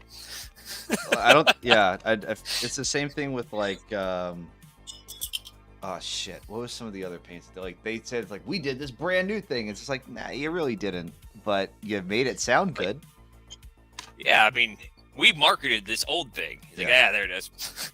Or like the slap chop method, which they didn't come up with slap chop, but that the whole slap chop method thing came out. No, they're not claiming that. No, that's mediocre hobbies has coined slap chop, but he hasn't. He doesn't claim the technique. He just gave a name to it. Title for it. Yeah. Gotcha. All right, so I've got some Army Painter paint. This is Hydra turquoise, almost like it's specifically meant for this army. So that's right. Now I can take that. All right. See, I can remember the name Alpha Legion again, even though he said it in my chat just a minute ago, and my brain just went retarded on me. I thought it was doing. Wait. I don't know why I thought Sons of Horus. No, it was Horus Heresy, but he's doing Alpha Legion. So one of the ways you can do this is just mix your silver in with whatever paint you've already got, but you might end up with a kind of muted tone here. And so as far as thinning, if you can see on my brush, that is super, super thick. So if you with these things, you could totally use water, by the way. I like this because it doesn't change the properties too much. It's just my airbrush thinner. But the glaze medium, which Layson and I have, 4 times in your chat and several times in mine, describe the contents of that. If you're interested, I will, if there are enough people interested for me to do it, I'll just do a mixing it up one time. Let's start on this side. So to get your smooth paints, this is now really thin, and a good way to see, so I've got my little backdrop here. Take it over something that you're going to paint, and then see if you push your finger over it, if it becomes transparent or not. That's a really good way to do it, to see if it's going to give you an even coat or if it's going to be transparent. So make sure that I can be seen here. Nope. My camera setup's a little janky right now. So here we go. So now I'm just following this down, and one of the big things you're asking about smooth, putting paint on really smooth, is to go in the same direction. Like, don't go cross-hatching. Just everything in the same direction, because those little ridges up at the top of each paint stroke where it looks thicker, gravity will help you out. But even when I'm getting up here, I'm like starting and pushing the paint down so that I'm going all in the same direction. And just getting a base coat of this. And then the secondary part of this is really just glazing that on. So now that I've got this, I can, if I'm using just paints and not contrast paints, speed paints, whatever, if I'm just using that, then the next thing will be just to darken it. You can use inks. I like inks a lot, super high pigment. And you can just push it down in color or value. It's hard to tell you exactly which colors to use for these kinds of things, because it's like sometimes black is appropriate. Sometimes using a darker blue on these teals is more appropriate. So while everything's still wet, now I'm adding this darker color at the bottom. Hey, NerdGun, you got the stream here for a little bit. I gotta go to the bathroom. Yeah, all right, man. I'll see you in a bit.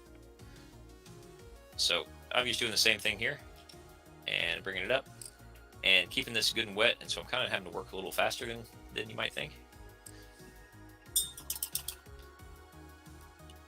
And then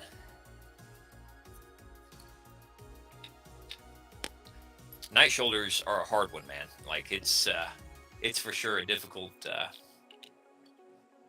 Sorry, my chat's not up, and I just realized that. There we go. Yeah, these are hard. Like getting good smooth lines on Space Marine shoulder pads is hard enough, but having this much open surface. And so this is glazing. You're just taking thin paints and you're mixing them together to get that color transition as you go. And so notice I've left some unmixed up here, and so then I can just drag them together to start blending these colors in and go lighter and lighter and lighter. And then you keep everything good and wet and just blend it as you go.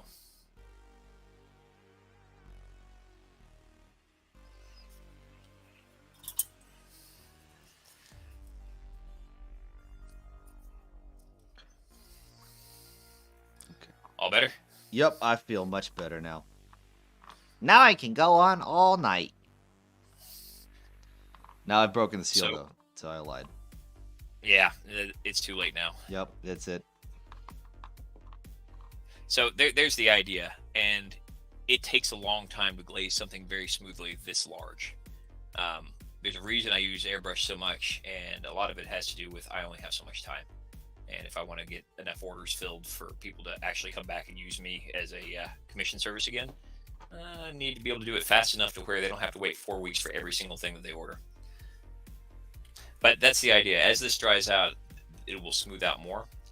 And you can just use whatever tints or pigments or inks or paints that you want to just continue to push that further and further. The big thing is with glazing to just keep working while it's wet. And just keep it wet, keep it moving, because once it starts to tear, you got to stop, and you'll have to go in and go pick up those places where the transition isn't as smooth, and you'll have to pick those up again after the fact. And reblending after the fact is much harder than keeping everything wet and moving. So I'm not going to go through the whole thing, but that's just kind of what I'm talking about. And you just kind of egg shit on up. And even if I'm moving back and forth, I'm still maintaining that going the same way.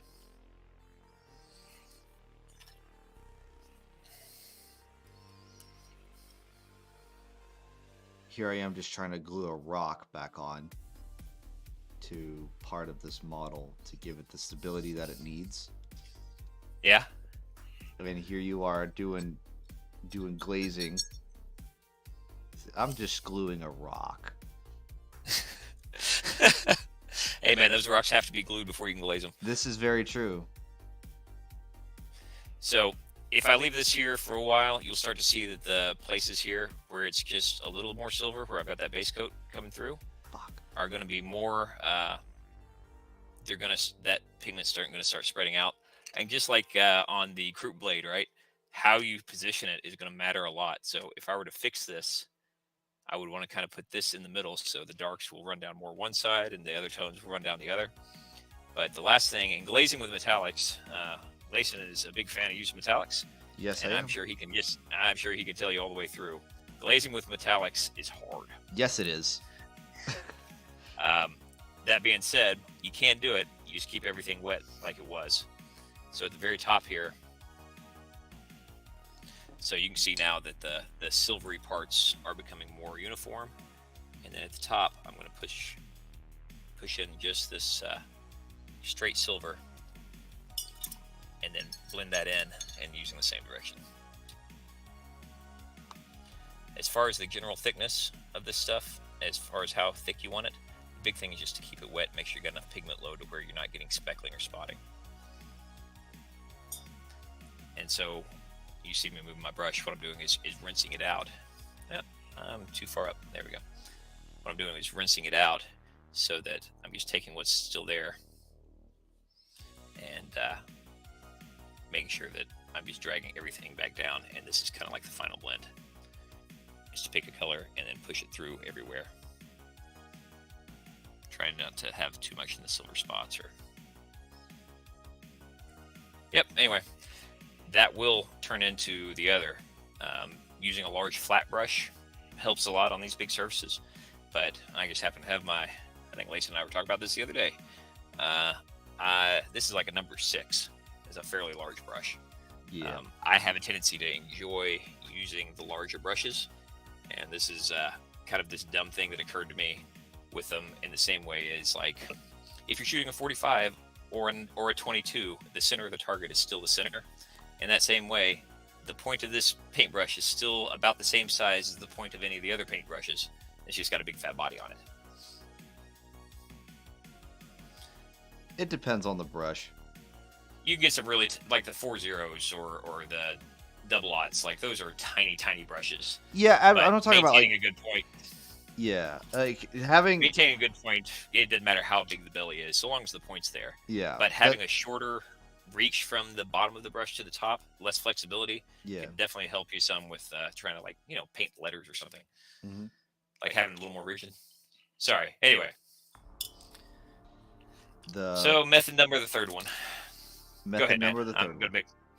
Yep, I'm gonna mix this up real quick. God, you So have more methods. I got 3 offhand. Jeez, I mean, there's Bamurai, you lots and better. lots of ways to do this. I hope Bamurai's taking notes. I hope he is. So I'm using 2 different contrast mediums here. I'm using Highland Blue and Prismatic Bolt, and it's just tealish green and blue. The Armor Painter ones, you can pick those up. Word of advice on the Armor Painter paints: you got to keep it wet. The moment you don't, the next layer of the contrast will absolutely. I'm going to turn this camera here so I'm not continually working out of frame. The moment you let it dry, if you try and put more of the contrast paint over it, you You'll will tear it. absolutely, yeah, it dissolves the previous layer. So you can put something on it to help that stop, but it will absolutely dissolve the previous layer if you're not careful. They are working on that though. Apparently, they have a new resin that they're using for their next line of Army Painter speed paints. So However, Army Painter speed paint through an airbrush does not seem to have that reactivation issue as much, if not at all.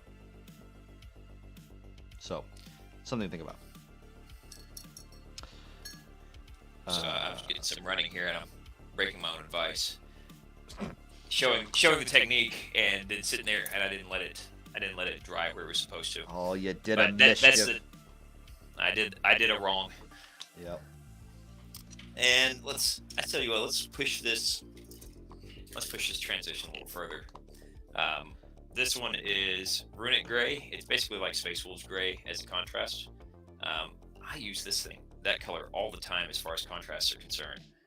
And I'm not sure that anyone should listen to me about how you use contrasts, because the way that I use them and how they're prescribed to be used, not the same. I don't. Yeah. However, GW pitched how to use contrast was wrong. We just accept that. And I'm trying to put all my army on screen right now, so everyone can see. Hopefully, everyone. Yeah, go for it. Look at that! Yay! Oh yeah, is that the whole army? That's all but 5 dire wolves. But this is about. Holy shit, man! Yeah, this. I mean, this cutting board is what is this? 8x11, and this is a 1,000 point army about. Nice. Yeah, like I was like, yeah, you could fit it all inside of a small kit. You could fit that all in a lunchbox with padding. That's awesome. Yeah. Basalt 77. I got a whole rack of Paladin Enforcers next to me, base coated with an airbrush with speed paints. They're reactivating like a motherfucker. Really? Are you painting? Reactivating. Are you trying to Like paint? paints? Are you trying to paint speed paints on top of speed paints? Basalt. And AM, I got these STL files from Forest Dragon Miniatures. They have a Gumroad page, so if you Google Forest Dragon Miniatures Gumroad, you will find their store. I think they just finished their Dire Elf army, which is Dark Elves, and they recently also finished. I think they are working on making more, but it is pretty much complete. A Seraphon army, their Vampire army. They have Bretonnians. And High Elves. I think that's all of them. There might be some more, but yeah. Forest Dragon Miniatures, great. Here's the thing: they come in 10 millimeter. So if you want them to be 15 mil, because this is what this scale is, 15. To try and give you some comparison, because I tried the original 10 mil. here is a. Hopefully they come to focus. Focus, please. Okay, here is a 15 mil. Where's a penny? I do have a penny somewhere.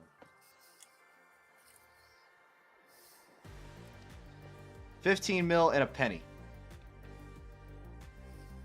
I hope you're not like in Europe to where you probably don't know the size comparison.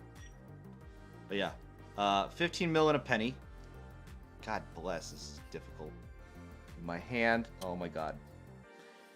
You get the gist. 15 mil and a penny, and then 10 mil and a penny. You can see 10 mil is significantly smaller. Now, if you want to play War Master, by all means, go with 10 mil, and go for it. Yeah, 10 millimeter is way too small. It is really difficult to paint. That's why I like to do 15 mil. It is just big enough to where you can be like, okay, I put some detail on it. But with 10 mil, it's like you're sitting there with a size 0 brush or less, and you're just trying to get a basic fabric line. Like you're just trying to put the paint in the right spot. I think 10 mil is almost ideal for a completely contrast painted something. Like just hit it with white and do contrast on 10 mil, because otherwise I think you're just asking for pain.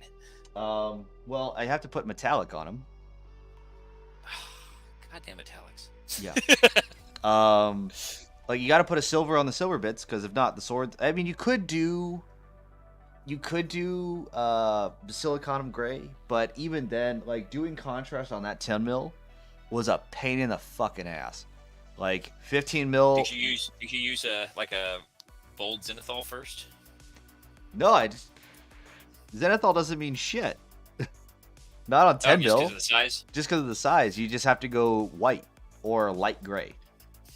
I would actually say if you're going to prime, go light gray instead of white. Yeah, okay, fair enough. For small scale. Because zenithal is like a 50-50 shot. Right. Mostly I was thinking I do the, for kind of extreme highlights and contrast to be able, and a lot of times, and I've said this about 5 million times on my stream, one of the biggest things for zenithal is like, I kind of understand how light works now, but the big thing is I need to be able to see what I'm working on. Yeah. And zenithal is awesome for just being able to see the details before I get to them, or as I get to them. I mean, also what I like to do, and this is the whole slap chop method, so take it as you will. You can do a zenithal with a black and then with like a gray, and then you will dry brush the model white, like a light dry brushing of white just to hit all the edges. So now you can know exactly where, and you just go in a from top to bottom dry brush around the model, so you can see where all the highlight points are, and when you just throw contrast on it after that, it actually does most of the work for you. It's the whole pre-shading the miniature for contrast. But let's take a look. What do I have? Yeah. Oh, no, gamer's grass. Where are you going? I'm going to be basing with some gamer's grass. Because why Very nice. not? Because I have it, and it seems appropriate. Yes, because I have it and I like it. And then also, I like to use tacky glue for the glue. So I didn't want to interrupt you. I've been sitting here very quietly working on this. Mm-hmm. And I don't know if you've been watching this or not, Bamurai, but so with those two contrasts, contrast is pretty rough because it really has a high level of surface tension. Mm-hmm. What's subpar player? What are you working on? Oh, sorry. I am, especially when I'm doing the collab thing, I have a hard time paying attention to my own chat. Sorry about that, man. I'm working on some night shoulder pads, showing a couple, 3 different ways that you can get smooth transitions on them, and we just happen to be doing some Alpha Legion ones. Ha! I remember the armor this time. Bing bong. So you can see, because the high surface tension, that's basically how contrast paints work, is they have a high surface tension. they get down into stuff, but that high surface tension allows the pigments to settle before the medium does, right? And so on big flat things, it's kind of hard to demonstrate this, but it's actually flattening out better than the other one was. I didn't glazing a shoulder pad this size is like a 40-minute job to do it right. I just wanted to show you the technique, not the finished product. I don't know.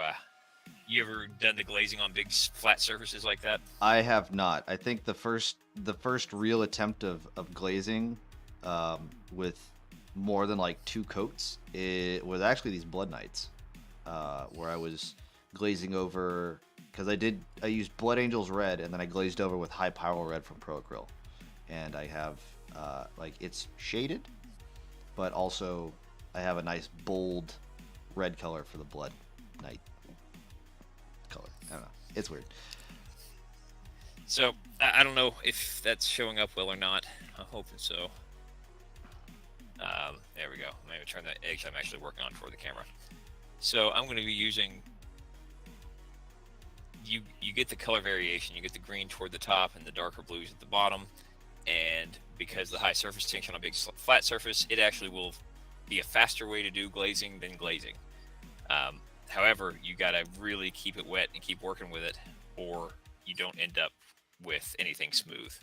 Like right here, and I've got some silver that's showing through, and really, while it's still wet, I need to move that together and Drink! pigments in where they belong. Goodness. Oh, okay, Dantioni. Thank you. I will drink. All right, Horde Army, so my painting is primer and some highlights. I don't have the patience. Hey, it all depends. I was just talking about a bunch of orc boys that I'm just not really looking forward to. The big guys are probably going to be well painted, and the 50-something boys I'm going to have to do to be able to run a basic army, they're going to be, you know, I still haven't tried the quote slap shop thing, but that seems like a good application for that. I've done slap chop a few times. I actually do enjoy its overall painting. It's no award-winning piece, but I tell you what, if you're trying to get through some shit quickly, it is a valid method. I wouldn't say that I don't want to say you're saving time.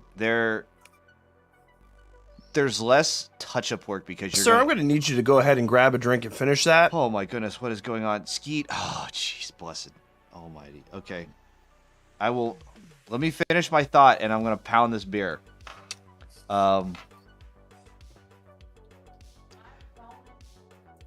Thank you, hon.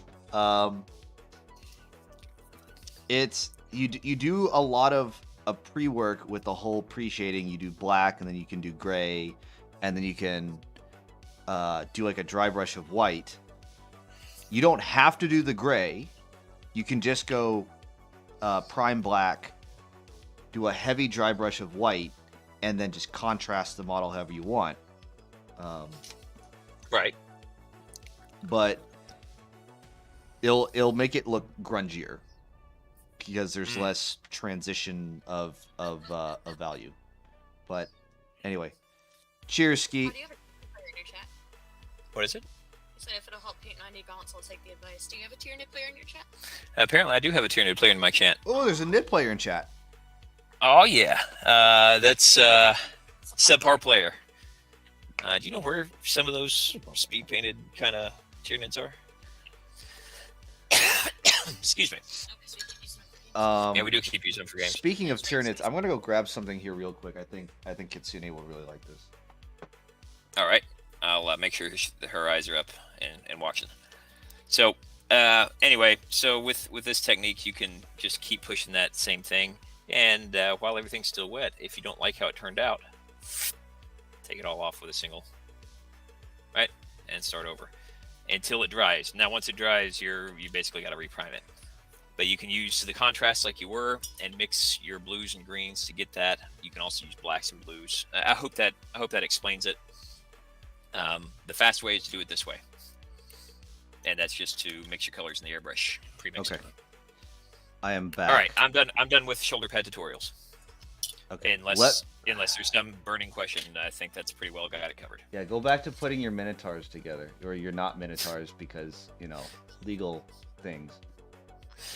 because we can't claim IP over things that aren't Minotaurs So or that are these, Minotaurs. so these are, they call these iron hives. These are these are STLs that I printed out. These are from the creator, the Maker's Cult. Oh yeah, There's a box. yeah. I know the Maker's Cult. I'm friends with one of those guys. Yeah. The mechanical Tyranids. I actually really like them. Like, they're super scary. The thing is I don't know. Maybe I didn't like put them together She really properly. likes them. But they're like really big for a 25 mil base that they're supposed to go on. Right, so they're on the cavalry bases. They're on like the bike bases, like the old bike bases. I like the idea of things just kind of. I mean, like I've got this Minotaur that I started actually painting on, right? Mhm. Hopefully, there's a delay between here and the camera, so I got to make sure that I'm actually in frame. There we go. He is way off of his own base. Like his axe is leaning forward, his tail is off, right? Yeah. And like the way that looks, like I would love to put a gaunt that size on a base that's appropriate for him, 20, 25, 28. Yeah. The reality of actually playing with those, like it looks super dynamic, but the reality of playing with one on a base that's much smaller than the model Yeah. is that it's like, oh, it's a piling move. It's like, great, let me chip every single thing that I've painted. Yep. Can you show Yep. him the diamond card? Yeah, absolutely. Since we're doing a Tyranid show and tell, this is where she's gotten so far while we've been hanging out and painting. This is her Dimacaron that she's still working on with her synthwave sunset pattern that she's come up with. Ooh. Further work. It's hard to get in frame because this thing's enormous, and I think my camera zoomed in. 1 second. Yep. It is pretty this. ginormous. There we go. I'm gonna lie. There we go. Yeah, so this is hers. The technique that Kitsune is pretty much using is, I kind of refer to it, this way of doing it is like kind of using watercolors. But it's not watercolors as they sit, but the entire thing is basically glazed. Like this whole thing is done using varying degrees of paint and for blending to get real smooth blends. She's not using an airbrush at all. This is all just hand brush stuff. And she's doing that very similar to how glazing the shoulder pad, except, more buggy. Not error buggy, more like bug buggy. Yeah, so anyway, It's there's a your nib. Dimacaron. We get it. It's a pyramid. Right, because bugs, you get it? Because bugs. It wants to eat my face. Yes. Very good. Very good. All right. Oh, somebody just did a thing. All right, now we can actually let Nerdgun get back to his original task of the night, which was putting together those minotaurs. That's a fact. That was my original thing. That was the original thing. I've just been happily gluing shit on bases. Look, listen, man. It's not nerd gun assembles. It's true. This is very true. Also, just any excuse to stop assembling shit is my least favorite part of this Ooh, whole process. Adeptus Tyrannicus. Is that what we're calling Basalt? Is that what we're calling those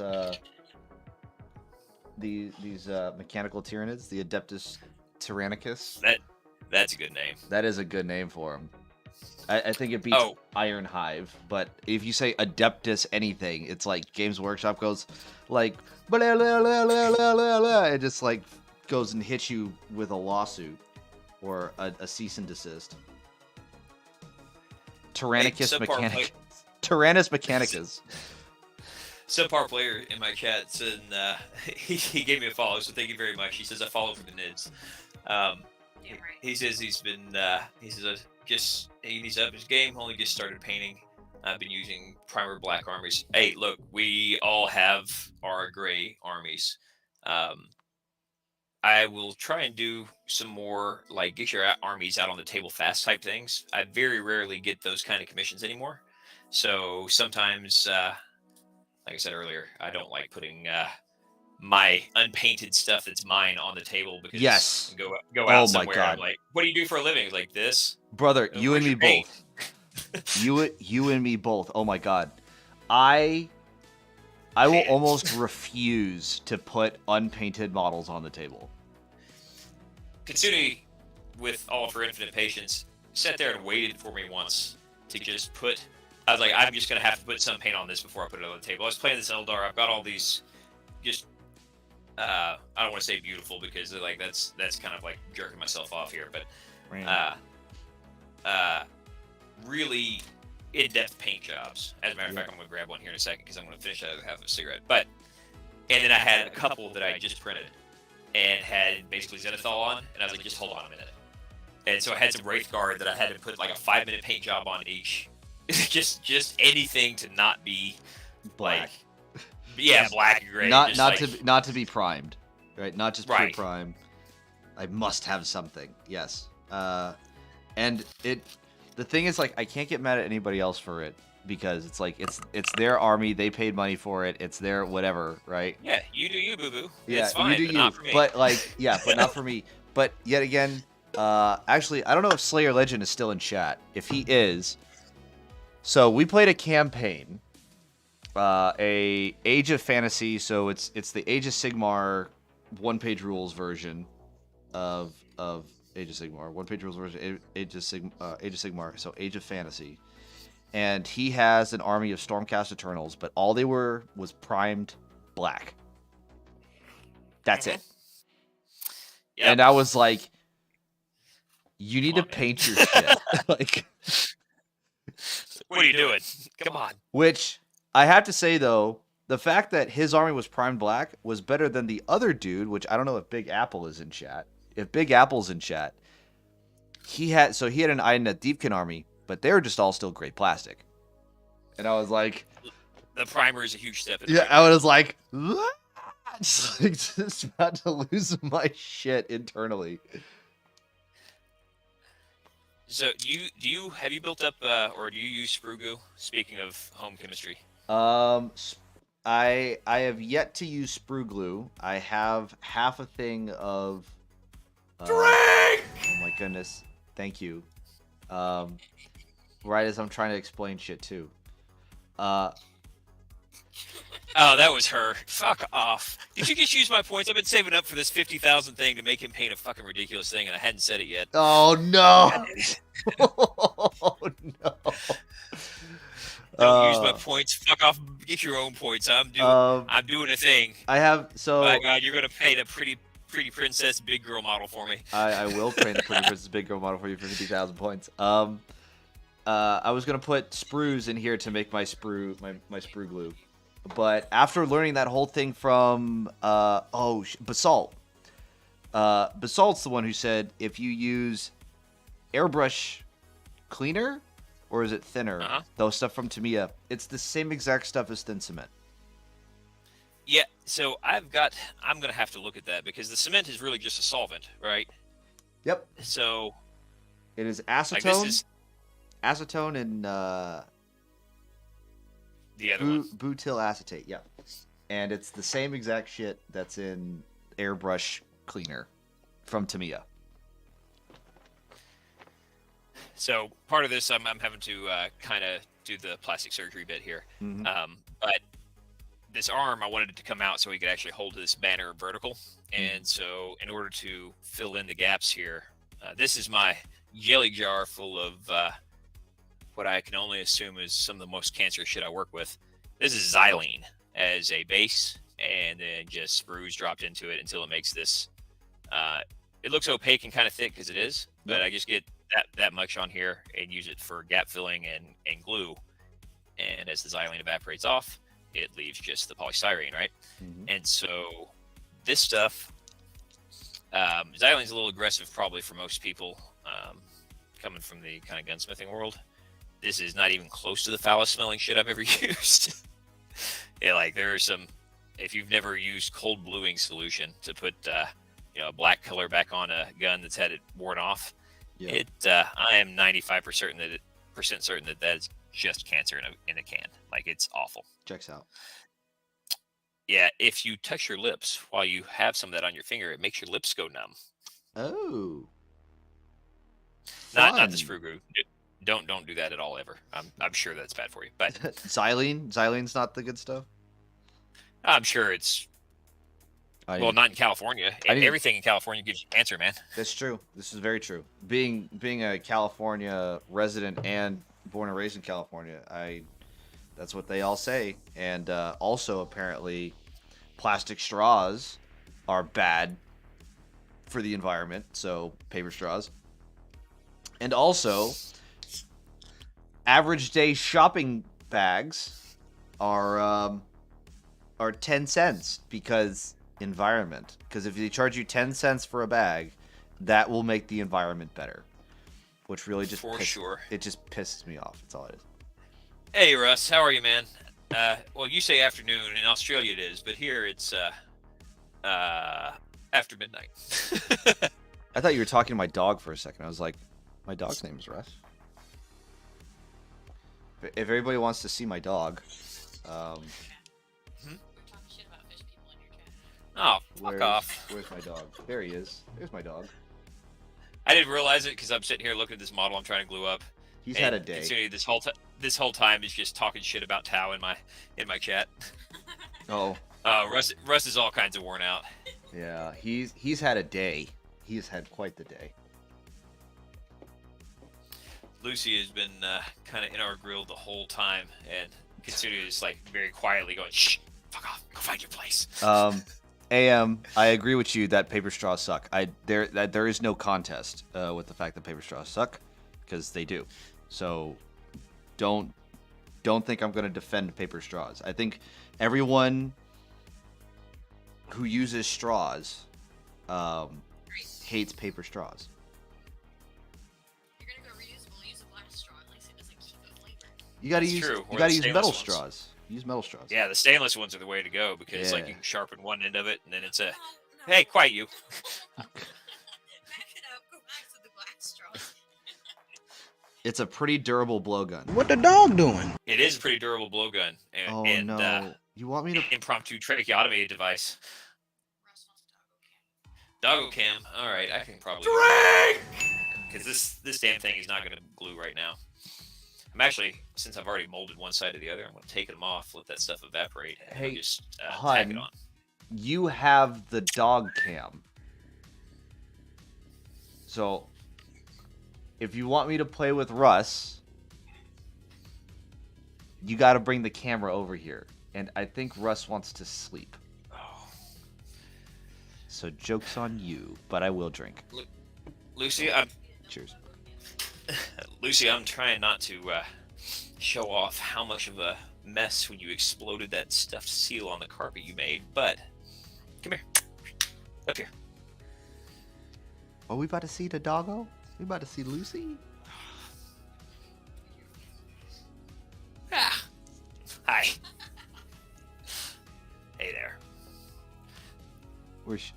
All right, Lucy. Huff, huff, huff. Oh, Come on. oh, Look, what you're a famous sweet now. girl. Look how famous you are. If that doesn't deserve a follow, if you're not following NerdGun, you should definitely follow for the dog. Oh yeah, she's the best part of our duo. Oh yeah.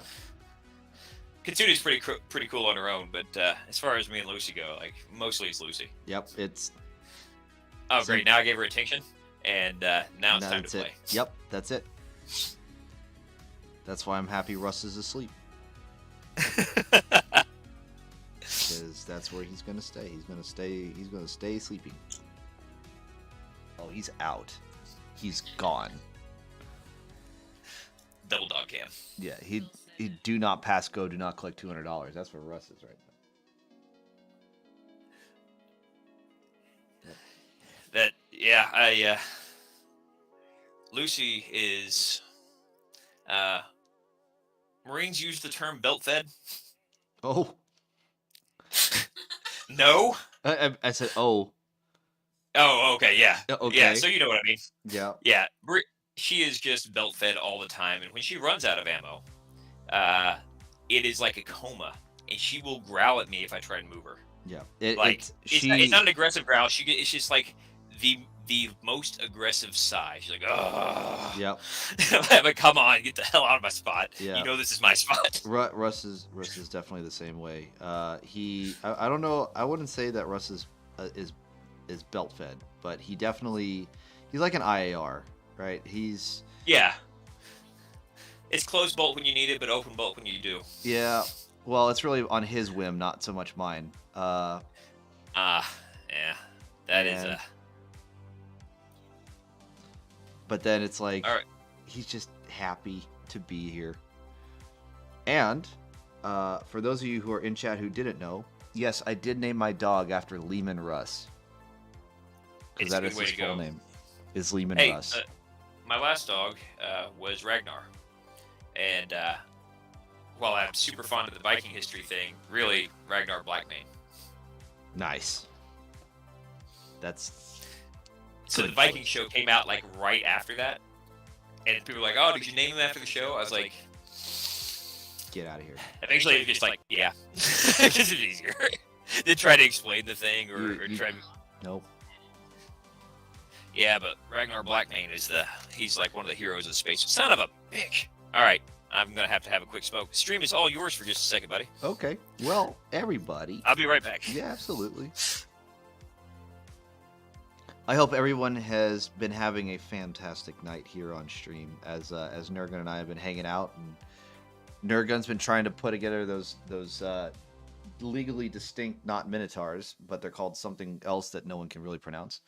And I have just been gluing tufts onto these bases, so that's always fun. And if you're sitting in my chat and you don't follow NerdGunPainting, please give NerdGunPainting a follow. Hey, she's just putting yours directly up in my channel while I'm gone. So give me about 3 to 5. I'm probably gonna take some of my favorite primer ever, which I will show you when I come back. You wouldn't think it, and prime these so that they've got enough tooth to super glue these bits on, and then I'll be back. No dramas. I will. I'll even hide. I'll hide. There we go. It's chat. Or not chat. His little window, but it's okay. Yeah. No. Tonight has been an amazing night, and first off, thank you all who have been coming in and hanging out with us. This is always a fun time, especially if you have questions, or if you want, people to look at your stuff and you want to show it off on stream, and we can give it critiques, or we can just tell you how wonderful it is. By all means, go ahead, drop them into the Discord. NerdGun has a Discord. I have a Discord. Whichever one makes you happy, really. NerdGun, when it comes to an airbrush, I don't know. I try not to toot my own horn. I don't know what the hell I'm good at. I just put color on things, and people say, "Wow, it looks pretty," and I go, "Thank you." That's the extent of my stuff. I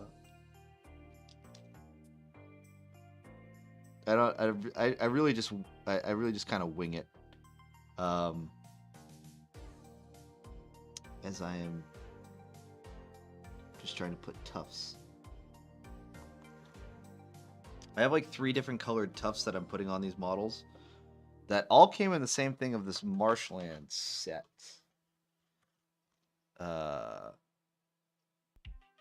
Yeah. But anyway, I got lots of them, and I'm gonna need a lot of them, especially for these bat ones, because there's this noticeable gap that's right here, because a flat stand on a not flat surface would cause it to do that, and now I have to cover it up with stuff, which is unfortunate. I'm gonna save those for last.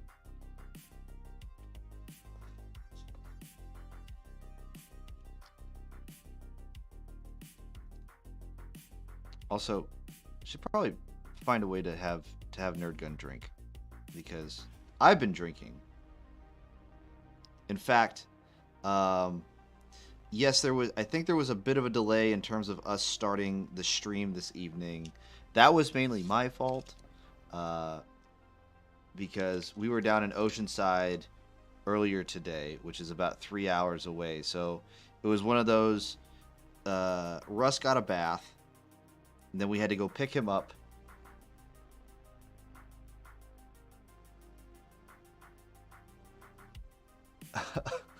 What faction is this? This is the, I guess you want to call it. Oh, thank you so much, Subpar Player. I appreciate the follow.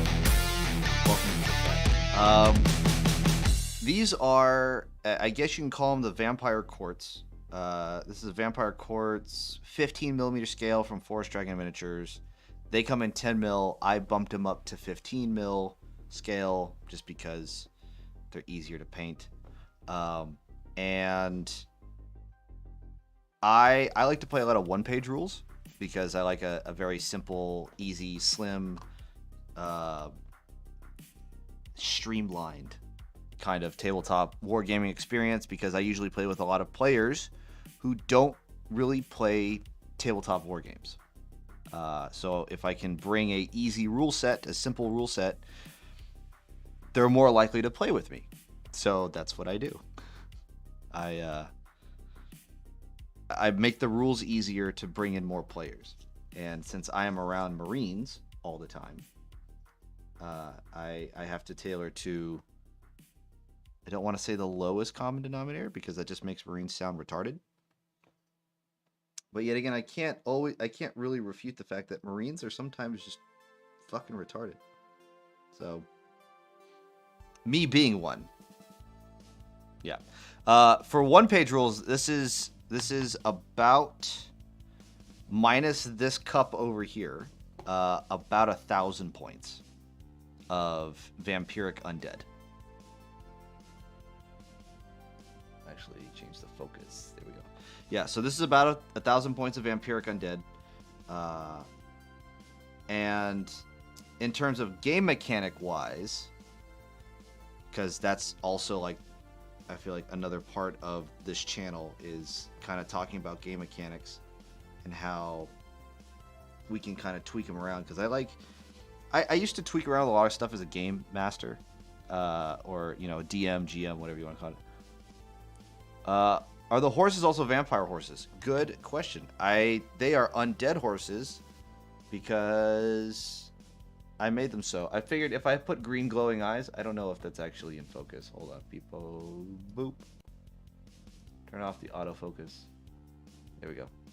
I don't know how close I can put them. I will have nice candied shots. You know anything about Warhammer Fantasy? I want to say that the horses are undead because, so they have two different types of knights within the vampire courts, which there's a difference between the vampire courts and the vampire coast. Pirate vampires versus noble vampires. But the vampire courts have they have blood knights, which are vampire knights, and then they also have black knights, which are skeleton knights. So the vampire knights are definitely stronger than their counterparts because vampires are stronger than skeletons, as one would typically think. And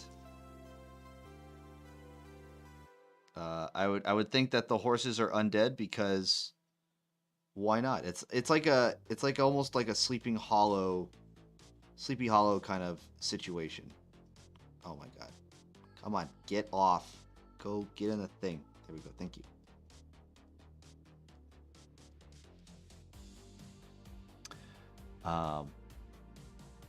Drink! Oh, thank you, Gear. I'm gonna drink some more. Cheers. I like the thought of zombie horses too. That's why I made their eyes glowing green. They're the... Oh, what do they call them? Like, nightmare steeds? I know, like, Nightmare from, like, Skyrim has, like, red eyes. But I like zombies. Zombies have green... Zorses. Yeah. Zombies have green glowing eyes. Evil things have green glowing eyes, Which now I look at my dire wolves, and I think I might need to make them the green glowing eyes. Shit. Oh well. If I do that, it'll happen at a later time. Zorses. I do like Zorses though. That's a good name.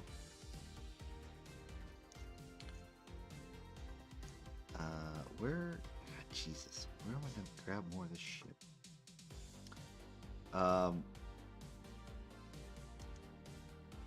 I actually am becoming a big fan of this gamer's grass stuff because it's not like the army painter grasses where it's all uniform kind of circular tufts of grass.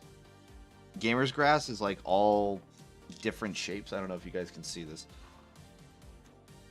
The shapes are different, and then it makes it look a lot better on the thingies. There we go. You can probably see them now. So I can not have to worry about them looking so uniform whenever I take a tuft and put it on the thing. I just try not to put them in the same place. I'm just going to put this one right here. Get on there. Stay.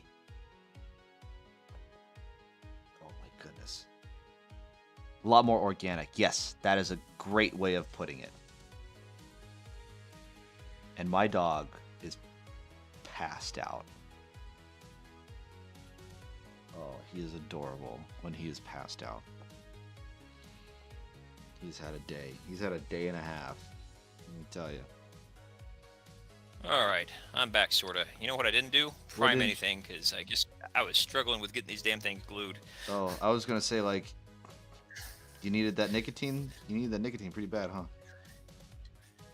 I was starting to get frustrated with this model, and I was like, why is this so hard? Like, 'cause normally I would have had a smoke break like before I went, and I was like, I hit my cigarette 2 times and just put it out. I was like, I'm just gonna, tide myself over.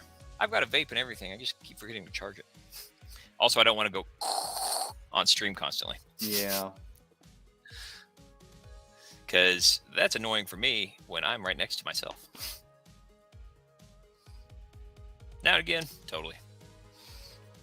Anyway, I missed anything good? We were just talking about how for these subpar player has been asking about like where these models came from, and he doesn't know. He said he doesn't know nothing about Warhammer Fantasy, the old world, yeah, as soon to be called. But then also he asked if the Blood Knights horses are zombies, and I said yes because I don't really know, but it sounds good. Blood Knights are. So those are. I just played with Blood Knights unit in the game that means in considering you're playing, and I don't know the fucking answer to that. I just realized. Yeah. I was like, oh yeah, they're huh. I think they're zombie horses. Yeah. I would hit the I believe on that one. Also, we have now coined, or subpar player has coined the term Zorses for such beings, animals. Oh yeah, it checks out. I'm yep. on board. Checks out. I need another tuft because I can.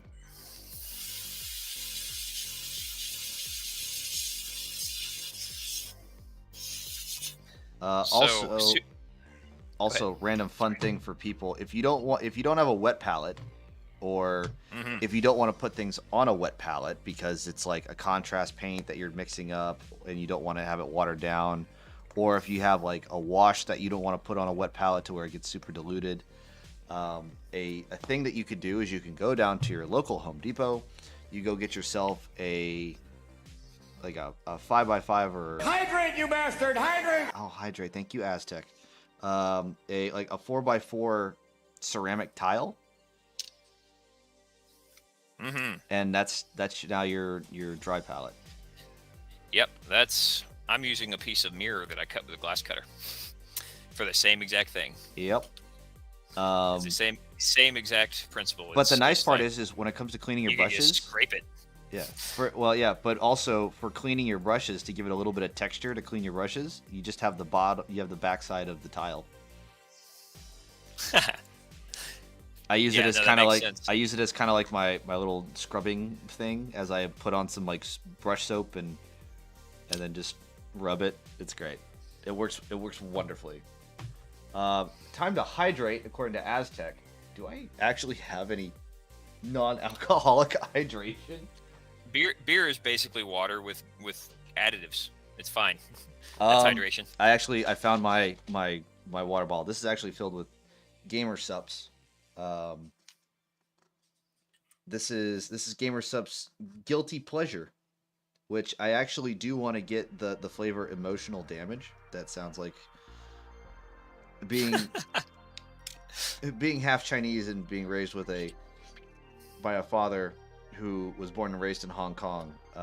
Emotional damage is not too Sorry, far what'd you off say the now? mark. The Eldar cheeses. It's an understatement according to Donkey. So, I got a question in chat, and you said you've only played a couple of 40k games, so I think I will totally field this one. Okay. And that was asking what Eldar cheese is. Yeah, that's definitely you. I feel like Eldar were pretty strong when they first dropped, but yeah. What is Eldar cheese? All right, so I really highly recommend to 40k players. I'm not sure as much on the current editions, but especially on the older editions. Mm-hmm. Like if you're going to start with an army, start with Eldar because you can win games. Like the Tyranids are great. They're a super fun army. The Orcs are super fun. They're not typically super competitive. But the Eldar, all their guys do one thing. They got fire dragons. That is an anti-tank infantry unit. The thing is, they are really good at whatever their one thing is. The Howling Banshees, for instance, like really they all great. caused fear. Yeah. They were all super fast, so you could reroll all kinds of stuff.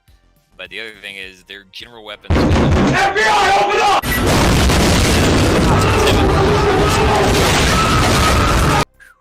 Loudness. Yeah. Thank you for the the FBI spam, Basalt. I appreciate it. But yeah, essentially, the Eldar have a bunch of overpowered shit that's easy to use. It's all short range, but they're very speedy. And in the old editions, especially, they used to have something called destroyer weapons. And destroyer weapons did not roll to wound. You rolled on a table. On a 1, it might be a lucky escape, and on a 6, it just fucking killed you. And like that was it. No invulnerable saves, no nothing. And Eldar had it as like elite, like their elite guys had flamethrower templates that were destroyer weapons. You could cover multiple things at a time. It was gnarly. Plus, they're one of the most psychic of all of the races, or all of the playable stuff. So the cheese comes in that if you play the Eldars, yep, they have the cheddar in droves. Hey, Basalt, you have a wonderful night. All right, take it easy, be safe, sweet dreams, whatever you want to be said to you. But yeah, thank you for coming by and hanging out with us. I really do appreciate it. Have a good night, Basalt. Hey, Layson, you want to see my dad joke of a model? Yeah, hold on. Actually, I need to turn back on your. Boop, there we go. Yeah, let's see this dad joke of a model you got here. All right. Yeah. Show me. Look at. Let's see what we got here. All right. Check it out. It's a gene stealer. Oh my god! Hold on. I need to see this up close. I need to see. Oh my god. That's the reaction I was going for. Thank you. Hiya. His name Levi. It is now. His name is Levi now. I didn't think about that until just now, but this is Levi the Gene Stealer. Oh my goodness. That's the best. It's Levi Strauss, the Gene Stealer. Subpar player, you are welcome here anytime, dude. That's a good one. I'm going to incorporate that and dad this joke all the way up. I feel like there is so many people who are like in chat that have both like your stream and my stream pulled up just like on like windows next to each other. and they're just hopping good with between that. chat. I am 100% fine with this. I'm not offended in the least. That was one of the things I was talking about with you before we started. It's like I don't know how the viewership thing handles, and so it's like Painting Dad's got something like 800 followers or something, and so if I go on there with him, it's like, all right, well, I've got my thing up, and all three of you, I'm glad that you came to my chat, and the 75, they're sitting there watching, you know what I mean? And so jumping back and forth, I mean, that's super helpful on my end. I appreciate it. I don't know actually how it works with the Or new opening both windows at once. I don't know. or the Twitch guest star thing, We're because giving it a try. it's through Twitch, so I don't know if Twitch is like, hey, if you're watching one stream, you're actually watching both streams. I don't know if that's how it works, but So I would think so. But what is it, Sweet? when I opened your stream, Uh-huh. it had the combined viewer count for both of your streams on there, so it had something like 25 people. So I don't know Okay. if it does it for both of you. You'll be able to see in your after stream summary. Ooh. It was showing me the combined count. Can you hear all that? Yeah, I think I heard that. So it shows the combined, like, at least on the analytics, it'll show the combined audience view. Maybe so. We will see after the stream. Yeah. It's like, you know, ad revenue is what? It's nothing, right? For the most part, it's just Yeah. it's nothing. So I'm not I- super worried about that. Yeah, but I it's- turned off it's, ads. I really don't care about ads in terms of like, because I've been making pennies, and since Twitch just decides to do a pre-roll ad without my consent, it just does it. Right. That's the one ad that they get to watch before they start, you know, coming and hanging out in the chat. So that's all I care about. Yeah, I get it. I've got them on still, and when, of course, things like tonight, where somebody's like gifting 10 subs, holy shit! Man, Yeah. That's gnarly. Yeah, That's awesome. Bamrai, the true MVP of the night. Absolutely. So with all that, it's if that becomes enough, like to justify canceling it, I will too. I don't even watch TV because of the ads. I hate them so much, but I understand why it's necessary. It's like if it's your income stream, it's your income stream. Yeah. But luckily, I'm just doing this shit because I've got to paint all these models anyway. Yeah, you might as well share. You might as well show it off with the world that you're Right. painted. Yeah. Something princess, something big girl job. Yep. Something like that. But yeah, I turned off ads on mine. Like I really don't. It's not any sort of big revenue boost for me. I'm not like someone who has like 10,000 viewers, and then I can just run, you know, a 1 minute ad and get, you know, I don't know. Yeah, it's not $50 for showing up, right? It's cents. Yeah. And barely. Yeah, I think you might be onto something. I think you might be onto something. So maybe I'll go back and revisit that. I haven't looked at my analytics in like 2 months because I just kind of it's kind of a fire and forget thing for me right now. Yeah. No, You know? it honestly it's just being a hobby streamer, especially for this hobby. The biggest one that I can think of, the biggest hobbyist that is well known is Scott from Miniac.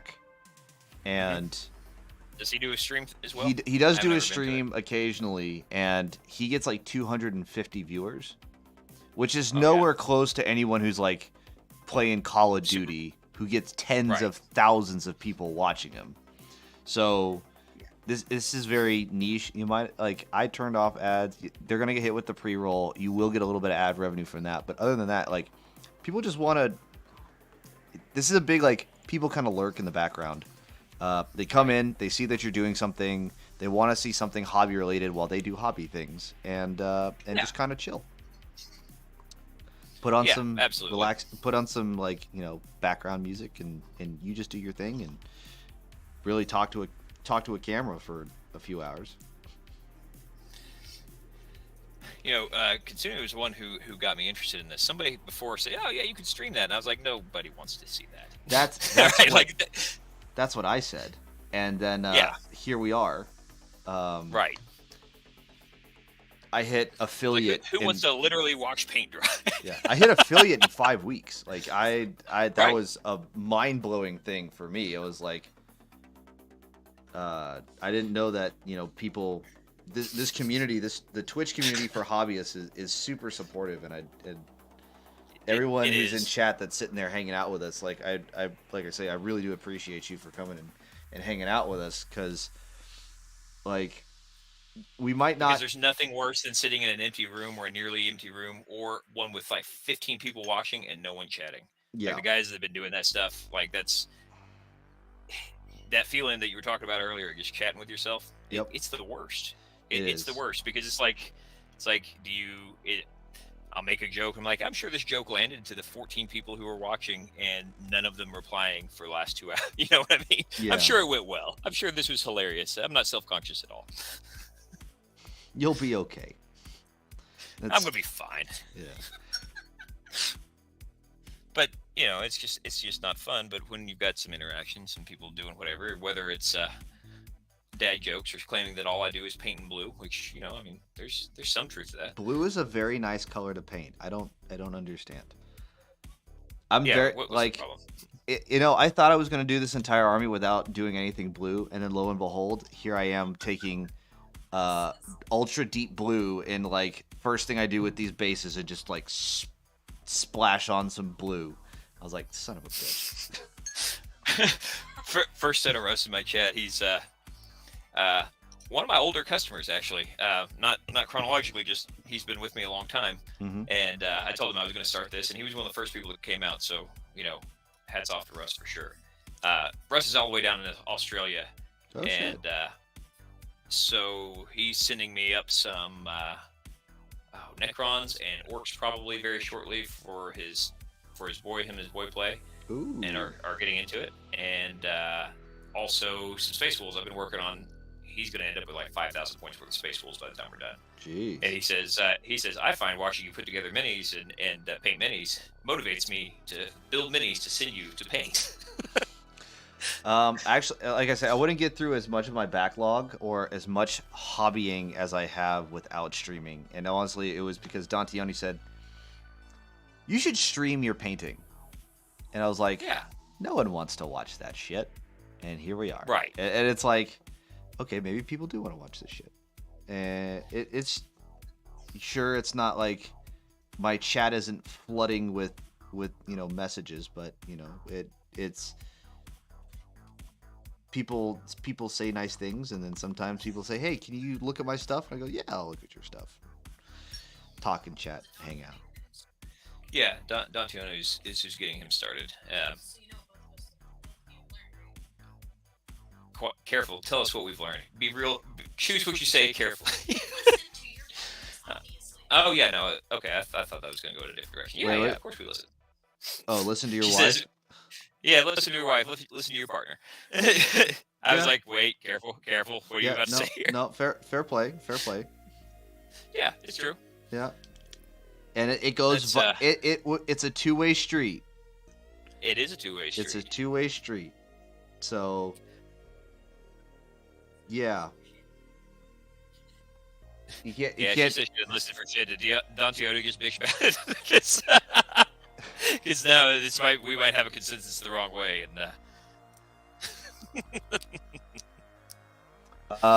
Mr. Vader says, my problem with trying to stream things is that I zone in on what I'm doing and ignore chat when the odd message does come through.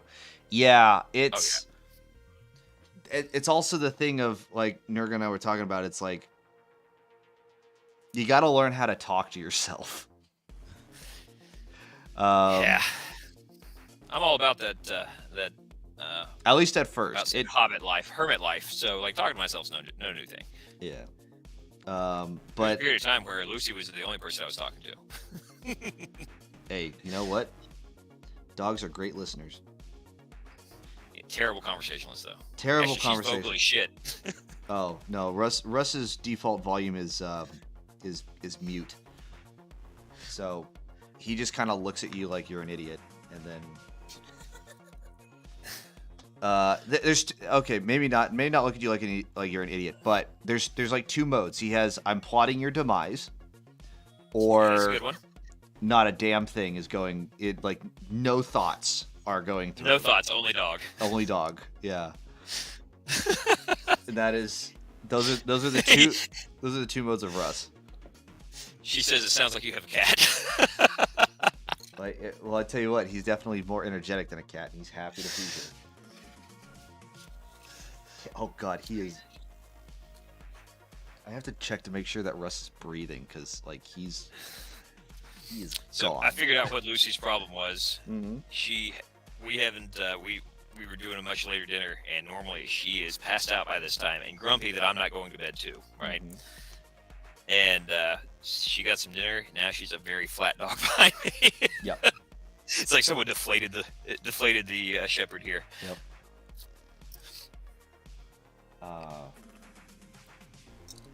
Speaking of dogs, and like this is me. I don't know if I'm alone in this whole thing, but like training dogs, right? Mhm. Just not even like training them to do anything crazy. Just training to be a good dog. Right. People don't do it, Nope. and it drives me. They don't. It drives me up. I think they also. I think mostly people don't know how. That's a big thing. Like- Yeah, people don't know how. But the ones who are like they'll just yell sit at their dog Mm-hmm. like 24 times, like, so he didn't listen the first time. Maybe. Maybe they don't know what you're talking about. Right. Or the other one that I see a lot is like people. It's like if you got to yell at your dog for them to do it. Mm-hmm. Well, what you've trained them to do is listen to you when you yell. That's it. Yep. And so, I mean, I'm not an amazing dog owner. Lucy likes me real well and follows me around like a shadow, but Yep. I'm not an amazing dog owner or a world-class dog trainer. But we did hand signals in German. She knows some Russian things. The kind of joke was, I told her "niet," right? Mm-hmm. In the hallway coming here to Cindy's place, and the neighbor was, "Oh, you speak Russian?" I said, "No, but she does." And he's like, Nico the Viking, thank you so much for the follow. I appreciate it. Hey, how's it going? Howdy. Yeah, we're just hanging out and hobbying. Me and NerdGunPainting. So I have done dramatically very little painting this entire time. I've just been wrestling with these models, and I can't. My fingers are too damn big for this job. There we go. You're the one who's getting paid professionally for this. I know, and almost everyone I'm like, listen, I've got to start charging to put models together Yeah. because of the amount of time it takes me. Hey, And so Russ is putting models together to help out with the amount of time that it takes. Because once they're together, I can just do the oh yeah. I can do the gap filling and all of the Absolutely. things and paint them up fast. Nico, But if I gotta am put 'em together. I am doing the final touches and gluing on tufts for my 15 millimeter vampire army that I have been working on this past week. Let me put them all here so that we can see and marvel at them and look at how pretty they are. Look at that. You are also hobbying. What are you working on?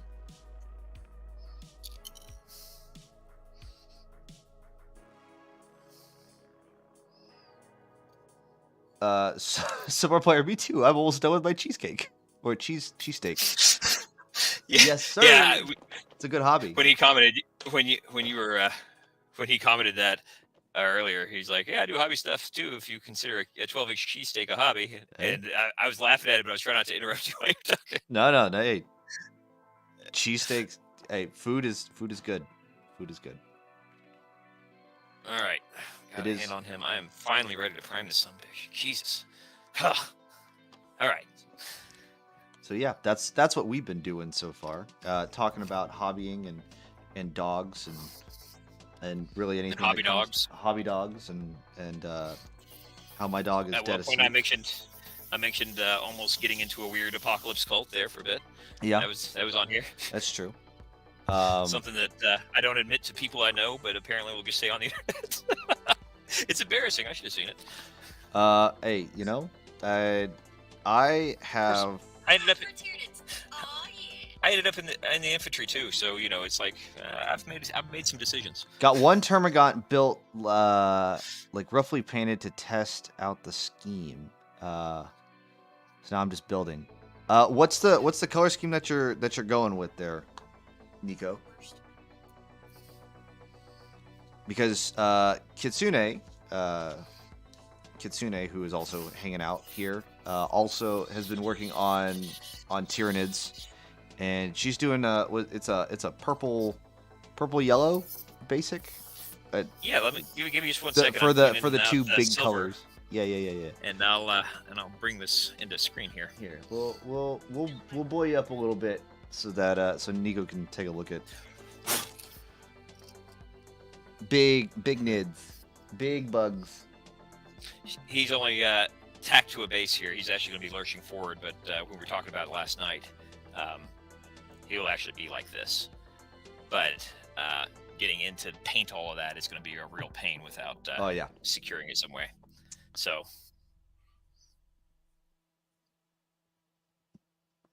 yeah, I'm loving the way that this thing is turning out. Her color scheme, she knew what it was going to be, and I don't know how many models in it is this. Is this like 6? I think this is her 6th model ever now. So, as you might imagine, I'm super proud and really impressed. Nico said that he went off of a color scheme based on crabs. And he even ordered ordered some train scale palm trees. Nice. And he also like, says the HO or the N scale stuff. Yeah, he also says that that Tyranid looks great. So yes, I agree with you. She we had talked at one point or another. Honestly, as easy and straightforward as this this bit has been with the guest star thing, I think maybe we might do it again very shortly. I mean, this has been a very successful stream, as I would like to say. We've been going on for 4 hours. I think the amount of viewers we have in chat is phenomenal. Oh yeah. Anyway, I was just I wanted to include her. She said at one point or another that she might like to do a co-painting stream. Ooh. And I was like, yeah, let's totally do it. So depending on how many we can have or how we can set this up to 5, well, then in that case, why don't we get Mrs. Layson over here? Oh, you want to get Dontioni on stream, huh? Yeah. And she can paint up her night haunts. Exactly. See? Look, I'm scheming for you, buddy. Yeah. I got you. You're not supposed to say it. You're not supposed to say that I'm scheming out loud? Well, maybe I'm so good at it that it won't matter. Schemes? I got schemes. Yeah. I've always actually, now that I say that, I've actually always wanted to like paint up a goblin army because I just want to be able to sound like a goblin while I'm playing a game. Now, which goblins? Because man, they are radically differently represented. Skarsnik and the Bad Moons. I guess they're Gloomspite gets now. But Skarsnik's dead, isn't he? Man, I haven't started painting fantasy anything until this commission of this Slaves of Darkness, which is now up to like 4,500 points probably, all in all. Blessed Almighty. But this is the one that I'm doing, and I only started playing Total War Warhammer very recently because I was like, this is a cool setting. And then I think you were the one who told me that it was just like, yeah, none of that exists anymore. Yeah, they changed everything. Hold on, there's lots of stuff from Nico the Viking here. Alpha Legion strats. Everyone is dead in AOS. No, it's all new stuff. Yeah, I think there are some people. I feel like there are some characters that have lived through it. Teclis, the master of lore with the high elves, he lived. He's now just a god. Nagash lived through it. They've turned it into a D&D campaign where the main player characters become divinity and then they just restart with new characters. Yeah. Well, so here's the funny part about Teclis is that he, like, lore-wise, he tried to make a new race of elves. Did it go well? And he created the Ideneth Deepkin, except for they're soulless. So they go out and they're like pirates now. They go out and they raid other settlements and other races in order to steal souls so that they can put them in like their babies or some shit. And then also the Ideneth Deepkin are like, yeah, you're a shitty god because you made us this way, so screw you. And then Teclis went, all right, cool, fine. And then like he fucked off. And then he's like, I guess I'm gonna go try again, and he did. And now there's the Lumineth Realm Lords, where Teclis is the god for the Lumineth Realm Lords. Where instead of it being water, it's now light. And Teclis is like, I'm a god, and I haven't heard anything bad about the Lumineth Realm Lords in terms of their lore of, them saying, hey Teclis, you're a shitty god. Haven't heard anything like that. But unless someone in chat tells me otherwise, I'm going to assume that it went better the second time around. It went better the second time around. But yeah, Teclis created 2 races of elves. One of them was sea elves that didn't have souls. And then the second one is like mountain light elves that have that like cows for some reason. Cows is tasty. But they don't eat the cows; they worship the cows, and like their big thing is. Wait, is GW gonna try and trademark Hindus now? Hinduism. It's like we thought of it first. I mean, if you look at Lumineth Realm Lords, they have like an avatar of the mountain or whatever the hell, and it's a giant bipedal bull with a hammer. Nico says Lumineth are like high elves, where Avatar: The Last high elves where Avatar: The Last Airbender fans. So yeah, they're very like Avatar: The Last Airbender, but they're also high elves. It's weird. All right, so Kitsune is asking for some advice on here. So rather than just get it from me, whether chat or you or whatever, she's kind of stuck on this thing. And here, voice your question here so I can. Let's make sure that you can be heard over here. There's a color missing. I don't know what it is. Oh, okay. So she says, let me see, make sure that I get this in frame. There's a thing there. I was like, you got a color missing. Yeah, there we go. You better go fucking find it. Better go find your color, he says. All right, let me move all these various colored paint bottles and crap in the background a little bit so that it's not quite so washed.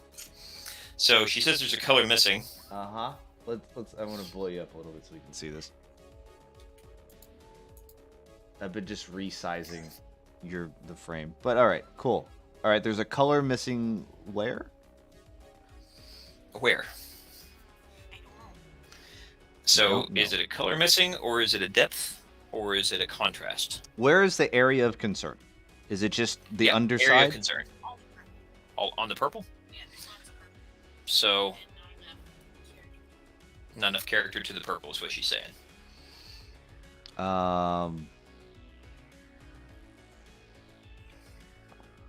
Yeah, I can see where there's not a it's a very light purple, so it's kind of like if you're gonna highlight that, you're gonna go pink. That or you need to darken it down with kind of like almost like a burgundy or maybe like a darker purple. It is looking a little flat. So either if you want to highlight it up to be a little pink with some, or you want to darken down the recesses with a little bit of some darker color. Yeah, I would go either way. Maybe a little bit of both. Yeah. I think darken down the purple. I think that's definitely the thing. And then where you've got the yellow here, do I have an Avalanche Sunset color? So right where you're darkening it down, it's like these transitions are really beautiful, but they are getting flat because they're super smooth, but they're flat. And so I think, yeah, he's right. Darken down the recesses, and then we should, and by we I mean you, because this is your bit, but I would lean into that yellow harder on the highlights. So Yeah, like, the yellow or the yeah, orange. either you can pick it yellow or orange, but push the vibrancy up and the darkness of the recesses down. That was my thought. And he says highlighting with pinks or magentas or the like to pull it up if you want to go that direction. But I've seen the rest of your army, and I know that the yellows tend to be the highlights. Let's see. So yeah, I would It's recess just- down the purples, and if you're talking about the yellows, because I can't really see a lot of yellows from this perspective, but This is the same scheme, different one that she's doing. oh Let man, me move the big guy here because yeah, there we go. How's that? Mm, mm, Yeah. yeah, definitely need to darken some of them purples a little bit Yeah. to match. Yep. I think you're onto it. The other thing I mix is, magenta in with this purple. oh yeah, the magenta definitely shows through on the claws and at the ends and on the top of the head. So I would actually use this as your test model, and you were talking about having large bits of carapace, being able to do something different with it. If you wanted to try and do some freehanding patterns, this would be a good one to do it on. Striations or dots or I was anything. doing this stippling. Yeah, the stippling. That's exactly. There's some teal. It's not really visible. But like the arm trait there. Oh yeah, I do see that. Fantastic. Yep. And I think the big thing is the flatness of it has a lot more to do with a lot less to do with your colors and a lot more to do with your contrast. And so I think he's right on. It's like pushing those colors down in the recesses is going to make what seems flat now a lot more vibrant. Can you give me a couple minutes? Hey, she says thanks Yep. for the advice. That's That's the That's shit why we're doing here. That's what we do. We help. Helpful with productivity for those who are sitting in chat and just be like, oh yeah, I should hobby too. And also helpful in terms of if you need color advice. I mean, I am no. I like color. I like colors. I am no art degree persons, but I like putting color on things. I like things that are gray to not be gray any longer. Yeah, that's that. Yep, I agree. I'm not underplaying the humble gray color, just that the whole thing can't be that. Well, it can't be a flat, plastic gray. Yeah. Oh, so she also was who are we showing this to? Subpart. Subpar? Okay. This is her Death Leaper that she did a few days ago. That's not the standard model, right? No, this is a printed model, but this is her Death Leaper with a poor blood angels, Ooh. and really like this model. I am struggling. I also really like that Cthulhu face. Maybe two. But paint job, right on it.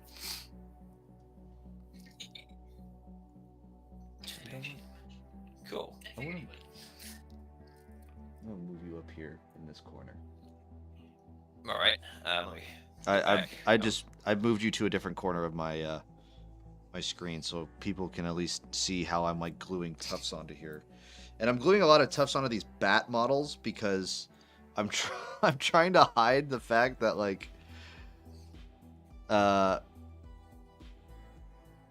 tried to clip away as much of like the flat stand area, but there's some serious chunks and faults, and I'm now just trying to hide them with grass tufts. So yeah, that's fun. If you hadn't told us, most of us wouldn't know. I mean, I like to take pretty up close shots and then post them on Instagram. So Nah, I get you. and then Like there's something. There's a special kind of hell that's associated with putting shit on Instagram in there. It's like yeah. it's like I'm very proud of this model, and you're gonna look at it on a 27-inch screen. And when you're screwing around at work and you shouldn't be on Instagram, but you are, Mhm. or a 7-inch phone, and it's like the model that you're looking at here, the picture I took when I was looking at it, it was a quarter that size. Yep. And then you see it, and you're like, and then you just pick it apart, and or I don't know if you do, I do. Yep. It's like I see a model that I put on there, and I pick it apart, and I was like, well, all right. You're like, well, there's where I messed up, and there's where I messed up, and there's where I messed up too. You know, I think that particular brand of being super hard on yourself, Yeah. it's like what's the thing that you get all the time? We even talked about it earlier, right? It was it's like, oh, I don't have the patience to do that. Yeah. Like somebody sees a something that's literally less than an inch tall that you painted eyeballs on, like I don't think they're looking at that one brush stroke that we both see, Yeah. right, in our own stuff. Yeah. They don't see that. Well, I mean, like the hardest critic is yourself, and honestly, that's like a reason why. I think I was holding back from live streaming because I was like, no one wants to see my painting. There's plenty of better painters out there, but Dantioni told me otherwise, so I was like, all right, I believe you. It's the same thing I got from I got this from Kitsune also. It was like, yeah, actually, you know, we were talking about this, and we were. I'm super pro at it, and you don't seem to be too bad at it yourself. At pulling off of whatever thing that we were talking about originally, right? Yeah. But like a couple hours ago, we are talking about getting into it. Yeah. And as far as Wayne got me into it, and that was super awesome. And I'm gonna be probably forever grateful for that. Oh yeah. No, this is probably one of the greatest hobbies I've. Yes, it's. I certainly have more fun with this hobby than lots of the others. Like, I enjoyed the gunsmithing and stuff. It's a lot of fun. I still do it. But now I do it for fun and not for work, and it's so much more fun. This is my work, and I like it anyway, which is really saying something. I'm looking at some of the things in my chat. Jeez, what time is it? Okay. He says those look awesome. Oh, thank you so much. Thank you, Nico. Mr. Vader said, I mostly paint D&D minis. Recently bought an AOS Tomb Banshee to see in my D&D game. Gonna take my time with this one. Yeah. Oh yeah. Absolutely. Especially, I think we have a Tomb Banshee. Banshee's a cool model. Yeah. And the weird part is like, it's a small model, but it's supposed to be like a singular hero. Dantioni has one that is just primed white. So we're waiting. Took me and then Nico says it took me forever to actually get the nerve to paint the Termagon today out of fear of failing. Look, I keep hearing this all the time said to me because I make what I feel like sometimes is stupid decisions of like putting like going onto other people's streams like Thunderhead Studio, he has the Storm Report, you know, like if you put there in his Discord and when it comes to the Storm Report time, if you're in there and you ask for critiques, he's going to critique it. But then I'm like, yeah, blah, blah, blah. He's like, but you just, he said, you got to remember, in the end, you're painting for yourself. And honestly, I if you paint something, it's better than not painting something. And even if it's not the greatest, it's your next one's going to be better. The next one's going to be better. Absolutely. You're going to learn from it for sure. There's something. You're learn from it, there's something. Usually you're going to learn a lot. Mm-hmm. Even if you're going to do a batch paint, you paint the first one, and then you're like, huh. Well, I think I can be faster on the next one if I do this, and then you apply that technique, and then or you apply that way of painting them, and you get faster and faster and faster. And that's how it was with painting these zombies and painting these blood knights. Like, it's always the last one where you feel like you just got really fast at it, and then you're done with all your models, and you go, nah, piss. Like... But, you know, when you go on to the next thing, it's like the colors change, the techniques don't. Yeah, but you also have painted 5 models. Right. You did. Absolutely. I haven't watched this channel in some time.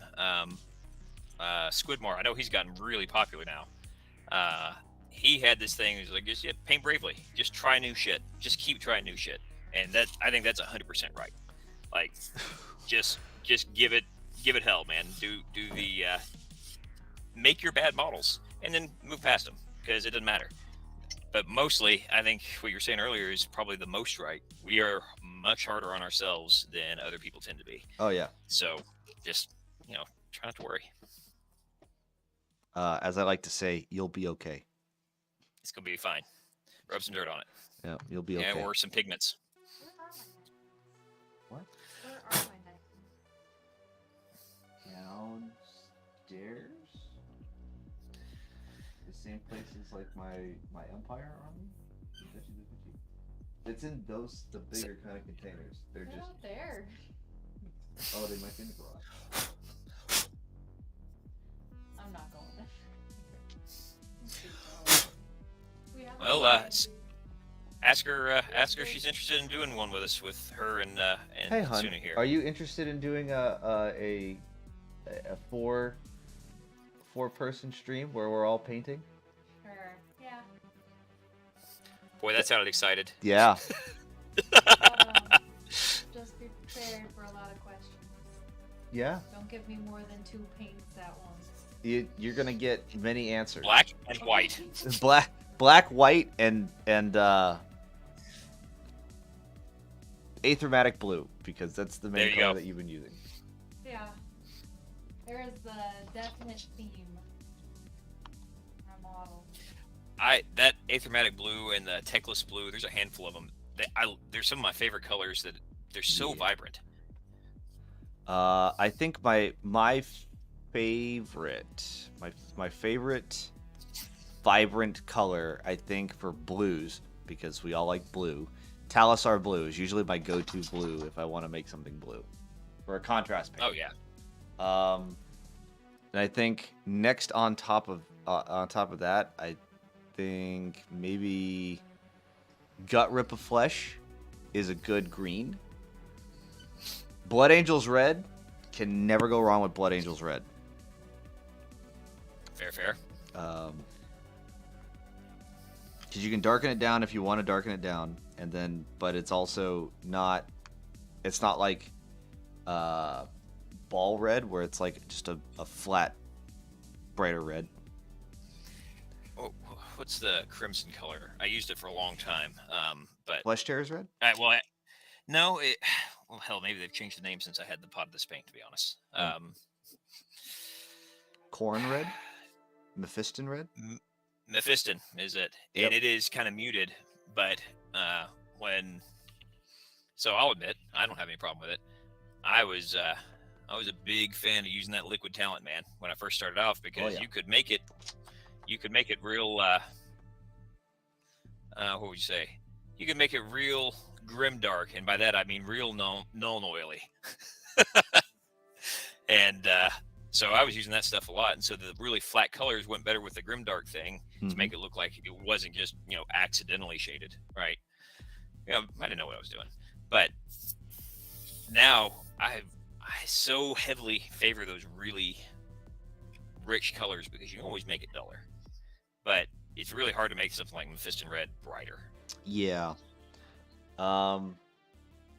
I actually like to use Mephiston Red. I did it for the Zombie Dragon, actually. I used it as kind of like the highlight color for Flesh Tears Red contrast paint. So I just used the good old Mephiston Red because it's brighter than Flesh Tears, but it's also fairly flat. And if you bring it down to using, the glaze medium, hashtag not milk, it actually works out really well. And Dantione has just pulled out all the Nighthawks. Oh yeah, let's see them. If she ain't shy about it. Yeah.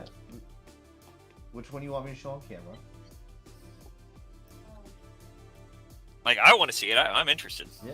She does a really good job. The one I'm most proud of is Which one are you most proud of? Solomon Ah, yes. with the base of the So this model she is very proud of. This is not it's not a Nighthaunt model per se, but it is from a Night Hunt inspired Kickstarter of STLs. I think I can catch that. Yeah. Hold on, let me move some shit out of the way. Yeah. Kitsune had the same reaction. That is a super cool model. Yeah. And yeah, that aerothematic blue is that's pretty slick. Yeah, and she just got to paint the base, and then it's pretty much done. Yeah, right. I think. Oh, I'm trying to remember. I think it's like Flesh, Flesh Corp Studio or Flesh Carver Studios. They have something on My Mini Factory. You can get the models there. We call this guy Solomon Munchie. Because his whole Sorry, that was a bit delayed, but when it hit me. Yeah. Solomon Munchie, because like apparently he's like called like a great devourer or something like that, and his whole thing is that he's big and he has an eternal hunger, and it was like, oh yeah, so like Solomon Munchie works. But yeah, there's Solomon Munchie. We had to do some custom rules on 1-page rules to make this a playable model. He's actually terrifying if he closes in like close combat. Like it gets really bad. Like he'll munch up a small like chaff unit. However, my counter attack was to shoot him dead. Shoot him dead before he got close, and I had really good range use because I was playing a Empire like army called the Duchies of Vinci. Yeah, What else? This is how I've started dealing with the Tyranids. Is like I'm just shooting them from a distance because I got the Tyranids. I wanted to paint them up, sell them, and play them. And what ended up happening is I have played with my Tyranids one time, and now Kitsune has a Tyranid army, and because they are so brutal in close combat, that was my solution too. I was just like, I'll just stand back where you can't punch bullets. Let me. Well. To be fair, she brought up a good point. That didn't work either. Yeah, fair play. The Tyranids are really powerful, but anyway, this is one of the Mirmorn Banshees. She painted up. Oh yeah. And Yeah, the fade toward the bottom on the front there, toward the like almost white. Yeah. Looking good. Yeah. That's what I've been saying. Let's see. What else you got there? Subpar said in my chat, he says, well, to be fair, if I was fighting aliens who stole my pants in close combat, I'd shoot too. He stole my pants in close combat. We got some glaive wraith stalkers, I think that's what they're called. Oh, Kitsune, I don't know if you could hear or not, but she says she really liked that one. Oh, the Banshees? Yeah. Oh, we have so many the Banshees. one you just held up. Yeah. Oh, yeah. I mean, the color scheme's not super complex, but it doesn't need to be. And Right. There is something to be said for good contrast and simplicity. Like the eye likes it a lot. Yeah. Not to bitch about Games Workshop stuff because it's not really about that, but it's lots of these. One of my favorite people producing models is 3D Art Guy. He produces these amazingly detailed models, and they're actually less fun to paint in the scale they're supposed to be in. Yeah. Because they are so detailed. There's so much going on that it's like to get all that shit and not make it look busy is harder than getting a good, like what she's doing there, to get a good couple color scheme that looks like it belongs there, so to speak. If that makes sense. Yeah. So this is something that I've done. This is something that that Dante wanted me to teach her how to do. I painted up like 6 of these. Yeah, I saw those guys. Yeah. I was in the chat when you were painting them. No, that was. Oh, geez, where was that one? Well, did you have several of different colors of those guys? This has been a while ago. It's been probably a couple months ago, right? It was last month. Yeah. If you're looking for the night haunts, are right here. Ah, there.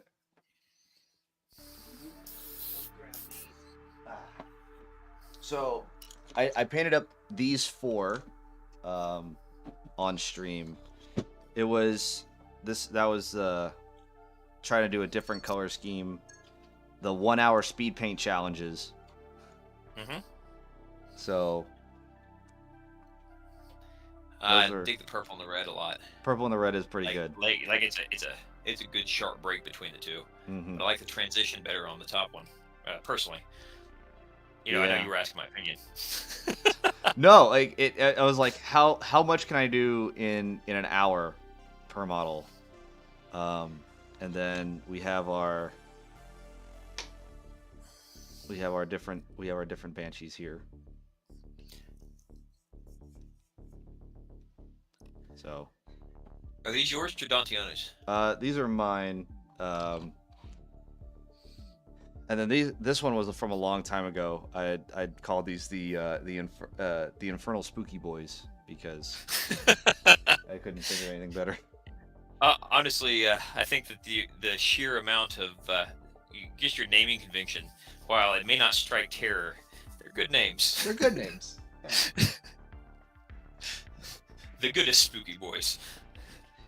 Yeah, the infernal Spooky Boys were, because it was like, oh, they're molten. Okay, cool. They're infernal, and then I was like, but they're ghosts, so they're Spooky Boys. Infernal Spooky Boys. All right, cool. Checks out. Makes perfect sense to me. Yeah. I'm on board. It is simple enough, but yet again, it conveys a lot of information. So you were asking earlier, Mhm. and I've got one here. This is we're talking about using how shitty the surface primer was, the Vallejo surface primer. Mm-hmm. Yeah. So anyway, that's what I've got in here now. I'm watching intently. Did you thin it? Mm-hmm. And the not milk you're using works great for it. Oh, really? Yep. Oh, good to know, because I tell you what, That's worse than calling it getting- skim milk. The milk he's got is worse than calling it skim milk. Did you just call it not milk? not milk. No, he calls it not milk. Yeah, That's even worse. that's worse somehow. Oh, that's worse to call it not milk. Yeah, because then it's not milk, so it's something, but it's not milk. Yeah, it's called glazed medium, Yeah, glazed medium. It He's, looks like milk. but it's also it just does not. look like milk. Yeah, it's. Calling it not milk is stressful. What do you mean it's stressful? We have different versions of stress. It's fine. It's Yeah, fine. it's Don't look okay. into It's just in case, if I get drunk on stream and I go, wow, I need something to drink, I can grab it and go, oh, that's not milk, and then I put it down. It's look. Remember, I is Marine, right? It's a fair cop, man. Yeah. like- I am just putting, as a staff sergeant of Marines, like I put safeguards on myself. The crayons are not stored at the kitchen for good reason. Oh, actually, I did. You put I- them in your ammo bag. So I when actually. you get snacky out on the field. Oh yeah, no, you got to have your crayons. So Dantioni actually asked me one day, just out of, I guess, was it that day that you learned that like Marines are known for like eating crayons or like crayons and glue? So she asked me, "What's your favorite? Like, what's your favorite crayon color?" And like without skipping a beat, I was like purple Because it tastes like grape. because it tastes like grape and it's the color of royalty. It's a dual I honestly purpose. I have no problem with this answer. This sounds like the exact right answer. It is the right answer because purple is the greatest color. And then so on last year on the Marine Corps birthday, there was one of our lieutenants. I was like, "Hey, happy birthday, sir." He's like, "Hey, how's it going? I got some crayons. You want some crayons?" I was like, "Ooh, what color crayons you got?" And there was a brand new like second lieutenant who just checked in, and I met as like I walk into the the lieutenant's office. I was like, and I see her. I was like, "Hey, ma'am, how's it going?" I'm I'm me. And, And it was like, oh, but I was like, what kind of crayons you got, sir? And he pulls out like 5 or 6 different crayons. It's like, you don't have purple though. That's unfortunate. Oh well, I guess I'll take this burgundy one. And I was like, hey, happy birthday. And I just bit it and it's like, just started chewing. I was like, it'll work. And I just walked out. And this, like nothing wrong just happened. And Right. this lieutenant, she was shocked and appalled. So the joke worked. And I was like, clearly she's new. I was like, oh man, I'd love me some crayons though. I don't know, man. I think that humor is just super common for the military folks. It's like, of course, you've got the go get me some headlight fluid kind of thing, right? Yeah, like, yeah. Of course, like that's got to be in there. Yep. But the other version of that is like doing something and pretending that you don't think it's wrong when it very clearly is. Oh yeah. Is a very specific version of that humor that is super prevalent. Mm-hmm. And so it's like, and there were rules against it, of course, but there was a Vietnam cadence that was napalm sticks to kids. Yes. Yeah, you know this one. Yep, I know Right? this one. Everybody knows that one. Yep. And you're not allowed to really sing it on bass. Yes. And everyone knows and everyone does, right? Mm-hmm. It just depends And- where. You just got to do it right and make sure Sergeant Major's not around, and then you're okay. Right. Or first And sergeant, so, because yeah, first sergeant. or anybody who's friendly with them. Yeah. Yeah. Friendly in the ways that you're not supposed to be that kind of friendly boy. Yeah. But Snitches. it's, yeah, that's it. So we used to sing Napalm Sticks to kids just as frequently as possible. And we kind of fucked it up once when there was kind of like a tour. Somebody was coming out for, I don't know, somebody's basic graduation or something. Uh-oh. And it was just like, it was the little, they're not trolleys, but there's just like, you're just getting all the people up there, Yeah, right, yeah. from the parking lot. Yep. And we were marching by singing it and not thinking anything about it. And it's like, they were all in civilian clothes. That's right. The Army does Oh, marching. We're gonna hear about this. Uh-oh. You just, but it's like once you hit that point, it's like, oh, screw it, we're caught Well, anyway. It's Full in for a penny, send. in for a pound. Let's do Yeah. it. Yeah. Can't get in trouble for the same song twice. So the only downside to thinning it is it's not quite as super flat, but otherwise, looks like that. It does just fine. Mm. I feel like I thin it too much when I try to thin it down, and it just becomes like I'm spraying black water on the mini, Yes. and then it Start with one pools. part not milk and 2 parts of the other. Okay, I'm not looking at her directly, but when I said not milk, I could feel her start to glare at me. that's okay. You'll be fine. She's gonna be okay. Yeah. Hey, at least you know not to drink it. That's because Right. it's not milk. Right. It's right there in the title. I don't know why, like, Katsuna, you're freaking out over nothing here. We are just being safe. Just being as safe as possible Can you hand me the not tampons? drinking this not milk. I was gonna say, when the time comes, just tell me what to do. Yourself in your nose when you're asleep. Oh, By the time, sorry, was she talking to us or you? I don't know. Oh, you talking about what Dantiani was saying? Yeah. She was talking to me. Oh, sorry. Okay. Yeah, whoever's supposed to No. You don't think so? I know we're doing Yeah. I don't know when we're gonna do the four person stream because It'll Dantiani. probably have to be a weekend. Yeah, because of work. Anyway, this is another thing I wanted to show off. This was the tank that I painted. Oh yeah, that is very much an Empire steam tank, but, But- I like the bloody snowplow. Yeah, or, the people plow. yeah. It's so the faction's called the Duchies of Vinci. So like everything's very Da Vinci inspired in terms of its technology. Like pre-steampunk kind of. Yeah, so you have like the What tank is that design. called? That aesthetic? You know what I'm talking about? It's not quite steampunk, but yeah. Anyway, sorry, I'm detracting from what you're saying. Go ahead. But yeah, like this was like this model is called the Warden. That's what I call it. That's what I called him. I ended up calling him the Warden. This was always like the #1 target of Steam Business Casual. Thank you, subpar player. That's what Steam Business Casual. That's top marks. I said it once love already, but you're invited back, dude. Yeah, you're invited. You're invited back to the kickback for sure. This model was the #1 targeted model at any game that I played in the campaign because it only because had. he actually is big and scary, or because he's perceived as big and scary. Well, okay, so it has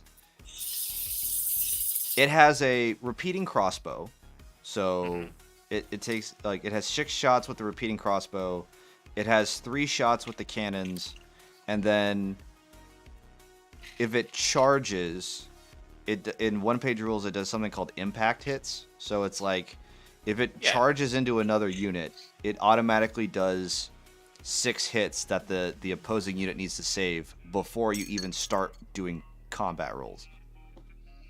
In my day, we called them Hammer of Wrath. Yeah. So the Warden was always, and it has a 2-up armor save because it's a tank. So yeah, it's a very scary model. Great to have though. See, do you find that those models, when you field stuff like that, they die almost every game? Surprisingly, the tank, the tank didn't die every game. It probably like it might have chugged away with maybe like 1 wound left. Which I was very surprised. Everyone was always trying to kill it, but for some reason, no one wanted to bring armor piercing. I mean, I enjoy like 40K and those kinds of games, and I have not played Sigmar, to be fair. I've played fantasy, but it's been many years now. Yeah. This was square-based fantasy. I always one of the things preferred... is you've got to cover everything. It's like you got to have anti-air, you got to have anti-tank, you got to have anti-infantry and anti-monstrous creatures, and it's like at a certain point you can't bring everything. Nope. And so there are some armies where it's just like this one thing is just going to wreck you the whole game until you either get away from it or feed it people to keep it busy. Yep. And that's usually what would happen with in terms of countering the tank was like, let's just keep it busy going after something else. Perfect. So God, this thing's gonna be a bitch to ship. Oh, are you talking about? Oh God, that's a big ass banner, dude. Yeah, I like it. It's gonna do fine. Just it's gonna get its own box. Yep. You know what? I tell you what. As long as they pay you at the end of the day, right? Yeah, I've just kind of had to start telling them, and I don't know if Russ is still in the chat or not, or still lurking around, but oh hell, he knows. It's like I sent one to him in Australia, and I put over $1,000 worth of insurance on it, right? Yep. And I custom laser cut MDF boxes for everything. Oh my God. Like the mass infantry that was going as well, it was all individually bubble wrapped, right? Inside of bubble wrap. It's like you could not have packed it any better. Mm-hmm. And because I had that much insurance on it, they charged him $300 Australian or something like that in taxes to import it. Oh my God. And then when it came time to figure out, like, to try and claim the insurance, right? Mm-hmm. Because he didn't have the original box, exact packaging that it shipped in with the label still attached in the customs forms, they wouldn't even look at it. I said, well, I've got tons of pictures. I had to take lots of pictures. Nope. Post office is the same way here in the States. Like, I got 2 letters the same day. One was, we got your thing. And the second one, which they were both mailed on the same day, said, yeah, we're going to go ahead and deny your claim for insufficient evidence. It's like, we made the first claim. The second part was for me to provide evidence of the damage, and the denial for the lack of evidence came with the acknowledgement that I had made the claim. It's nuts. I've just started telling people, like, look, I'm sorry, I do as best I can. I can't help it if they treat it like a kickball. Like, I can only pack it so well. I'm getting real close to figuring out how to weld titanium and just make this shit happen. Yeah. But it's what it is. Oh, I'm actually getting to some fucking painting now. All right. Yeah, you are.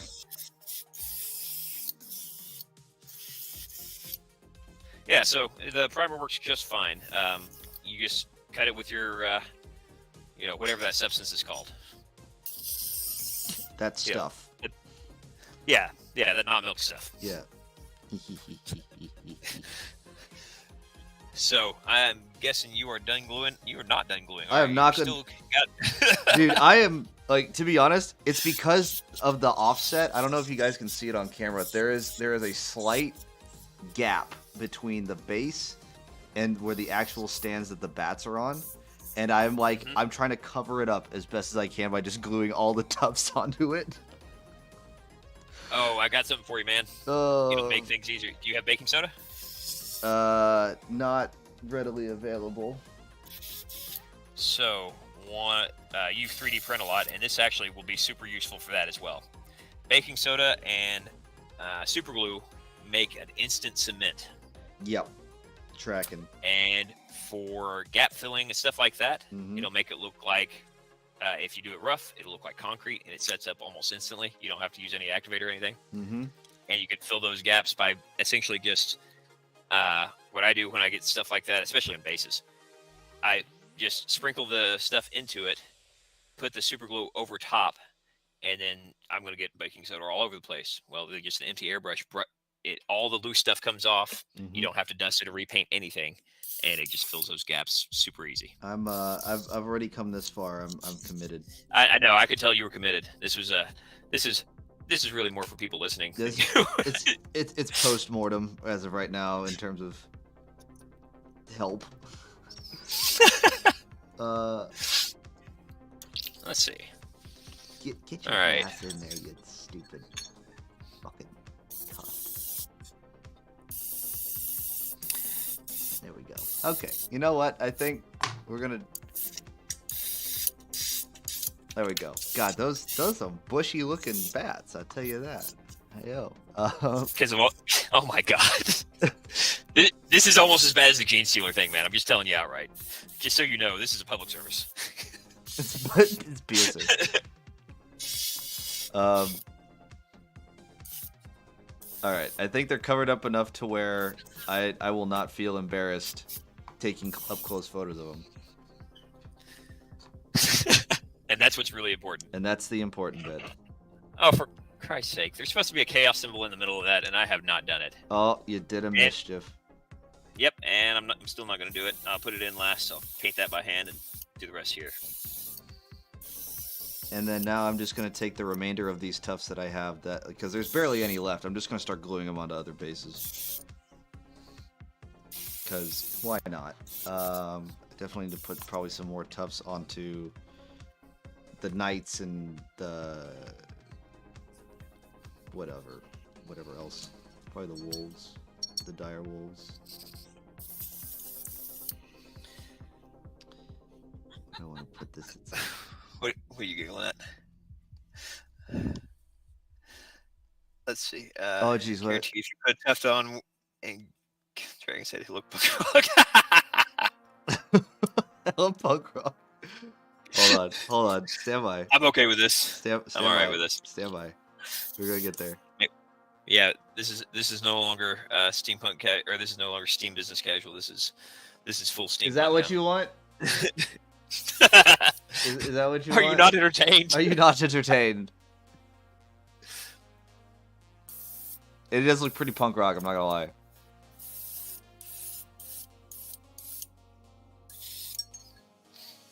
It's pretty good. It's pretty good. Alright. We're gonna take that off.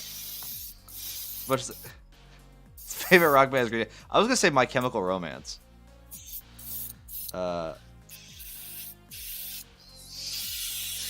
Or you know what? Good Charlotte. That was his favorite. Ah. Good Charlotte. Ooh. Yikes. Oh yeah. Oh yeah. Also, I realize now, because I say yikes because I'm like, oh, like, somewhat cringy. Mm-hmm. And Kitsune told me the other day that now people say yikes to mean that's politically uncomfortable. Oh, piss off. Right. Okay, see, that was my exact reaction. I was like, are you fucking kidding me? I mean, this is cringy. You should probably know better. And essentially, so do they, except pretentiously. Yeah, I guess that's the... Subpar player said that Good Charlotte is... I love Good Charlotte. I'm a huge fan of bleeding from my ears, too. It works together. Yeah, like it's checks out. 6 of one, half dozen of the other. We're basically talking about the same thing, I think. That is the most southern thing you've said in like a week. What, 6 of one, half dozen of the other? Yeah. I don't know that that's a southern thing. That's very southern. Okay, well, maybe it is. I wasn't technically raised south of the Mason-Dixon line, so the southern thing is really just up to your opinion. Kentucky is still southern. Not to here. It's north from here. Yeah, but it's still southern. All right. Geez, that's like kind of arguing the difference between what's a scuppernong and what's a persimmon. It's I have absolutely nothing to say there. I don't know what those are. So I know what persimmon is. I had a buddy of mine, like, he grabbed a persimmon and he's like, yeah, I got some scuppernongs. I was like, most of us are like, those are persimmons, dude. And he's from Mississippi, and everybody else was like, north of Mississippi. I think the next closest southern state was Kentucky. I was like, that's a persimmon. Yeah. I also got my buddy Ben, from Kentucky.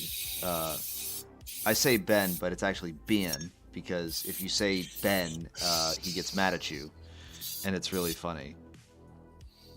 Bean, like a lima bean, like bean, like a human being, like BEEN, right? Like I've been somewhere, but throw an I somewhere in the middle of that, and you'll probably be more on the mark. But yeah, it was like, yeah, how do you spell your name? He's like BEN. I was like, that's Ben. He's like, no, it's not Ben, it's Ben. And I've been saying my name for 26 fucking years. I know how to say it. All right, dude. Well, buddy, I got bad news for you. Yeah, I think you. I think nobody's just been your friend enough to tell you until now. Yeah. As we're all drunk around a campfire. It's just so funny though. Some of the things that this was the same dude who's like, we were out. I think we were out just going on a pub crawl, and for some reason he gets this wild idea. He sees like these old people sitting over by the bar. He's like, and he just like, old people love me, and he just like goes up there and tries to talk to them. They just shoo him away, and he's like, man, fuck old people. Because he was drunk off his ass and just like, man, fuck old people. I was like, dude, what? What are you so upset about? Yeah, I mean, he's got a point. Like, I'm not an old people yet, but like, I see it. What'd you say? Look, I'm not quite at you. I get to determine that. Whether I'm an asshole or not, that's up to everyone else. So our player If I'm old enough, says, it's kinda up to me. some of our player says, my buddy's name is Eric, and he gets mad because we call him Dick. What? Well, I mean, yeah. I would, I'd be mad if people were like, hey, Dick, come here, and be like, my name's Eric. Like, maybe Richard. Richard is is the acceptable one, but I don't know. Eric, yeah, I'd see people get mad about that one. That's a justified An ex anger. of mine had a boss named, and I kid you not, Harold Richard Pfister. Nice. Yep, he went by Harry or Dick, Nice. and no matter what, Harry Dick Pfister every time. Harry. And he would say it she would say it. I was like, "You're fucking with me. There's no way." I met this guy, 100%, and I don't know, he was like 70 or something. And I was like, I gotta want to ask. say something, but I just didn't. I was like, maybe my knowledge in this isn't as important as her keeping her job. It's probably fine. Yeah. I had Honestly, I'm still not comfortable with that sacrifice. I had a company commander, and his name was Brady J. Buston, right? Mm-hmm. And I asked him this. It was I got NJP'd, and I asked him this after I walked out of his office from getting NJP'd. I said, "Sir, did you know that your name is BJ Buston?" Like, it's like I was about to leave, and then I had to go back.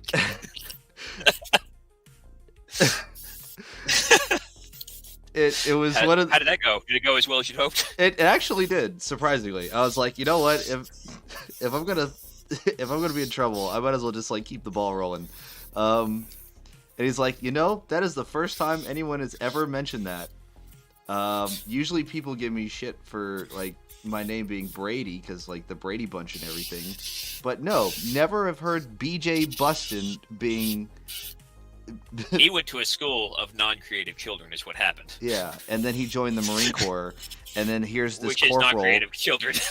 Yeah, here's this corporal, just like, hey sir, just so you're tracking, your name is BJ Buston, so yeah. Rough. Yeah, the subpart says it was worth the Article 15. Get back in my office. All right. I deserve it, but it was worth it. It was worth it. Some things you can get away with. I swear, like my NJP was more of a formality than it was like a hardline punishment. Just like technically we have to say something. Technically we have to do something, and they did. But because this was before I asked that question, after I got NJP'd, I did my about face, walked out of the office, and then here comes Captain Buston right behind, and in the hallway he shakes my hand. He says, "Hey, we need more NCOs like you because, that's some good initiative you had." And I was like, "Thanks, sir." Good initiative on the name? No, good initiative on what I was charged for. Fair enough. I'm doing my best version of the not curious dude and just not asking. According to my charge sheet, it was allegedly. No, on my charge sheet it is charged with two accounts of Article 92. For one, having an excessive amount of firearms. No, was it one account? It might have been one account. One account of Article 92 for an excessive amount of firearms, ammunition, and alcohol within the bachelor enlisted quarters. Oops. I didn't know that there were those things. I'm sorry. I've heard all those words individually, but when you smash them together like that with excessive, they don't make much sense. Can you explain?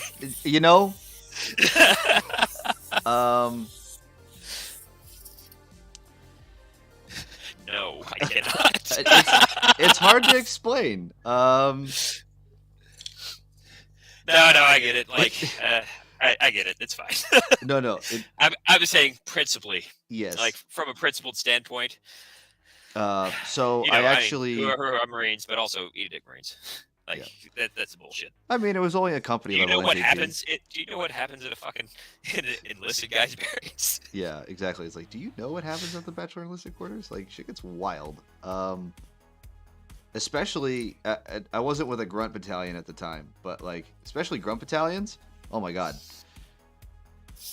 that's a Tuesday night. Like, yeah. I mean, I left all my big guns at the house. It's only Tuesday. Yeah. We didn't get that crazy. It's only Tuesday. We still have work the next day. Right. This is second Monday. Yeah.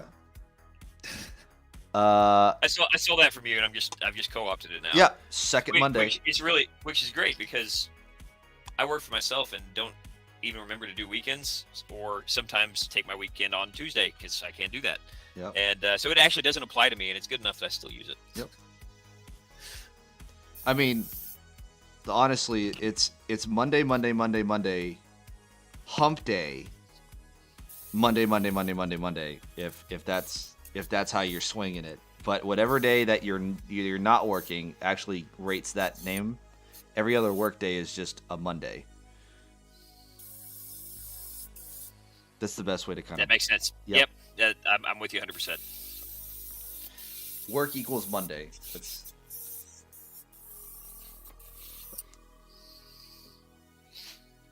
Also, Hey, how are and you very- still awake? It's 11:13 over here on the West Coast. Remember when I made some passing comments about don't expect people to stay up with my insomnia? It's like that. I'm running out Also, of places it's to the put weekend, them. so she doesn't have to have any kind of bedtime, and she's sitting here next to me painting also, Oh, okay. and we can wake up late because no kid tomorrow or right now, so don't have to get up when the sunrise and the munchkin wakes up. It's all good. I'm trying to figure out what base do I want to glue another tuft onto. I have 4 more tufts. As I just ripped one in half. So I have 4 more tufts. I had picked some very specific colors early on for these guys, or for this chaos thing. Yep. And the really specific colors are more like every color, but certain things like Chaos Undivided. right. I actually started making a hashtag on Instagram because I made some joke, paint with all the colors of the chaos. Because it's just, I looked at one model, I was like, Jesus Christ, there's every color is represented like a couple of times in here. And I didn't mean for it to be that way, but it was. And so now I've got like 7 or 8 tags that are just paint with all the colors of the chaos because I've been doing this Feel Slaves the and Darkness Army for like Feel 2.5 the months. chaos. Taste the chaos. Brought to you by Slanesh. Brought to. That's a good one, yeah. I mean, for Slanesh, Slanesh would probably be the one to be like, you can taste color with this drug. The snozberries will taste like snozberries. The snozberries taste like eternal torment. I mean, snozberries. Snozberries Yeah, is what I meant. yeah. I meant snozberries. Yeah, that's what you meant. Also, I feel like just Slanesh in general is just this eternal, like, I'm coming for that ass. Like, that's all. Yeah, just like aggressive unwanted advances. The person. Subpar players, 2 a.m., baby. Yeah. Much as I would say go to bed, but Yeah, hang out. yeah, come hang out with us. So, I came up with this kind of mix of colors for the banners. All right, I'll drink some more gear. Thank you. And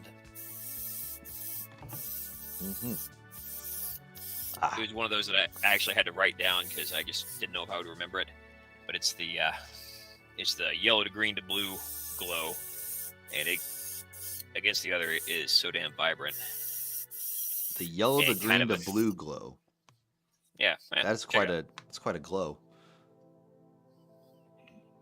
Ooh. Okay, checks out. And I agree with this. I only started using it because the troops that I was painting before all had anybody that isn't a named guy is getting the kind of lava color glows, right? Mm-hmm. And so that is like yellow through orange all the way to a magenta at the low end and black, right? Yep. So really, this glow on this was only picked in those colors because it is the exact contrast to each one of those, so that it actually balances out. Checks out. It's just like yeah. I'm gonna just put this here. Yeah, see. Let's see if that can hold still. Yeah, there we go. hopefully that's I feel like I've said it even on stream when it comes to like color. I'm like, yeah, I don't know how this is gonna work. We're just gonna try this and let's see what happens. And then it kind of works out. And you're like, yep, that's it. We're just gonna keep going with that. I think honestly, sometimes I make like intellectual decisions about it where I'm like, yeah, I should do this, and it's mostly not that. It's mostly just purely like I've messed with these enough to where I feel like these are gonna work okay. All right, I have applied three Two thin sheets. coats. 3 sheets worth of tufts onto 1, 2, 3, 4, 5, 6, 7, 8, 9, 10 bases. That is more than I've ever put on any bases. So That's those are some fucking bushy bats, man. I don't tell you. there's some bushy bats, boy. Yes, sir. Kitsune wanted to make sure that you understood that was also sponsored by Slanesh. Oh, it's all sponsored. The bushy bats, sponsored by Slanesh. Right. Brought to you by Slanesh. Get fucked today. Oh wait, it's What is it? Oh, let me see. I actually have done one really cool. Yeah. Hey, you're in the Discord. Yeah, share it in the Discord. Like to see it so far. He said he'd done one really good camo model. I swear to God, if you show me a purple orc with a base with nothing on it, it's still gonna be funny. So, you ever seen a purple orc? Just an empty base. Oh, okay, no base yet. He's gonna go get a base. Greeley said, "Do you guys even put grass on bases or airbrush glow?" Yeah, I don't know. I don't think so. Maybe. I have never done either of those things. Yeah, never. once. Never a day in my life. So it's a little hard to, I just throw if you haven't paint been in kind of places. around for the rest of this army, this was kind of the whole point. I love OSL. This thing is everything's intentionally very much overboard for what it's worth. I don't think that everything glows this much, or it should, or everything needs No, it. it should.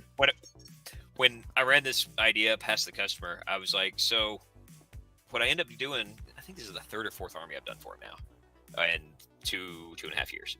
And I said, what ends up happening is there's 1 or 2 big centerpieces, and we do all the extra shit on it. And he goes, yeah. And I was like, chaos is a bitch to paint and boring as hell because it's just a ton of detail work all the time. Yep. I was like, so what if we just did like that centerpiece level of nonsense on everything? Oh. Just see what it's like. And he goes, fuck it, let's do it. And so I sent him this army. I'm getting some pictures of it soon. His wife's a photographer. So I've got all these individual pictures as I'm going, but I'm getting this big group shot at some point here soon of like 4,500 points of Slaves to Darkness with demons and ever chosen and all that stuff, just all in one place. But yeah, normally I do some OSL stuff. It's normally not like this. It's not normally this overboard, just for what it's worth. Now, some people really dig that. Like, this is one of the guys for him. Like, that's just a chaos. Maybe either he will be a chaos lord or maybe just a sergeant for something, right? And it's just bright as hell. And I don't think that, everything needs to be there. But, no, I've never done grass tufts. All right, let's bring up the Discord on. Can we do a screen share of this so we can show what we're talking about? Oh. Fuck you. It was literally just a picture of his linoleum. It's the best camo job ever. Yeah, it is. You bet your sweet fucking. I called it. I fucking called it. I knew what was going on. Hold on, there's no base. I was like, I know what this is. Clear off one spot on the floor to be photographed. So I just remembered that I have 3 blank bases that I have prepped, and I still have my high elf army that I need to glue shit onto. So that's what I'm gonna be doing, right, Meow? And before So I gotta say, you just reaching over here and take it. You're not gonna like that on a brush. It's an airbrush. You just won't like it. What are you after? Are you after that kind of pink? Okay. 1, 2, 3, 4. I hand you the whole thing. Oh, okay. Here you How go. short a guy? Pink. What am I? So I'm glad that I took the time to actually adjust the camera settings on this, because for the first time I think ever when I've done these streams, the colors look to me like they do on here. And try to really, it's been so, well, I mean, at the beginning I was like, does this look washed out? You're like, yeah, it's really washed out. And that's kind of been the problem with all these, because I needed enough light to be able to see what I'm doing. But yeah, so that contrast, that looks so much better on camera now. Holy shit. Oh yeah. Oh yeah. What?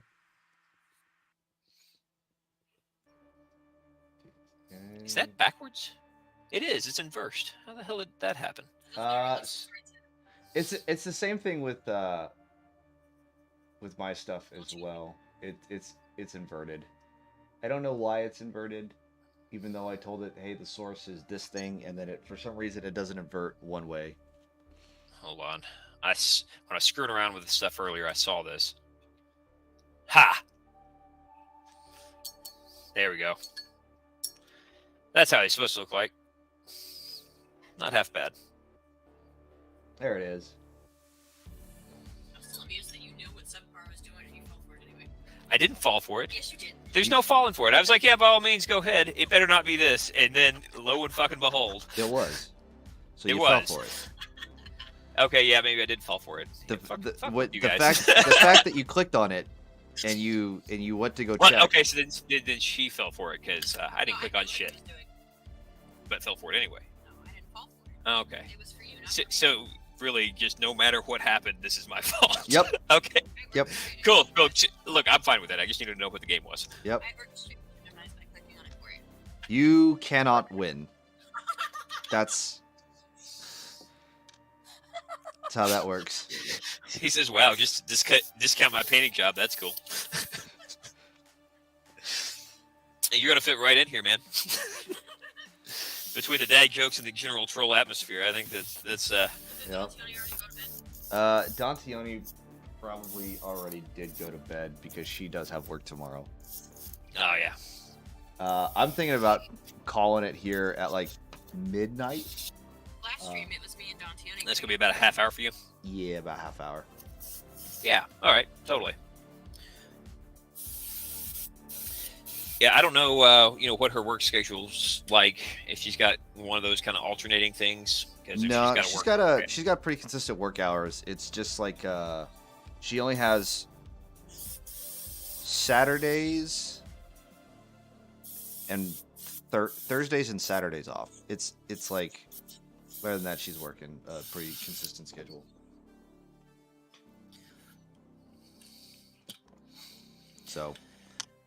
So I've got. Normally I talk through what I'm doing more, but I've just kind of been bullshitting, and I gotta say I don't think I mind that much. That's what we do. So normally, or where I'm going with this eventually, setting up the OSL first, and I kind of like how stark the OSL is by itself, but I've got to enrich the colors a little bit more so I can push them down. And this is closer to where I'm going through and picking out the details and stuff after the fact on the other. All right, Gear, thank you so much. I'm going to drink some more. You beat me to it. Well, somebody's not telling them to drink more.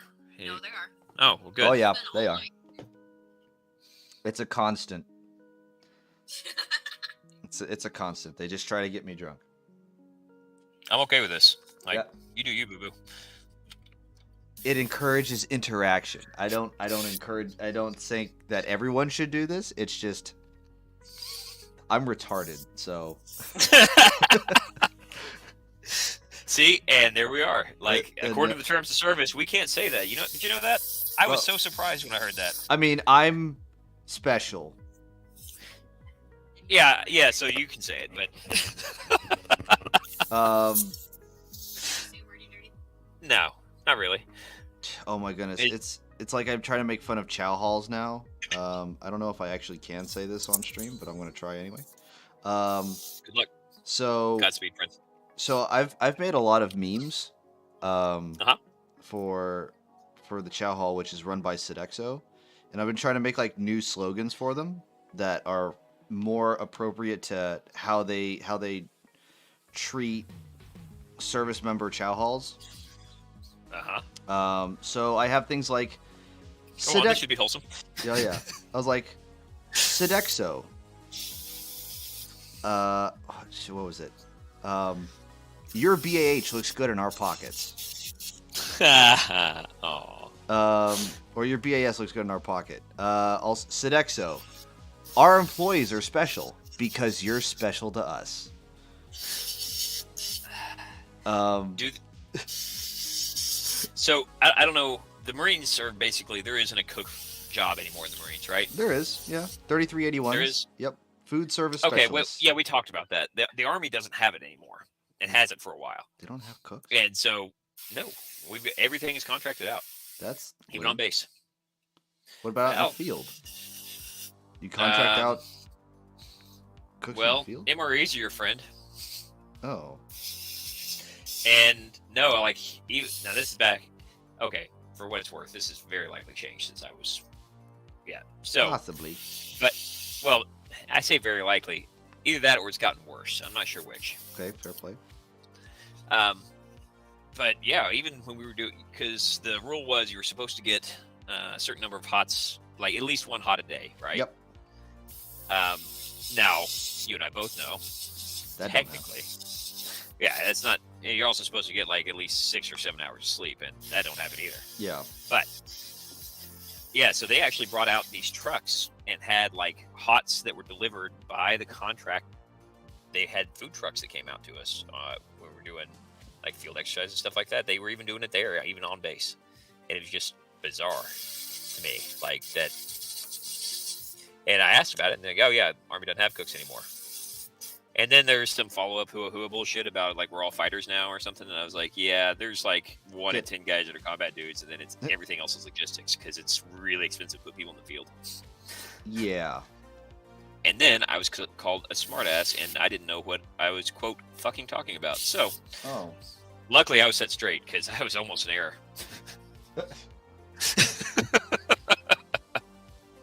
I'm not actually bitter about it, but it sure sounded that way when I said it. I was pissed when I was a kid. It's like, what the fuck? This is absolutely right. I'm like, yeah, but shut up. Shut up and color. Yeah, we don't have crowns. We love them.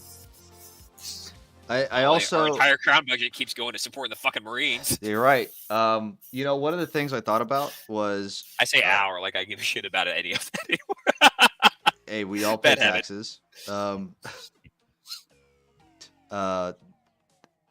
I thought about if I ever became a drill instructor, I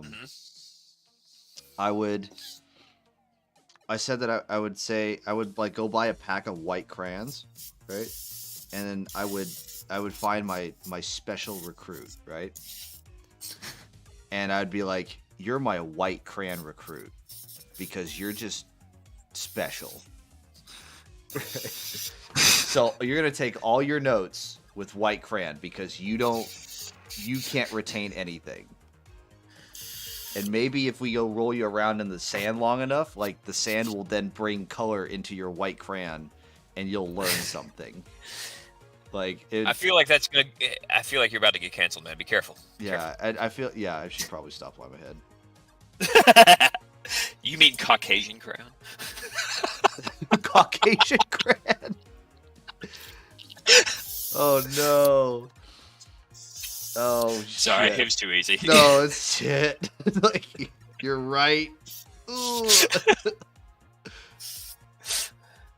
But that I remember. Now this is when I was. And if they a lot younger. if they lose, like I was a kid still. If they lose that crayon though, there was God bless them. They're about to just get wrecked.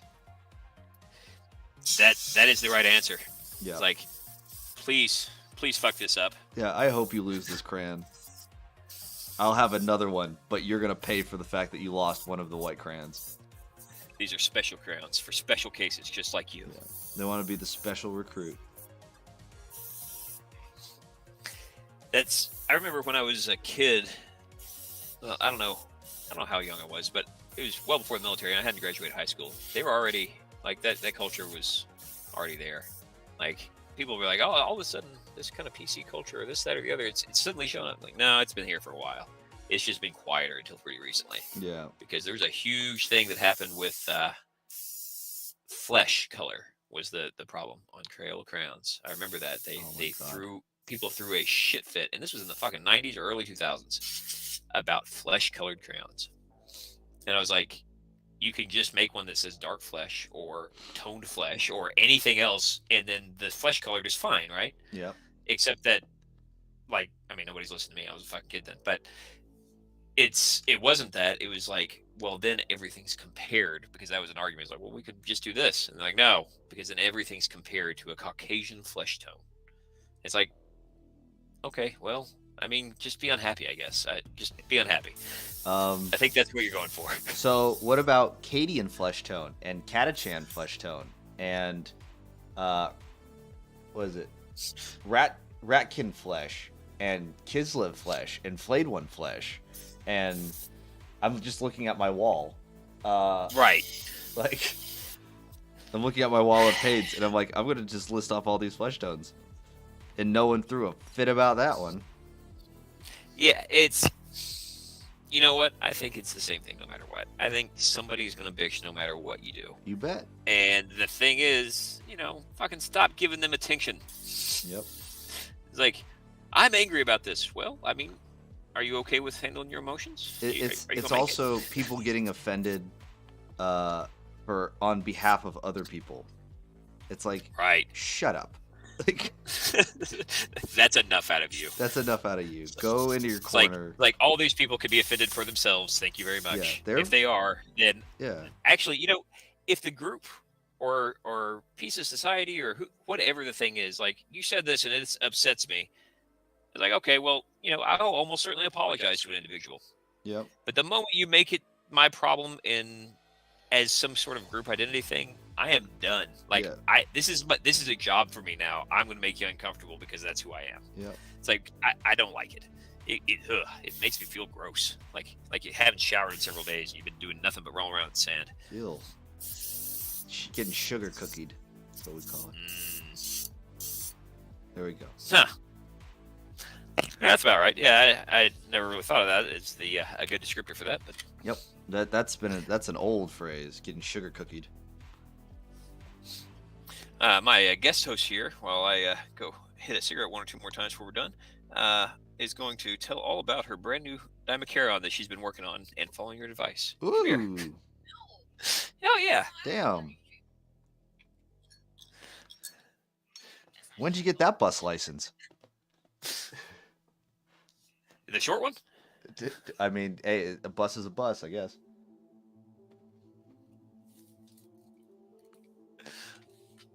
Complaining will be a sport eventually. Oh my goodness. Greenleaf just said rat skin? That's so racist. Hashtag cancellation. No. No, I don't want to. This thing.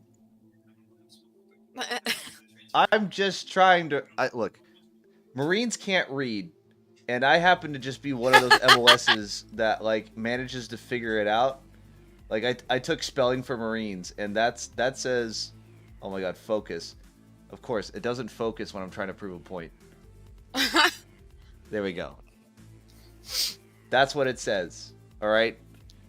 I think I should be applauded for the fact that I can read. So that's what I've been working on since you gave me your suggestions. Ooh. I added some dark to the recesses and some gross to the trumpets. And then tried to work on his face, but it's a pain in the ass to get to. Did you say some gross to the trumpets? Yeah, I call those trumpets. Do they just reminds me of dude? Just oh man, that's the best way of describing this.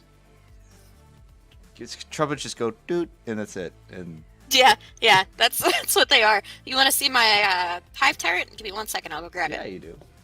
Let's see this. No, that was the one I think I my started. God. He's grabbing it for me. Please That was do. what I started this paint scheme with. Greenleaf, please do. We're not going with this hashtag.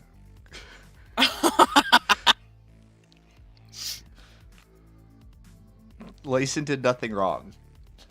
Hashtag Layson can read.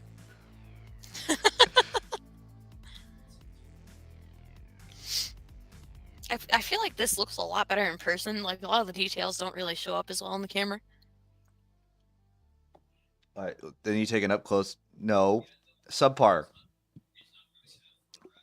God bless. No, it's not. It's not your setup. It's just that cameras never do stuff like that justice until you're staging it like just perfect. That's my boy. Wasn't this like the second model I ever painted? The first one was the Ravener, right?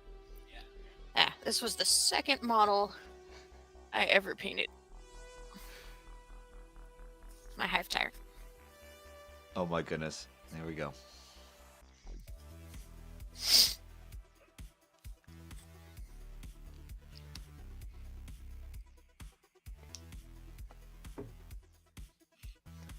I was super proud of him when I got him done, especially that head. Oh yeah. I'm really bad with blending colors now that like between you and NerdGun, I'm really bad at blending colors. I'd use like strictly brushes, so I use a dry brush for it. That was one of the first things he taught me how to do. Nice. And it's just a tiny little bit of paint on a makeup brush and then just blending it out like that. Dollar and I use a store. color wheel to find the right ones to blend. This right here, this Pro Fusion dollar store makeup brush. Yeah. It's wonderful. Most of what I do is using the dry brush, because I'm painting the Tyranids and they're supposed to be all shiny and shit. So I'll do like 2 drops of paint to 8 drops of the not milk, bleh. And then it makes it glaze like. Look, it's on there. All right, it's not milk. That's it. It's eternal now. Can't. I saw a bottle. Someone took a picture at a Games Workshop, and it was an unlabeled bottle of white. I think maybe medium or something like that. Mm-hmm. And they were like, "This is clearly an offering to Slanesh because it didn't have a label on it." Oh no. Oh no. Did you finish? Okay, I'm putting him back on now. Oh. Okay, bye. Okay, bye.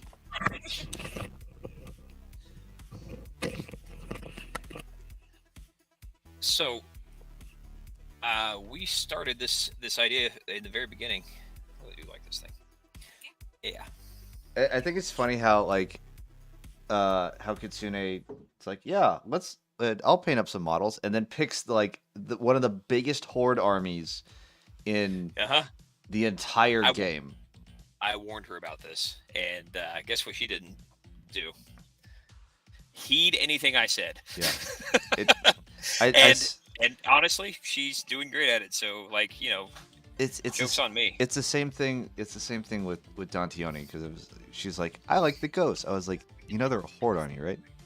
Like you're gonna need a lot of ghosts. Many. But at least the color scheme's easy. They're all uniform. It's not like you have to do anything crazy in terms of changing coloration. It's like they're all ghosts. In fact, I've actually seen a Nightheart army where the painter, all he did was like prime them white and then just airbrushed Hexwraith Flame over everything. Yeah. And then he's like, that's my army. Yeah. And put it and based it. Totally. The 3 colors, Yeah. most of the 3 colors were the base. There was 2 colors on the base, and then there was Hexwraith Flame. It's like, I have an army. He's not wrong. He's not. Like, and I think you can do those. I think you can do those kinds of schemes. I think you can do those a lot. They can really look good and do them quick. And a huge part of what I struggle with. All right, so actually, I've got one right here, close. 1 second.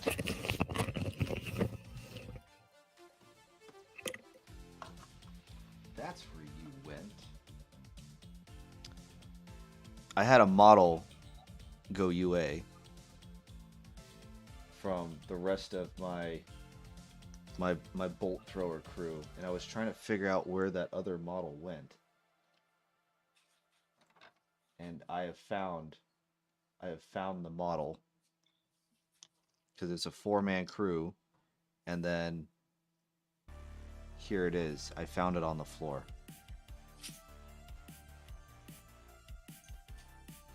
The hardest part is when you're gonna when you want to do a serious looking army. I can't find small enough googly eyes. Yes, So- you are correct. You are correct, subpar. For this Slaves to Darkness army, he's like, man, I'm gonna need like 30 Marauders. He's like, I have no problem paying your normal fees. He says, but I need 30 of these things. He's like, can you do a paint scheme that's not like, can you do a paint scheme that's not the super in-depth? And I was like, yeah, all right. I said, no OSL and the other, and I kind of find out that like the time it takes to kind of like paint it the Citadel way, like the quick Citadel way, is actually, it took me so much longer. Yeah. So I was like, so what about just keeping the thing? So anyway, these are the I was trying to give myself a time limit of like 20 minutes a piece to get some guys together. Okay, that probably didn't happen. Yep, this is what I came up with for my 20-minute guys. Hold on. That's it. I'm trying to. You just painted them black and then put a little bit of glow. Called them good. Put them glow is moonlight colors up top. Yeah. And then the glow, and then washed them down, and they were super fast, and they looked like they belonged with the army. And it ended up, I was like, yeah, 20 minutes a piece. They really was more like 12 or 13 minutes each. Nice. I did 30 of them in an afternoon, and that worked pretty well. That's solid. But that's something I struggle with painting stuff like horde armies. Is like the perfectionist part of my brain is fucking hating it. Yep. Like nope. And then the part where it's like, all right, so really, when I'm 26 inches away from these things and they're sitting on a tabletop and you're looking at them, how do they look? Yeah. Not how do you pick each one up, but yeah, how do they look as a whole? It's the 3-foot fabulous rule. That's what I've Yeah. heard it called, 3-foot fabulous rule. I had never heard that, but that is exactly right. Yep. You put it on a table and you go, yep, that looks pretty good. So I was telling you that I grabbed some of these because I hadn't actually gotten up since we talked about that. But I was talking about this Eldar army that I had put together, right? And so this is the stuff that I was fielding on the army. Like these are the kinds of things I was putting on there, and I did not want to. Jeez. Oh, there's things happening on that ship. Right. And so the entire army is done up like that. Oh my god. I mean, yeah. I mean, it looks cool. I just like, oh, there's things happening. Yeah. So like that's kind of what they're all like, right? Yeah. And that I never finished the other side of that. But on all the rest of them, even the little grab things have glowy bits and little flanges and whatever, because this was going to be right around the time where I started with painting professionally. Mm-hmm. We were talking about this earlier, and it was like, well, what got you into it? Well, Wayne got me into painting, but he didn't really get me into the whole bit. It was a super early one, but it's the same kind of idea. And so what happened was I was with somebody, with an ex, and went to this gaming store because I didn't really want to be around their family very long. And so I was like, I'm just going to go out for a while. I went to a gaming store, and I was showing somebody some of the crap that I was doing because they were talking about painting. Yeah, I wasn't serious about it at all. Like I was just, and so if your girlfriend or your you like show your parents and they give a shit at all, and they're like, yeah, that's pretty cool. Yeah, you don't buy it. Not really. It's like you got to be nice to me. We got a relationship that has to continue, right? But we have to. So I went right. But I went to this gaming store. I was like, and I had even said, yeah, I'm in from out of town. I'm just kind of screwing around, poking around for a bit. And people were talking about painting, and I happened to have some pictures of some stuff I'd been painting that I was sending my one buddy I played with. And so I showed him, and one of them was this kind of hand-painted Wraith Guard or Wraith Knight thing, where I had hand-painted this fucking galaxy. This is before I even got an airbrush. And so the guy I was showing was like, holy shit, and called the store owner, and there was like 14 people sitting around my phone and like giving me all this positive feedback. And I don't know any of these people, like, at all. And I was like, well, I'm not going to let this go to my head, but maybe I've got something going on here. And that was what got me started. That, and I've kit bashed a handful of basic infantry units in 7th to make up some kit bash like wolf priests, and I put one on somewhere, Reddit or something, and a guy asked me if he could buy it. And I said, sure. I said, shoot me an offer. And so, at the time it was $3.50 a Marine or something like that for Space Wolves. And he's $75. I was like, what? So I was like, yeah, sure. And so I just started listing them, and then started selling stuff, and it got to where I was making more money than I was at any job that I could get that basically I didn't need more education for. I didn't need a piece of paper for. Yeah. So that was it. And this year I got to file taxes like an adult. Oh. Yeah. I've been keeping receipts and all that crap. I just have no idea how to do it. I'm going to have to talk to somebody who knows what the fuck they're doing. But yeah. So this was my I don't want to field a gray guy in my yeah, because I had these guys, and like he's got an FDM base that I think was a raft for something, and it was just for a 40mm different base that I was printing, and I just grabbed the raft. Oh my goodness. Let's see if I can get a. Yeah, so that's him. And that's I had a squad of 5 of these guys, in 10 minutes they all need to be painted. And so this is what I came up with, and it goes with the rest of the army, but it's literally just airbrushed on there. Yep. But enough contrast, and it definitely looks good from several feet. It does. And then you'd be like, yep, that's a Wraith card. Yep. And so I've got some silver on here that I haven't quite hit with other stuff that wasn't done at the time. I had a little paint pen, silver paint pen. I hit those, and I'm just going to wash it with something and then call it good. So, and in addition to that, because I bought a bunch of Harlequins that are not painted up, this is my 5-minute Stardust Harlequin.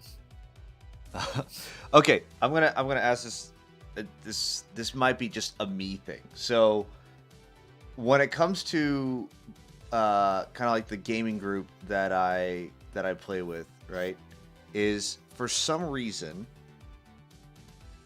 this might just be me, but if someone wants to play the same faction as you have to either you don't want to tell them to change their faction because like they're having fun, and I'm the one with the 3D printer, so I can just print out more stuff. For sure. But I cannot it happened to me like 3 times within the same group to where it's like, I was like, I'm gonna play Space Marines, and then my buddy was like, oh yeah, Space Marines are cool. I'm gonna make Space Marines. I was like, okay, well I'll change to something else.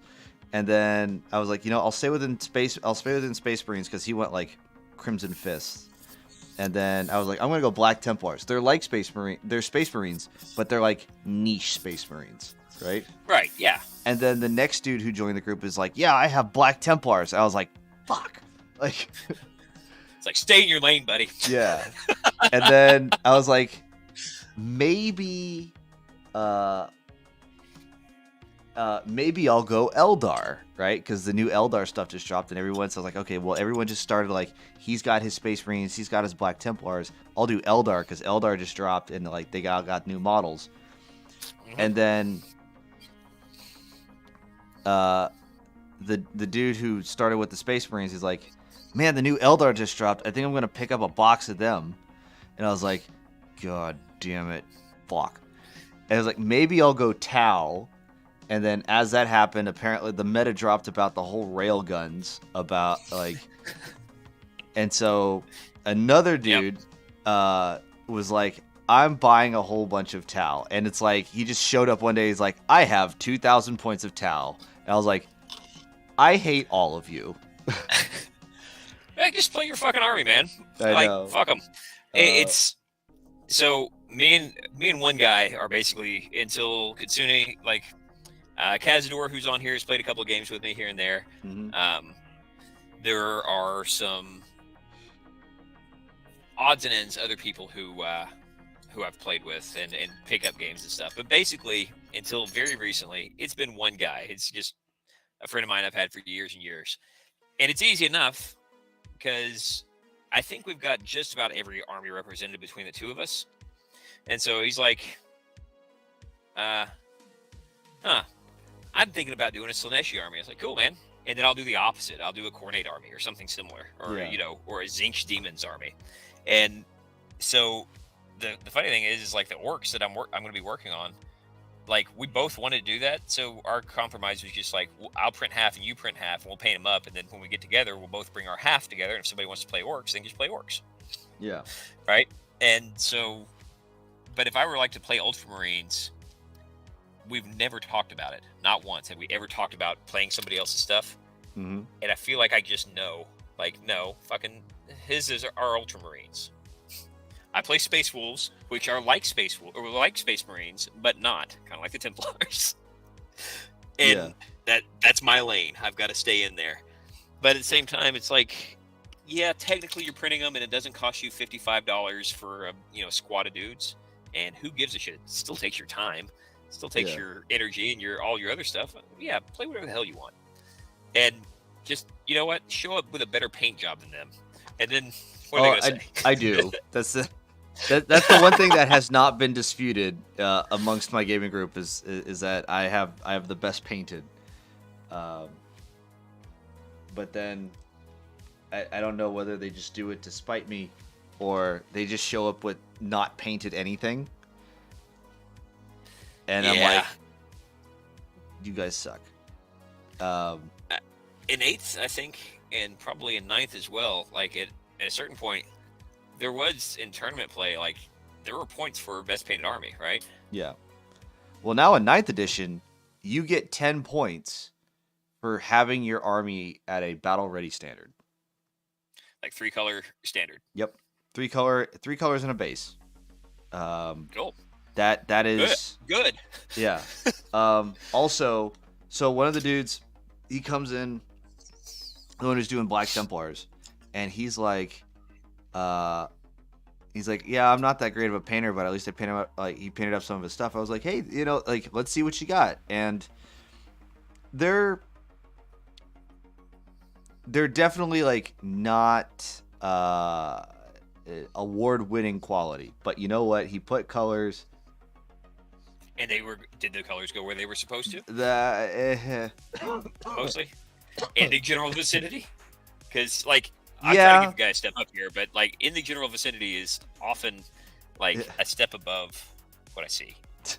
But then... I'm not trying to be a dick, but I am, so here we are. Yeah. So I was trying to give honest feedback, and I was like, yeah, you could probably put a little bit of more color here and kind of tighten up this color there. And he's like, Did yeah. you make the engineering mistake where you're like, I'm asking for feedback, and you're like, okay, well, here's some feedback, and they're like, I didn't want feedback. Yeah. I was being polite about it. I was just happy that he actually painted the models. But then, like, he goes to show me, like, he came over at some point and was like, hey, show me what you got. And then he goes to pull out his brushes, and like he pulls out a brush like this. I don't know if I can let me get focused on it. He pulls out a brush like this, and he's like, yeah, this is my fine detail brush. I was like, no, give me that brush. Yeah, I was like, give me that brush. That is the thing that you throw away once it stopped being useful for mixing up airbrushes. Yeah, and I was like, give me that brush, and I just like chucked it in the trash can. I was like, no, you're not. Here, you're gonna take another brush. I'm gonna give you one of my brushes. Here you go. You take this, and you're gonna clean this brush when you're done with it. And I'm gonna teach you how to clean this brush because that's not your fine detail brush. Stop. Drink. Right. Oh my goodness. Yeah, that's. Not having, like, I don't remember if I was chatting with you or if I was talking to my own stream about it or if you weren't even involved in this at all, but it's like there's a level. Yeah, I think we were talking about airbrushes, right? It's like my first airbrush setup was pretty rough, and it was the same thing I'm kind of doing all the time, which is like I'll get something and I'll get a mid-low version of it to see if I'm going to stick with it, because sometimes I just don't, right? I got a ding, and it's a loud ding. Oh, there it is.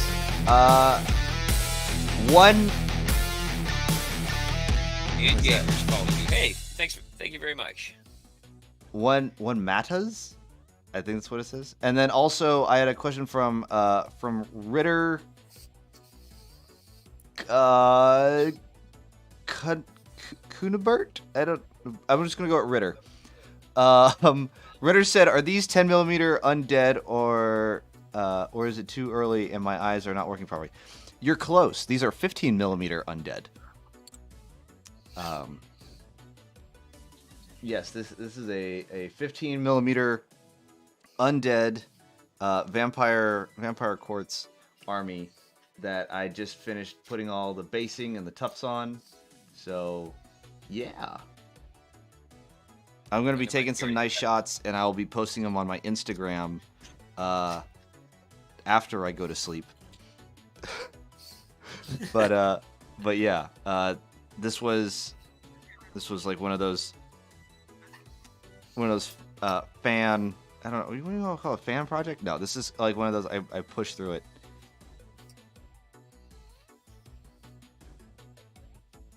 It's been a tough stream, one could say. That is, subpar. You are 100%. This dad joke thing is going on. Like, it's solid. If I at first I was like, should I encourage this? And then the other part of my brain that was supposed to pop up and discourage me from saying stuff like that, you just didn't say anything. So here we are. Yeah, no, the monkey in my brain's just like, yay. So, yeah, it's I'm done. The army. I think the only thing I have to do is like come up with another base to put the other 5 dire wolves on, and I'll have about 1,200, almost 1,300 points worth of vampiric undead in accordance with 1-page rules. So yeah, I have a horde of 20 zombies. I have 5 graveguard. A vampire lord on a zombie dragon, 5 blood knights, 2 units of bat swarms, and I'm supposed to have 2 units of dire wolves. But yeah, I thought about doing another unit just to make it like an even 1,500 points. Do I actually have that like page pulled up somewhere where I can see what I was gonna do? I do.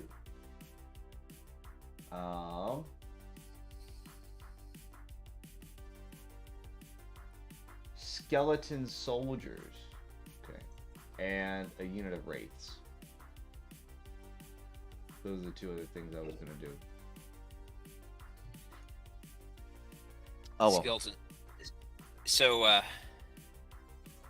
think it was Gosu hanging out there when I was doing like the quick and dirty like skeletons or skulls thing. Were you in there when I was doing that one with him? I don't think so. For a D&D game, at one point or another, I had, and also because I play 40k, which means that it's just skulls, the game. Yep. And so getting good at painting skulls or getting fast at painting skulls more than necessarily really good at it is kind of the thing. And I have got, if you haven't gotten to the painting of the skeleton things yet, I've got this thing that'll work. It could be another time totally, but yeah. Well, maybe we can do it on the and it looks super good. On the next collab painting stream. I will paint up the skeletons because I still have yet to. I have to support them and upscale them before I can print them. So. Oh right, because yours aren't. Should be the file of those. I might be able to. I might try a test of them, see if that the other works. If you've got some skeletons that you're going to use for this. Yeah, I can. I could probably try the scaling of it. Shoot you some. Of course, I'm saying nothing because I forget that you 3D print a bunch. And a lot of times, like, yeah, I can help you out with this. And then sometimes people are like, I've been 3D printing since 2015. Yeah, I've been 3D printing for a hot minute. It's yeah. I actually, what was it, the last stream I did on Thursday? Thursday. I was supporting some dwarf models before I sent them off to go print. So, yeah, I flip flop between them sometimes. Whenever it feels like, yeah, you know what, we're gonna do supporting stuff. But I tell you what, it's a little past midnight, and I getting a little tight. Yeah, man. No worries, brother. Hey, Hey, it's what's been up? a blast, and actually, it doesn't look. Oh, I don't know. Let's see here. I've actually got something that's starting to resemble a model now. Luckily, so I can totally call it close to there. But yeah, I know, man. I've been at this. We've been at this a hot minute now. We've been at it 3 a.m. for here, so. almost 6 hours. Hot damn, that's a long time. Yeah, it is. Oh my goodness. Well, Greenleaf and Subpar are trying to cancel me. If they scream cancel in the chat, apparently it's gonna. I get canceled. is it because you're not allowed to go to bed or what? I'm not sure. What have you done now? I don't know. I don't know what the crime is. Damn it, Lacy, what have you done? I don't know. Yeah, that's. What is my crime this time, Greenleaf? You're the one who started this, so wait. What was my crime this time?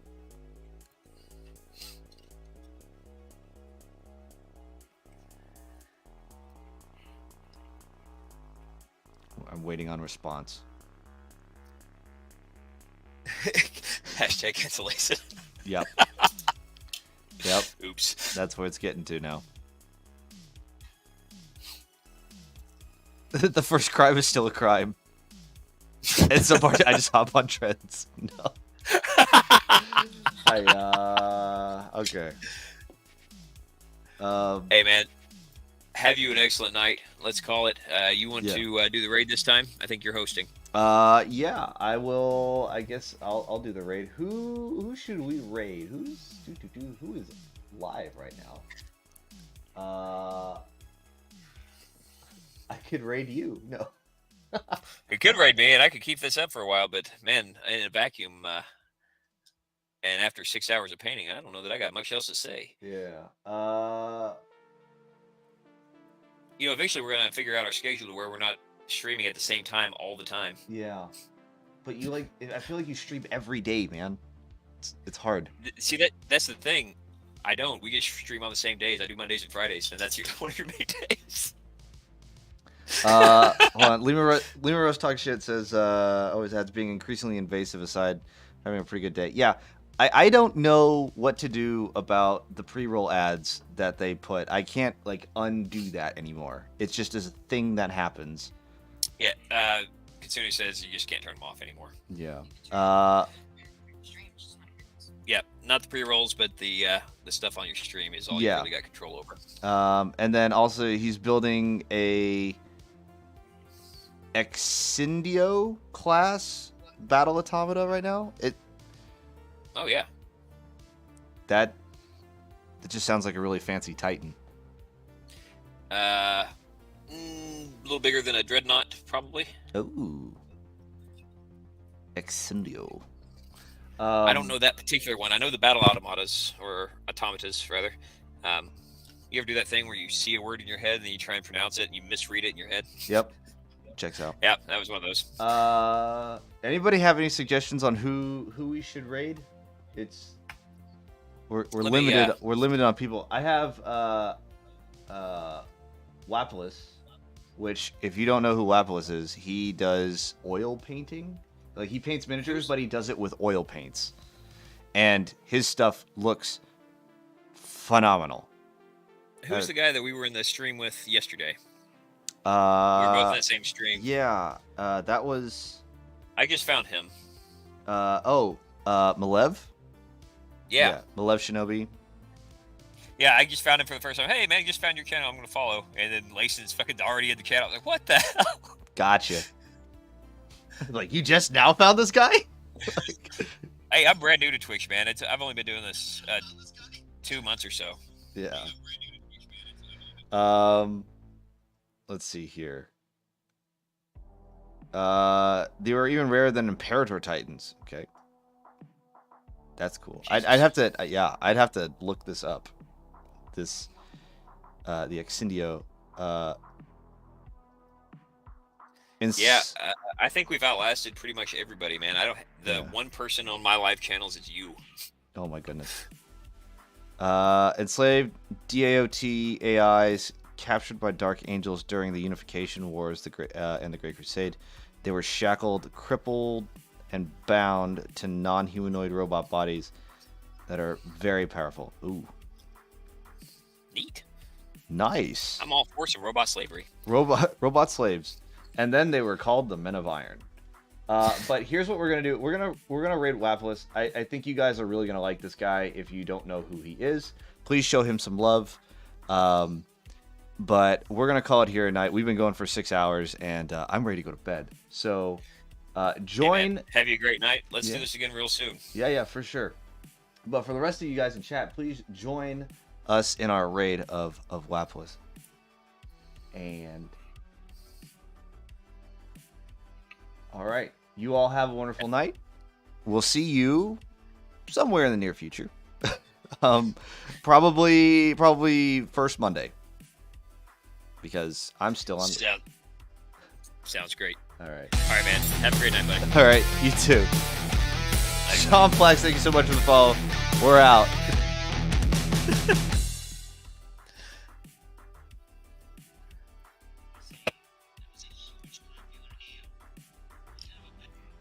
Hey, you still on the call here, bud? Let me make sure that I'm not live. 1 second.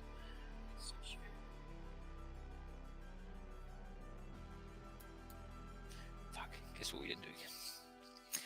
All right. I did my stop streaming. Hey, I think that went pretty well. What do you think?